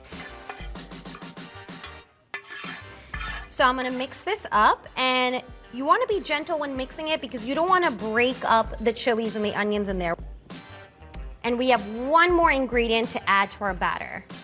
Some fresh coriander. This is gonna add a lot of freshness and brightness. We're gonna get it right into the batter. Give that a quick mix. And now it's time to start assembling our French toast. So I wanna show you the selection of cheeses I'm working with here because this is super exciting. Not only because, one, these are all so delicious, but two, these are all vegan. So we have some smoked Gouda, then we have a cheddar here, which honestly, this looks like an artisanal cheddar that you could probably get at some like fancy cheese shop, but it's vegan. All right, so to our bread, we're gonna add our cheese. I'm gonna do smoked Gouda in this one. We're gonna do 2 slices. We're gonna close her up, and then it's battering time. Take your bread, give her a nice dunk. Nice and coated. Okay, to our hot skillet, we're gonna get in some vegan butter. We want the butter to melt and get nice and bubbly, just like it is here. So you wanna see that nice sizzle on the edges, and you'll see that it's starting to get golden. You could give it a little bit of a press to make sure that all sides of the bread are cooking evenly. We wanna cook our French toast for about 5 minutes on each side. It should be a nice golden brown color, and that's when you'll know that the batter is cooked. This is looking fantastic. The color is great. You could see the cheese is melting. Feels crisp to touch. So we're gonna remove this bad boy. Let's build our second sandwich.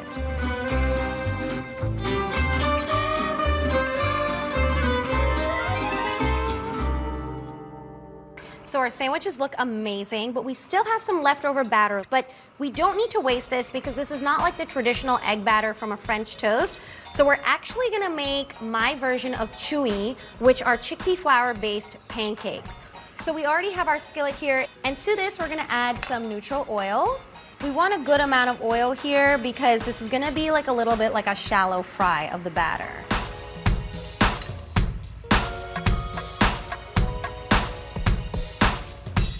Give these a flip. Beautiful. That's exactly what we're looking for, that golden brown. We have our French toast, we have our chewy pancakes, so I'm ready to serve everything up. So what I like to do is I like to take the French toast and cut it in half so we can reveal the beautiful inside. So first we're gonna drizzle it with the traditional maple syrup. Now this might sound weird, but the sweetness of the maple syrup goes really well with the spice. Kind of think of it like eating bacon with maple syrup, but this is not bacon. We're gonna add a little bit of chaat masala.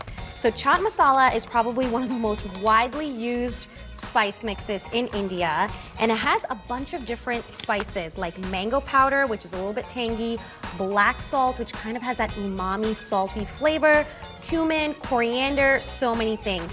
And we're gonna add a little cheek of lemon because this is gonna add that freshness and brightness that's gonna go really well with every bite you take. There we have it. We're gonna take our French toast, we're gonna do a little dunk. Oh my God. It's like I never left India. The chilies, the coriander, they're so fresh and so vibrant, and I love the textures on this, and we did this all in just 30 minutes. How cool is that?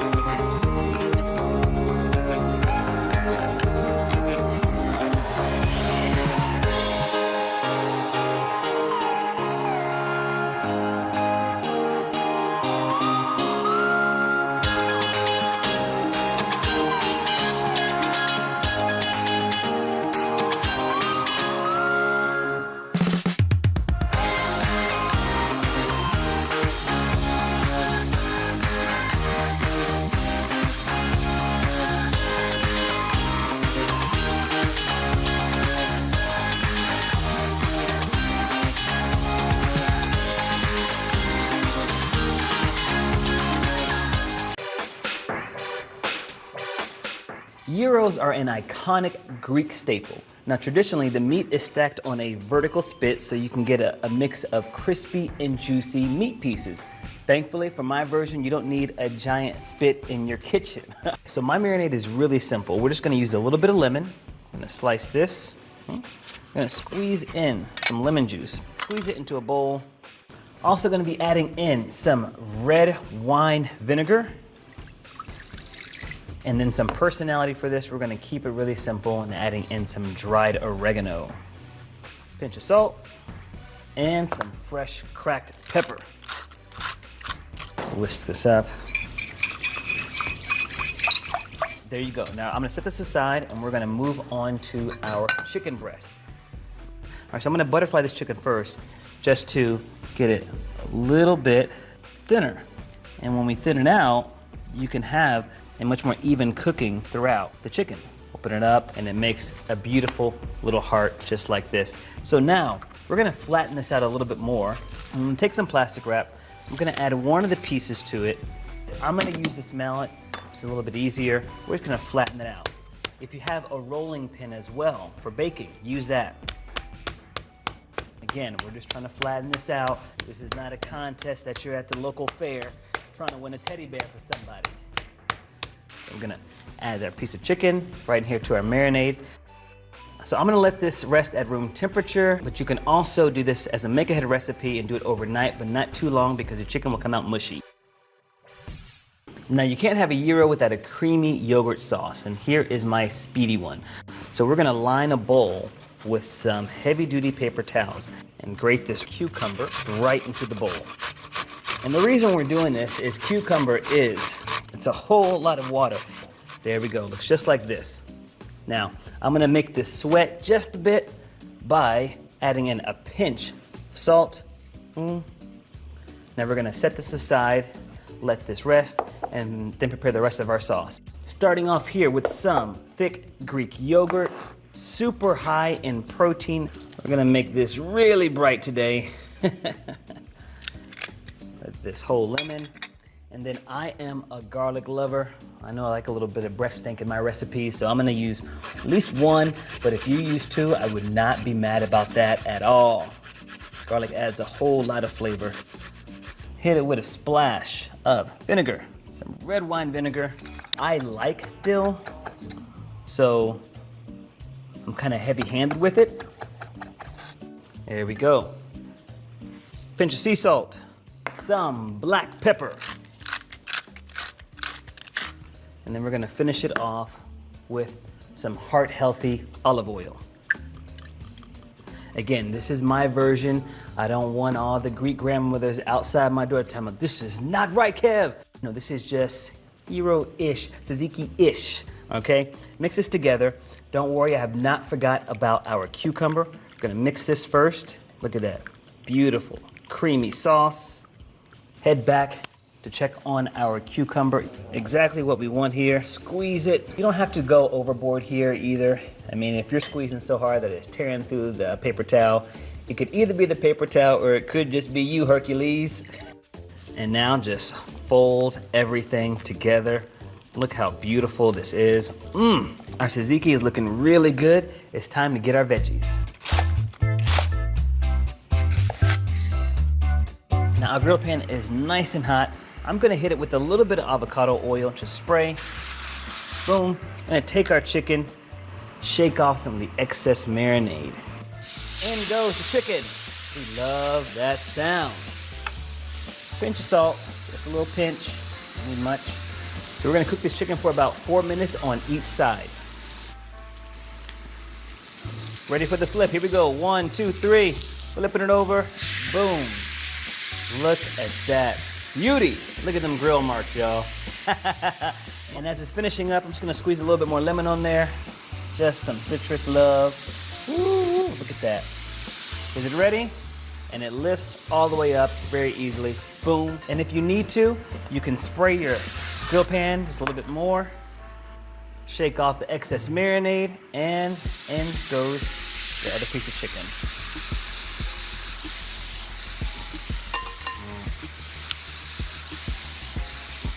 Now keep this grill hot. I'm gonna do a light spray, some oil. Now we still have the flavor from the chicken, the marinade there. I'm gonna put our pitas right on in there.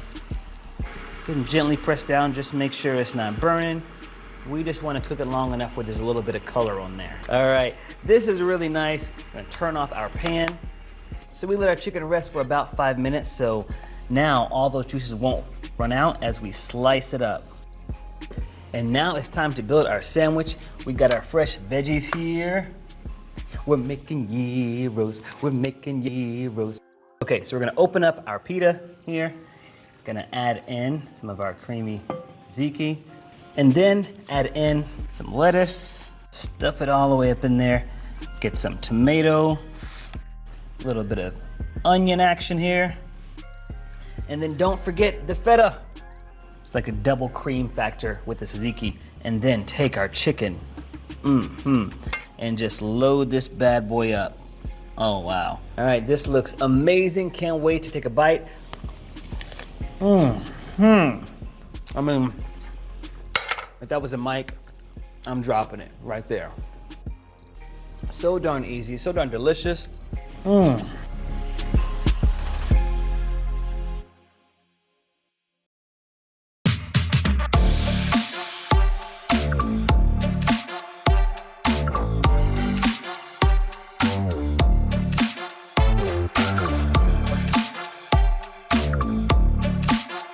Sponsored by Walmart. Whether you're vegetarian, vegan, or just trying to add more veggies into your routine, We've got 3 awesome dishes you are going to love. These vibrant recipes are full of flavor, and we promise you won't even miss the meat. I'm making my fully loaded Taco Supremes. and I'm taking a classic eggplant parm sandwich to the next level with crispy garlic bread. And I'm making gluten-free noodles with a spicy peanut sauce. It's time to set the table and get cooking. You can shop the ingredients featured here from our sponsor, Walmart, by scanning the QR code. Today earns a commission from purchases made through links on today.com. I'm going to say something that may shock you. I love fast food tacos. That's right, I said it. I know it may sound crazy coming from a vegan chef, but it's absolutely true. They're crunchy, savory, and with the little sour cream, chef's kiss. Today, I'm recreating that drive-thru experience at home with a little vegan twist. And there's something else I really love about fast food taco places, their wacky sides. So let's get this taco party started with my crunchy, spicy potatoes. So I have one large russet potato, and we're gonna dice these into small cubes. So you cut your thick slabs, and now we can cut our cubes. The smaller you make them, the faster they'll cook and the crispier they'll be. So now we have our potatoes, so we're gonna get them into a bowl and start seasoning them. So we're gonna whip out my trusty masala dabbi. So this is how we traditionally store all of our dried spices at home. So we're gonna add a whole bunch of seasonings to this. First and foremost, some chili powder.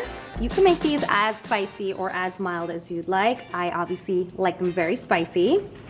Some cumin powder because we like that nice smoky flavor. Some unsalted taco seasoning. 2 big pinches of salt. And then a little secret ingredient, black salt. And then a little bit of olive oil. And then some black pepper. And then we toss. You wanna make sure all the pieces are coated well. Now we're gonna take these over to the air fryer. So we're just gonna get our potatoes right into the basket. Just make sure to spread them out evenly so they all cook. Now every air fry is different, but I'm gonna cook these at 350 for 15 minutes. All right, it's time to make our taco meat. You guys ready? We're gonna first start with dicing 1 onion. And this could just be a rough chop, as long as it's all the same size. Great, so we got our onions chopped. And next we want to mince up 2 cloves of garlic. Then we have 2 chipotle peppers in adobo. This is very spicy, but it adds a ton of flavor. So we're just gonna run our knives through the pepper. And again, just a rough chop. This is a little messy, so if you wanna wear gloves, you can. But I like to live on the wild side. So the key ingredient to our taco meat is actually chickpea flour. So we call this basin flour at home, and all it is are dried chickpeas that have been ground down to a flour. But the fun thing about this is it's packed with protein and really absorbs any flavor that you add to it. So I love using this for my meat substitute. We're gonna get our nonstick skillet hot. We're gonna get some neutral oil in. Just coat the bottom of the pan and let that heat up. So you add in your cumin seeds whole, and once they get fragrant and pop for about 30 seconds, we know we're ready to add our aromatics. So we're gonna go in with our onions. Love that sizzle. And add in your garlic. Make sure to get it coated with the cumin seeds and the oil. And at this stage, we also wanna add a little bit of salt to help release the moisture in the onions. Okay, so now that the onions have sweated out and they're translucent, we're gonna go in with our chipotle. spicy. Now that we've gotten our aromatics and our chilies in there, we're gonna add in our chickpea flour. So for this, we actually wanna reduce the heat just a bit to about medium-low because we want to toast the flour a little bit before we add in our water.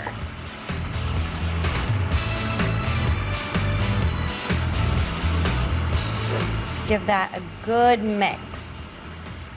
So while this cooks down, there's one more seasoning we need to add from our masala doobie, and that is our Mexican seasoning. Depending on what type of Mexican seasoning you're using, it might look a little bit darker or lighter in color. My final ingredient is lime.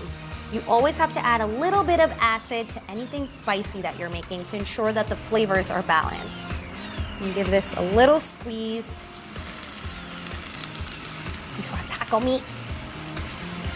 This is smelling amazing. I'm gonna get all of my toppings so we can finish up our tacos.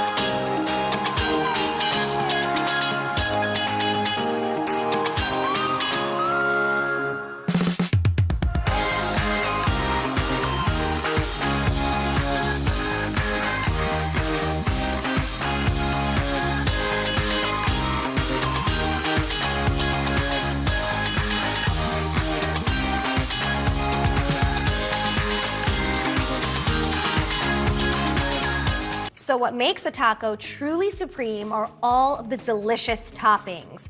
So we have diced tomatoes, some sour cream. This is vegan sour cream. Yup, there's tons of variety of vegan sour cream available, and they're all delicious. We also have some vegan cheddar shreds. They also have pepper jack, they have Monterey. Basically anything that you could normally get as a cheese shred, you could get vegan now. All right, let's build our tacos. So we have our cute little shells here. And first we're gonna add our taco meat. So you wanna make sure to get a generous amount of filling. We don't wanna be stingy here. These are supreme. Next up is our vegan sour cream. So let's just take a little dollop right in. Next, our iceberg lettuce, and then our tomato and some of that vegan cheddar. And if you want, a little squeeze of lime and some fresh cilantro. Look how cute this looks. I'm gonna make a few for you guys at home. And we can't forget about our crispy potatoes. So grab a spoon, all of those crispy, spicy taters into a bowl. And to top these, we're gonna add a little dollop of vegan sour cream. Which one should I go for? I think I'm gonna do the middle one.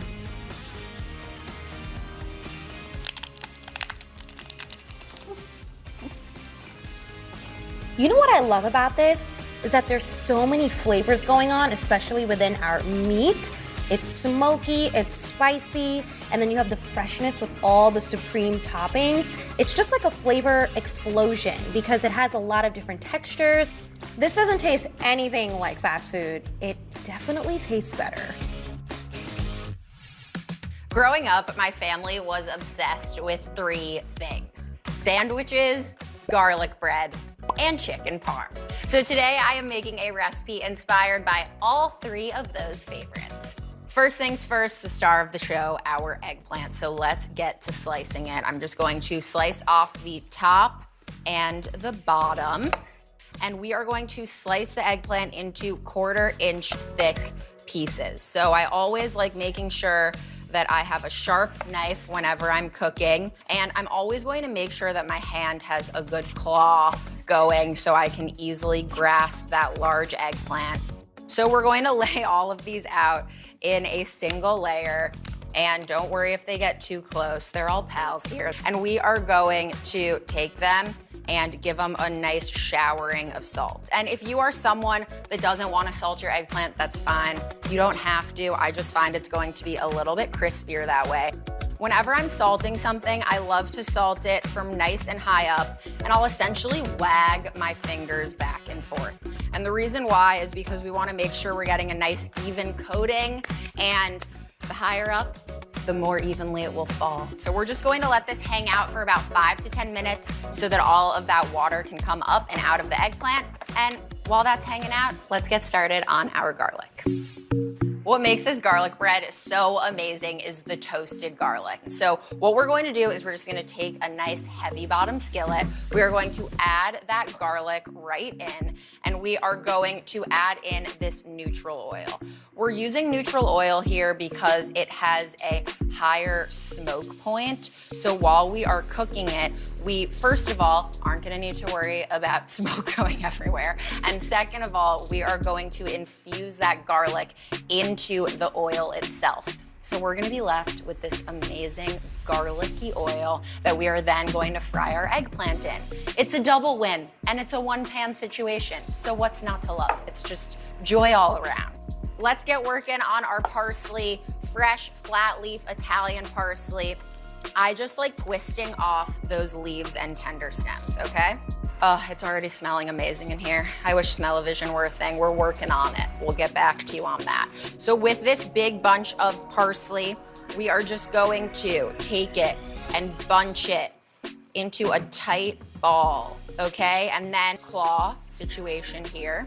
And you're just gonna take your knife and rock it back and forth to get these really finely chopped pieces. It's important that you have a sharp knife here, because if you're using a dull knife, what's gonna happen is everything's gonna kind of bruise a bit.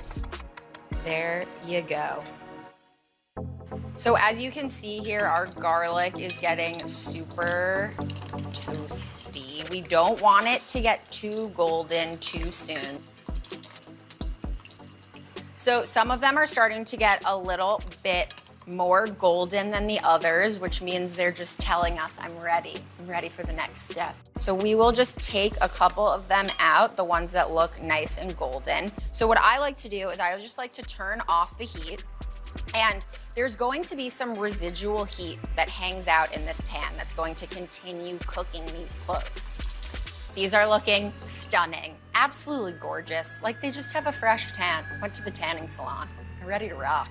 So we're going to take our slotted spoon and very carefully drain out that oil by lifting those cloves out, giving them a little shake. Let's put them all on this board and get to work smashing these cloves. Okay, these are looking really good. Look at that paste and look at the colors. I'm excited. Here we go. Parsley and garlic, pick that up, pop it into the bowl. Next up, we're just gonna swap these trays around so that I can bring all of my fabulous butter ingredients and bread ingredients a bit closer.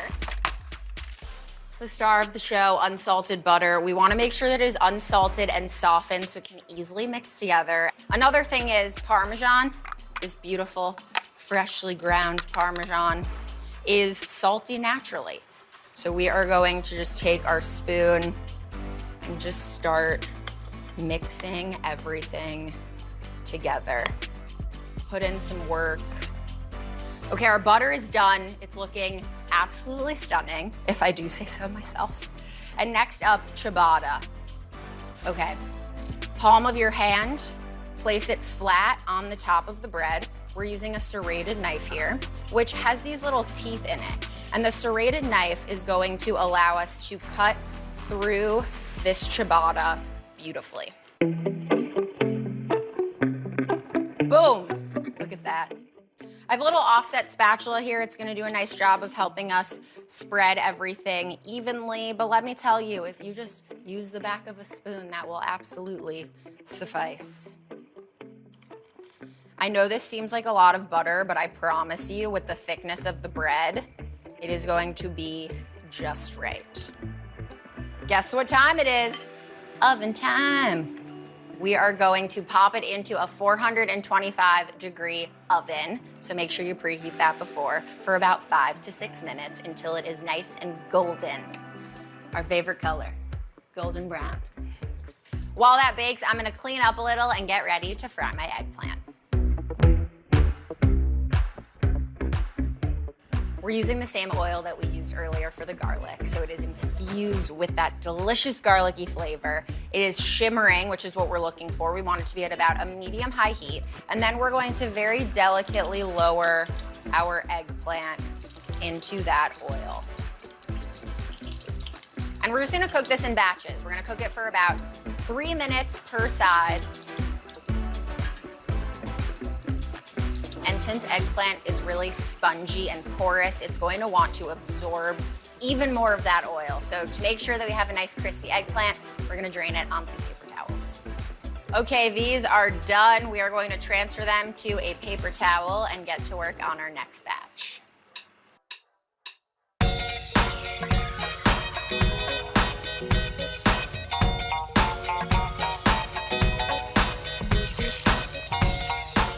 Look how gorgeous and golden these look. I'm going to clean up and get the rest of the ingredients for our sandwich. What I like to do with burrata is I like to take a paper towel and very delicately lift up this beautiful ball of burrata, which is basically like mozzarella's sassy sister, I would say. So we just take that ball of burrata. We are going to very delicately open it up and look at that. It is so creamy and delicious.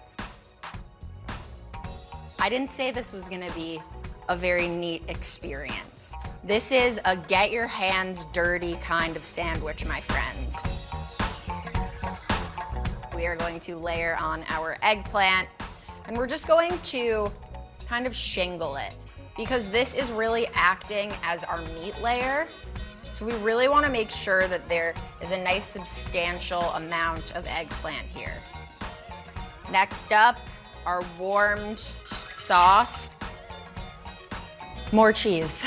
It wouldn't be an eggplant parm sandwich without more parm. And last but certainly not least, some fresh basil to brighten everything up. Depending on how big your ciabatta loaf is, you can cut this into 4 to 6 slices. I'm gonna cut it into 4 slices today. Are you kidding me? Gorgeous. And now there is only one thing left to do, and that is to take a bite. It is so good. This is messy, but it's hearty. And it is delicious. And it is the ultimate eggplant parm sandwich on garlic bread. Is there anything on my face? I'm sure there is. And I don't care.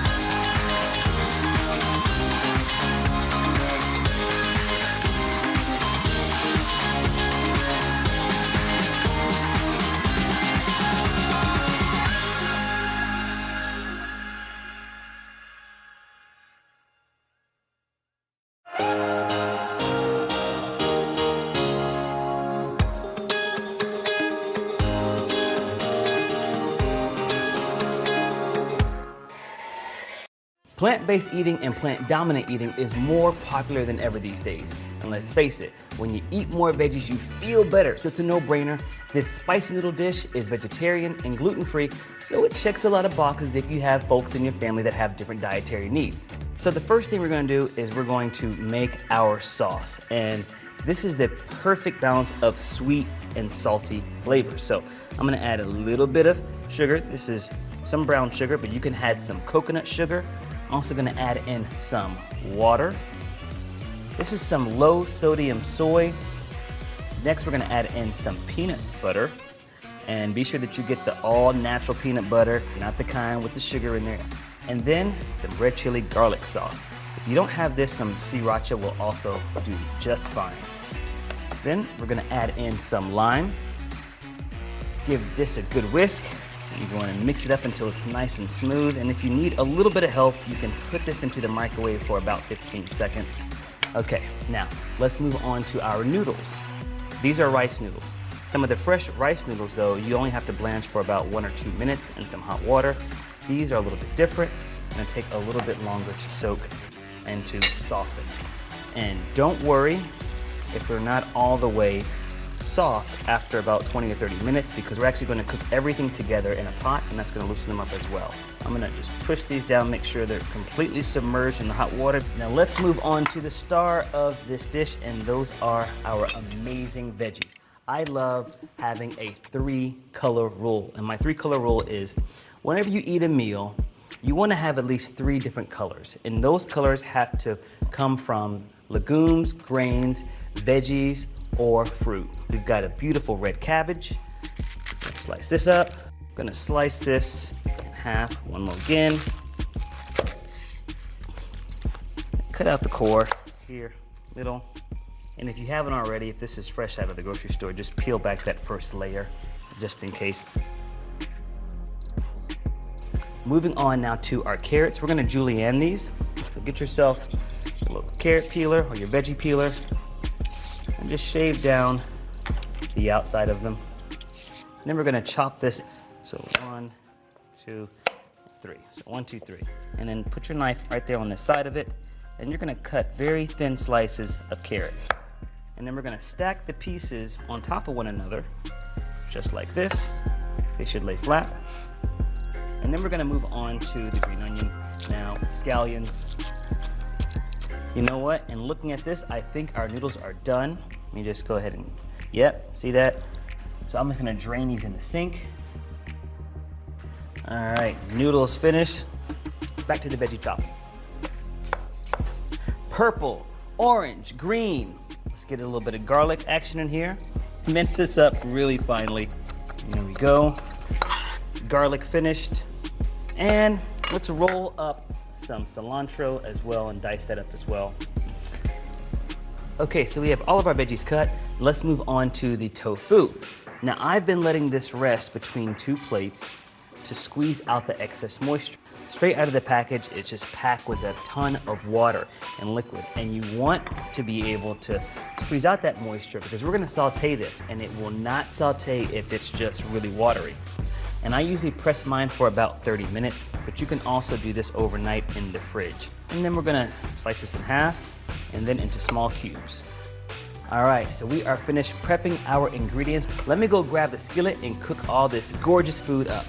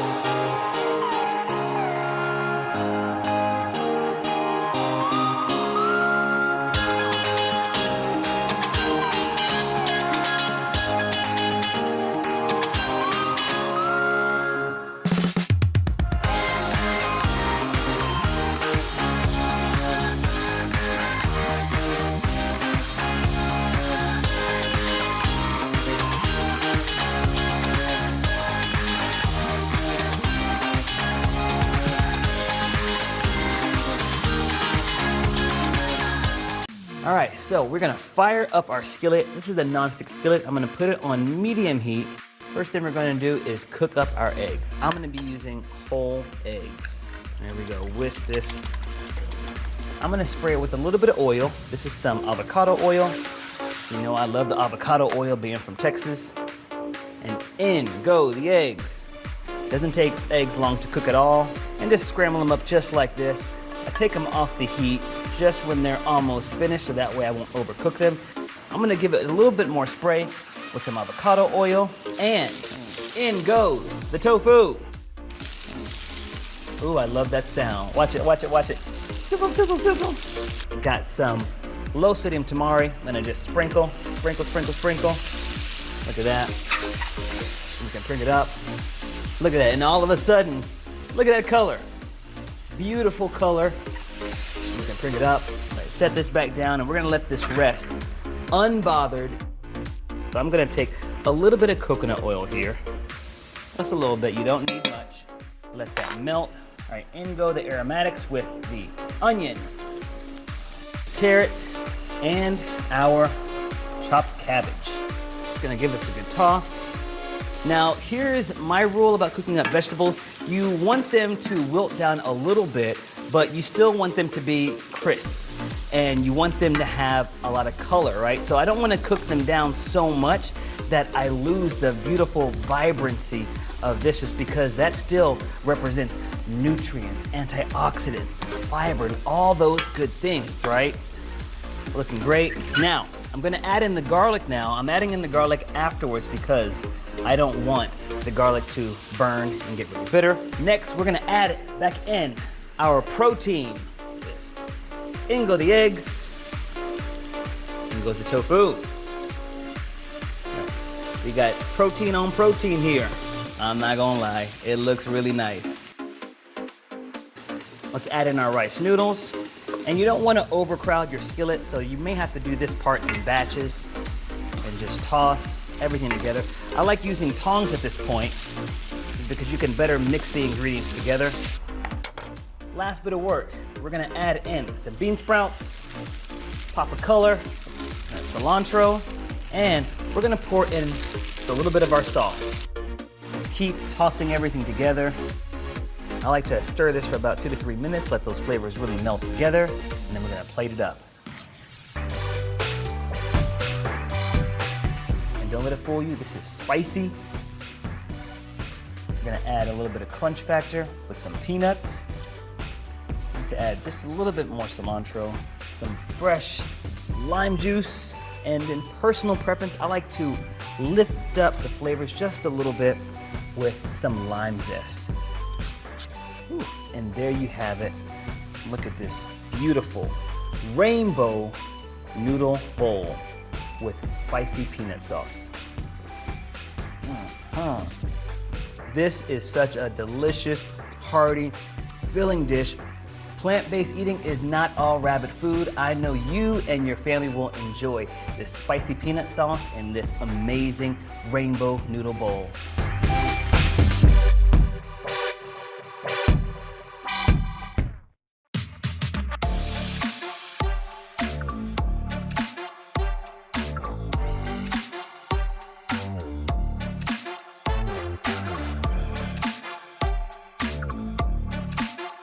Sponsored by Walmart.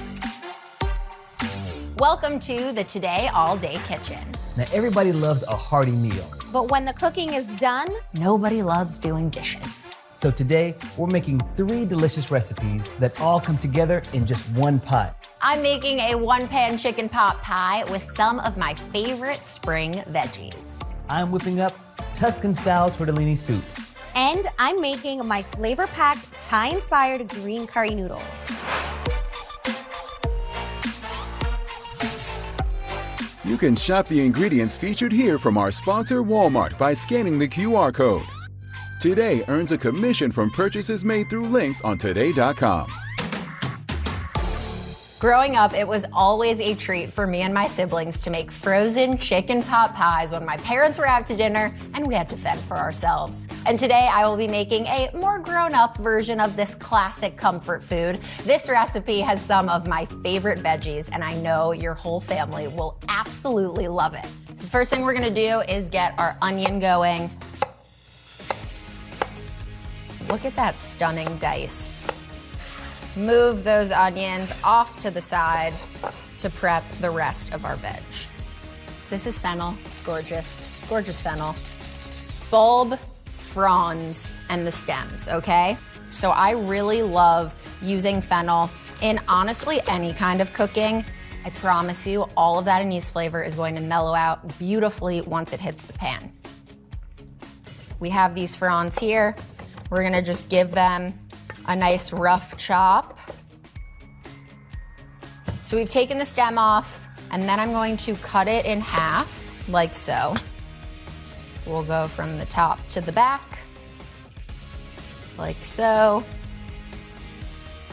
And then rock it through from the back to the front. Let's quickly do our celery. And the theme here is green. I don't know if you can tell. All green veggies, that's what we're working with today. Okay, finally our garlic clove. And you also don't have to worry about chopping this too fine. So let's get to sauteing. We are going to add in a nice hunk of unsalted butter. We are also going to add in some olive oil. Once it is all melted and as it starts bubbling like so, that is when we know to add in our veggies. These will all go in at the same time. These veggies are really running away from me here. Okay. We want these veggies to break down, to caramelize a bit, to develop their flavor. And while that is going, we are going to get to work on the rest of our veggies because believe it or not, we are adding even more vegetables to this already full vegetation experience. All right, so next up we have our kale. This is lacinato kale, also known as dinosaur kale. It is flat, it's not as crazy and curly like curly kale. And my favorite way to prepare it is I will take the bottom, right where the stem is, grab either side, and then take my finger and pull that stem right through. And there you go. Okay, so while this is going, we are actually going to add even more flavor with some fresh thyme. And then what we're gonna do is we're just going to bunch it on up in pieces, slice it thin, just like so. How about that? Fabulous. We're gonna get to work on our chicken. A great shortcut that I love to do is I love to use a rotisserie chicken. I am pulling off this skin just because we don't necessarily need it and we can chop this up. My siblings prefer white meat and I prefer dark meat with chicken, so it's good. We'll have a little for me and then the rest for my sibbies.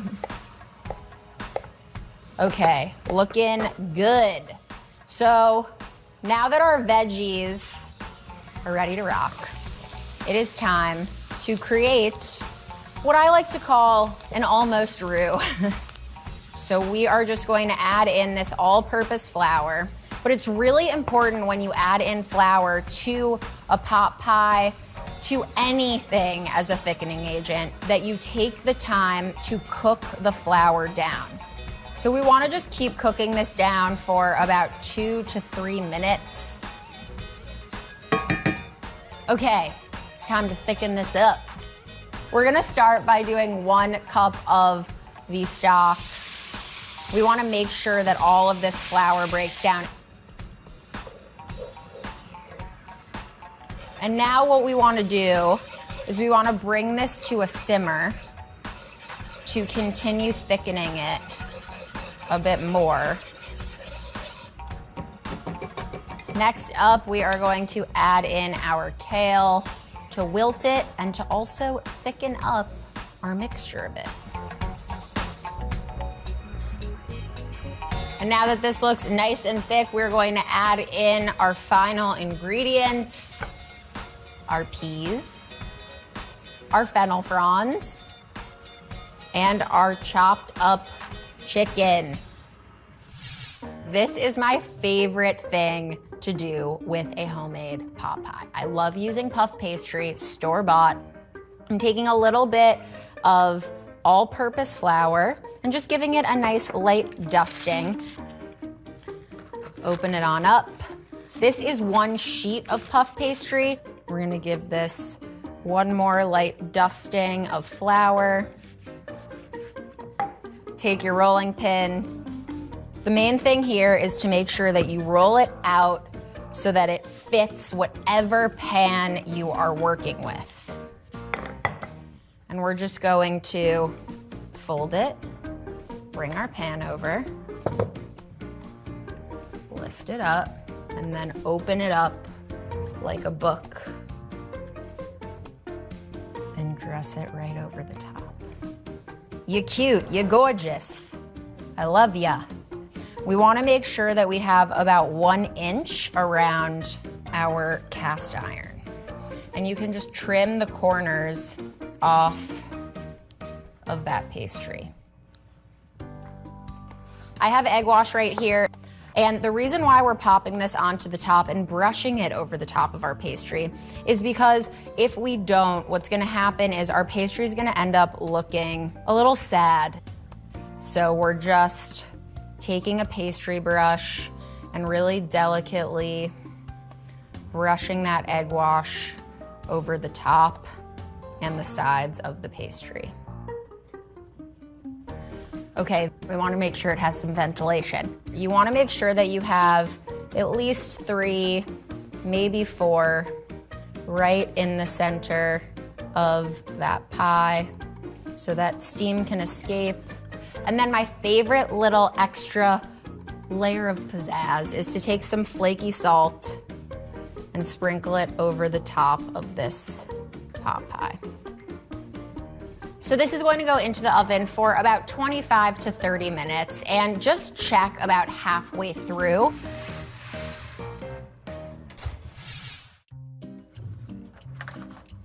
Oh man.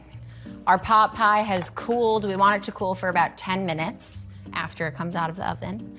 And now there's only one thing left to do. Slice it up and give it a taste. And then we're gonna give this a nice big scoop. Oh yeah. Look at that.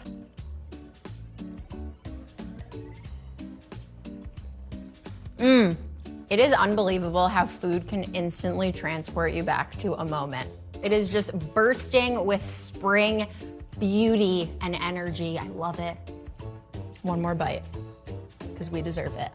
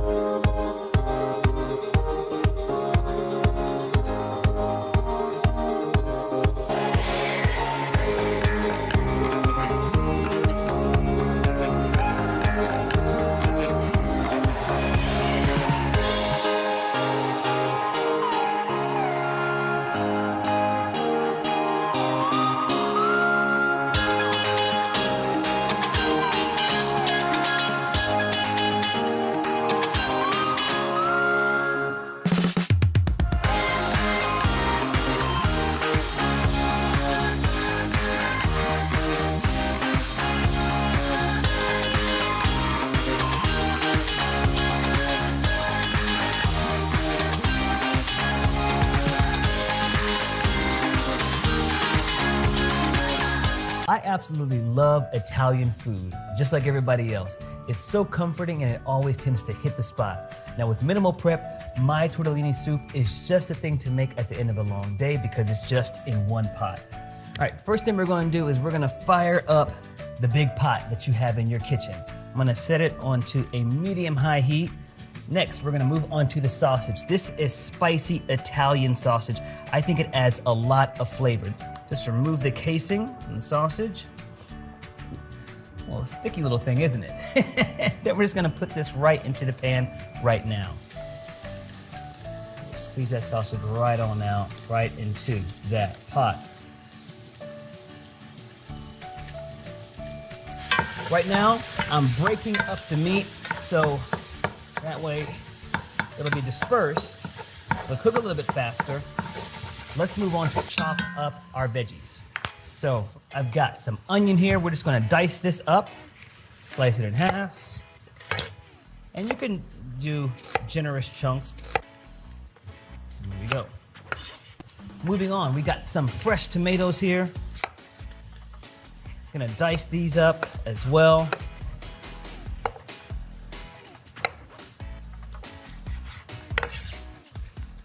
All right, and you know what? I'm thinking our sausage is about finished. Yeah, it's great. It's got a great color on there. We're gonna take a slotted spoon and we're gonna remove the sausage because we don't want to take out the oil.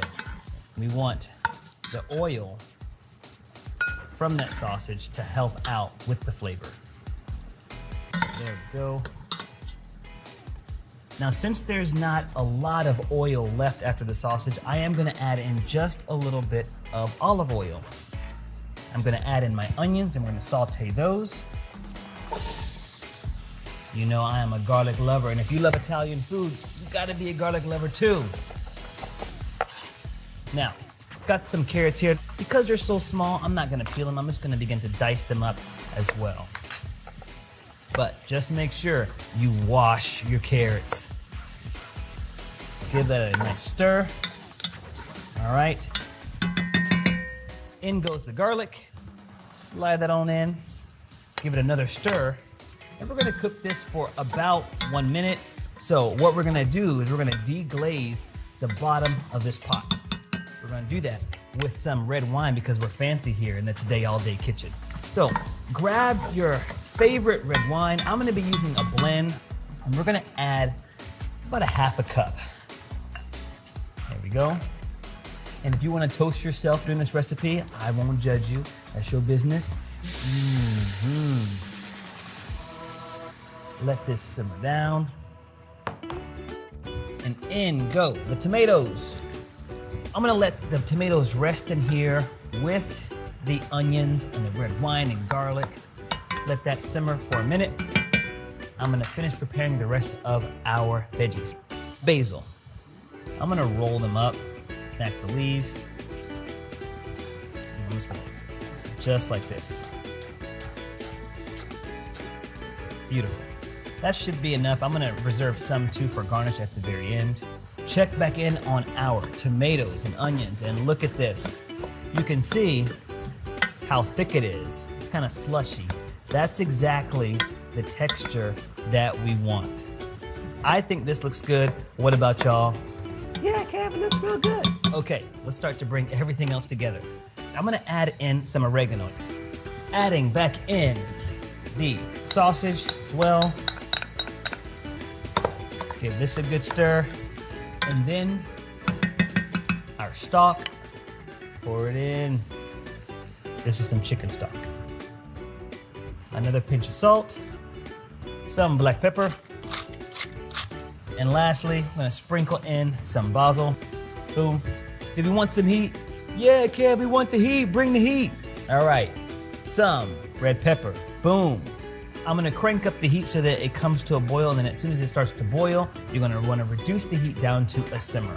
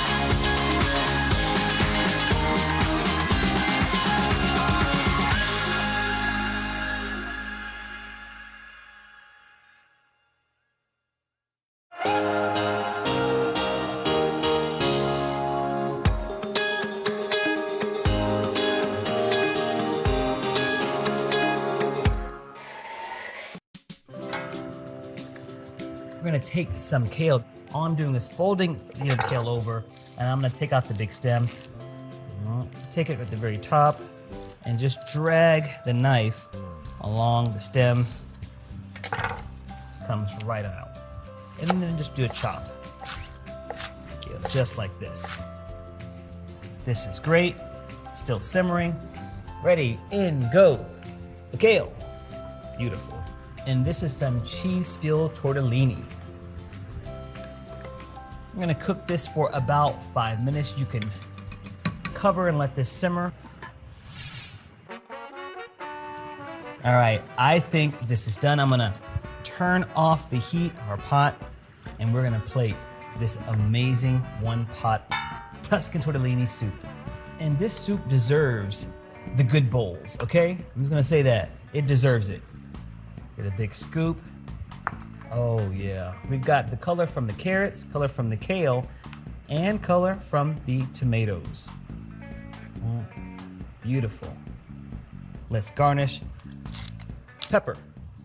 A little bit of dried oregano, if you want some. Beautiful. Basil. There we go. And look at this. Holy smokes. Cannot wait to devour this soup. Oh my Lord. That is a delicious soup. Now, I'm not team soup only in the wintertime. I'm team soup all year long. You want to come home to a nice warm hug. This is it.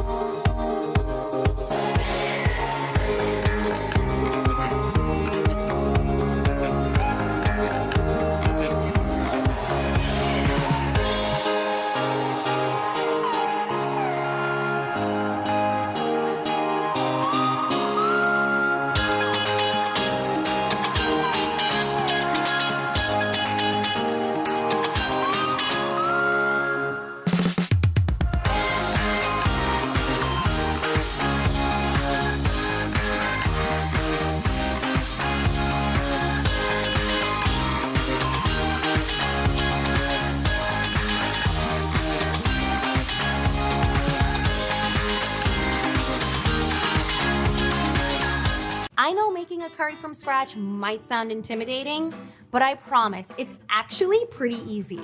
After trying this recipe, you may never go back to that jarred stuff. I'm gonna kick things off with my curry paste. Traditionally, this is made in a mortar and pestle, but this girl is busy, so we're gonna put everything in a food processor and it comes out just great. So we're gonna first start with some coriander stems. So get those right into the food processor. Then we're gonna use one small shallot or half of this large one here. And I like to quarter it so it's easier to blend up in the food processor. So get that right in.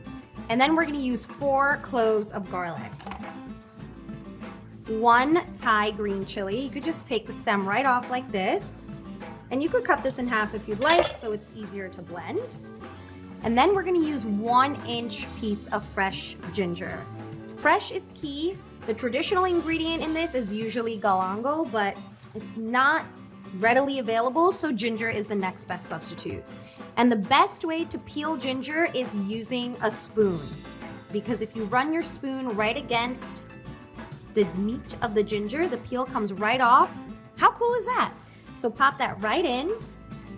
Next, we want half a stalk of fresh lemongrass. I'm just gonna give this a rough chop. And we're gonna get that beautiful lemongrass right in. I'm using 1 fresh lime. Let's get that all in. So then we wanna just cut this in half. You can use your hand or a little citrus squeezer and give it a good squeeze. And we have a few more remaining ingredients.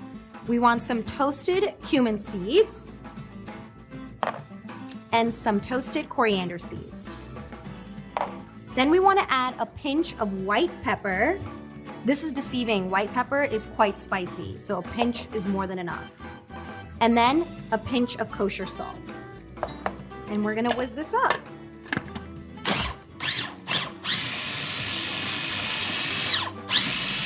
And just keep pulsing.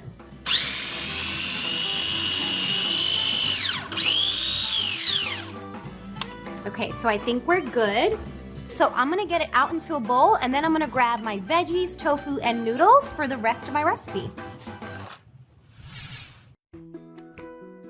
So we've had our tofu here sitting in some paper towel. We've pressed it, so you'll notice that it's a little bit drier from when you open the package. So I like small cubes because I want them to be bite-sized and able to fit on my spoon or fork. Plus, if you make them smaller, then they'll cook better and crisp up. Okay, the next step is tossing them in some cornstarch. So you just want to lightly coat them. Great. So let's turn our skillet on. And we're gonna want to get this to about a medium-high heat. Coat the bottom with some neutral cooking oil.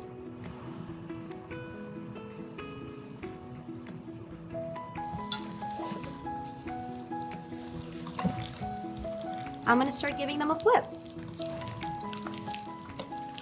This is what you want. This is gonna be flavor packed. These are looking great. You could see the color, the crisp. So I'm gonna get them removed and then start prepping my veg.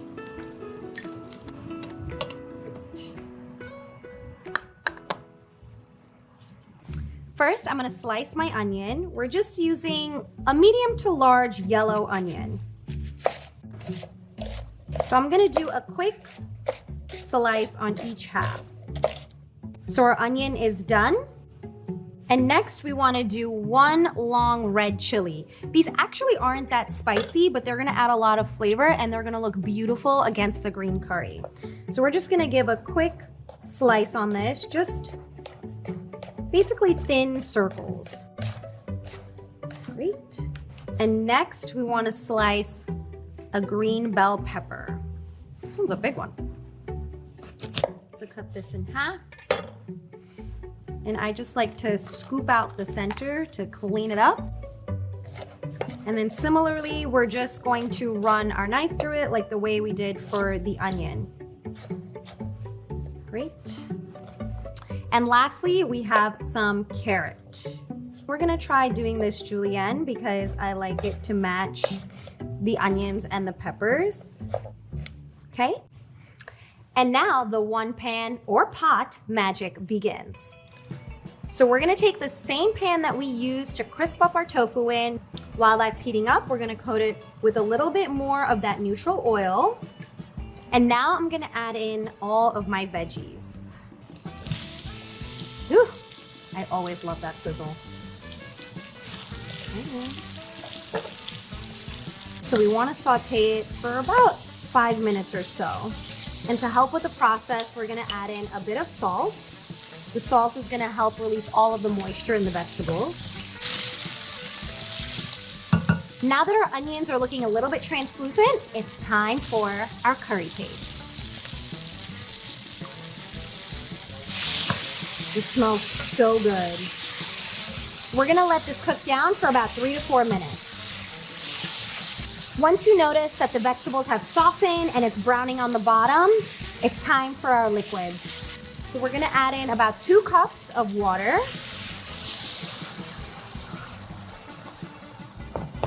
and some full-fat coconut milk. And now is when we add our green peas. Stir this all together, and then we want to bring this to a slow simmer. So while we wait for our curry to come to a slow simmer, I want to talk about the noodles. So I'm actually using edamame noodles, which are noodles made out of edamame beans. They're super delicious and they're a beautiful green color. Okay, so our curry is simmering, so now it's time to add our noodles.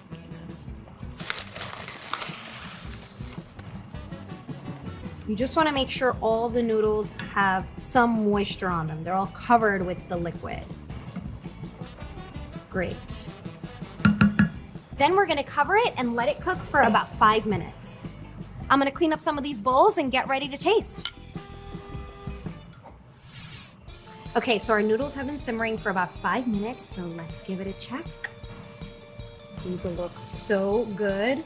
Notice that all the liquid has reduced, but it's still nice and saucy, and the veggies are still vibrant in color. All right, let's get it plated. So beautiful. I love the way the carrots look in this because they really add that pop of color. Okay, now for our tofu. We haven't forgotten about that. So they've actually cooled off here, which is great because now they're nice and crispy. And then we're gonna add some of our garnishes. So we have some fresh lime, some fresh coriander, and we reserved some of our fresh red chili.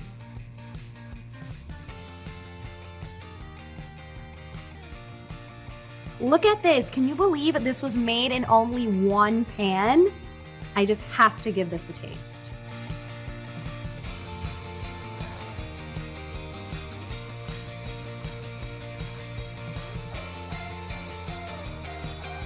Are you kidding me?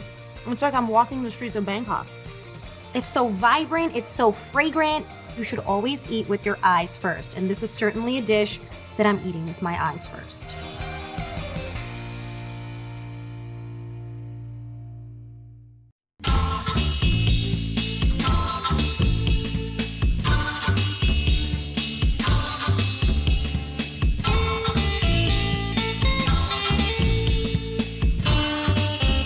Sponsored by Walmart. What up, y'all? Welcome to the Today All Day Kitchen. Pasta is a staple for so many weeknight meals. It's easy to make, pretty hard to screw up, and oh so satisfying. I'm making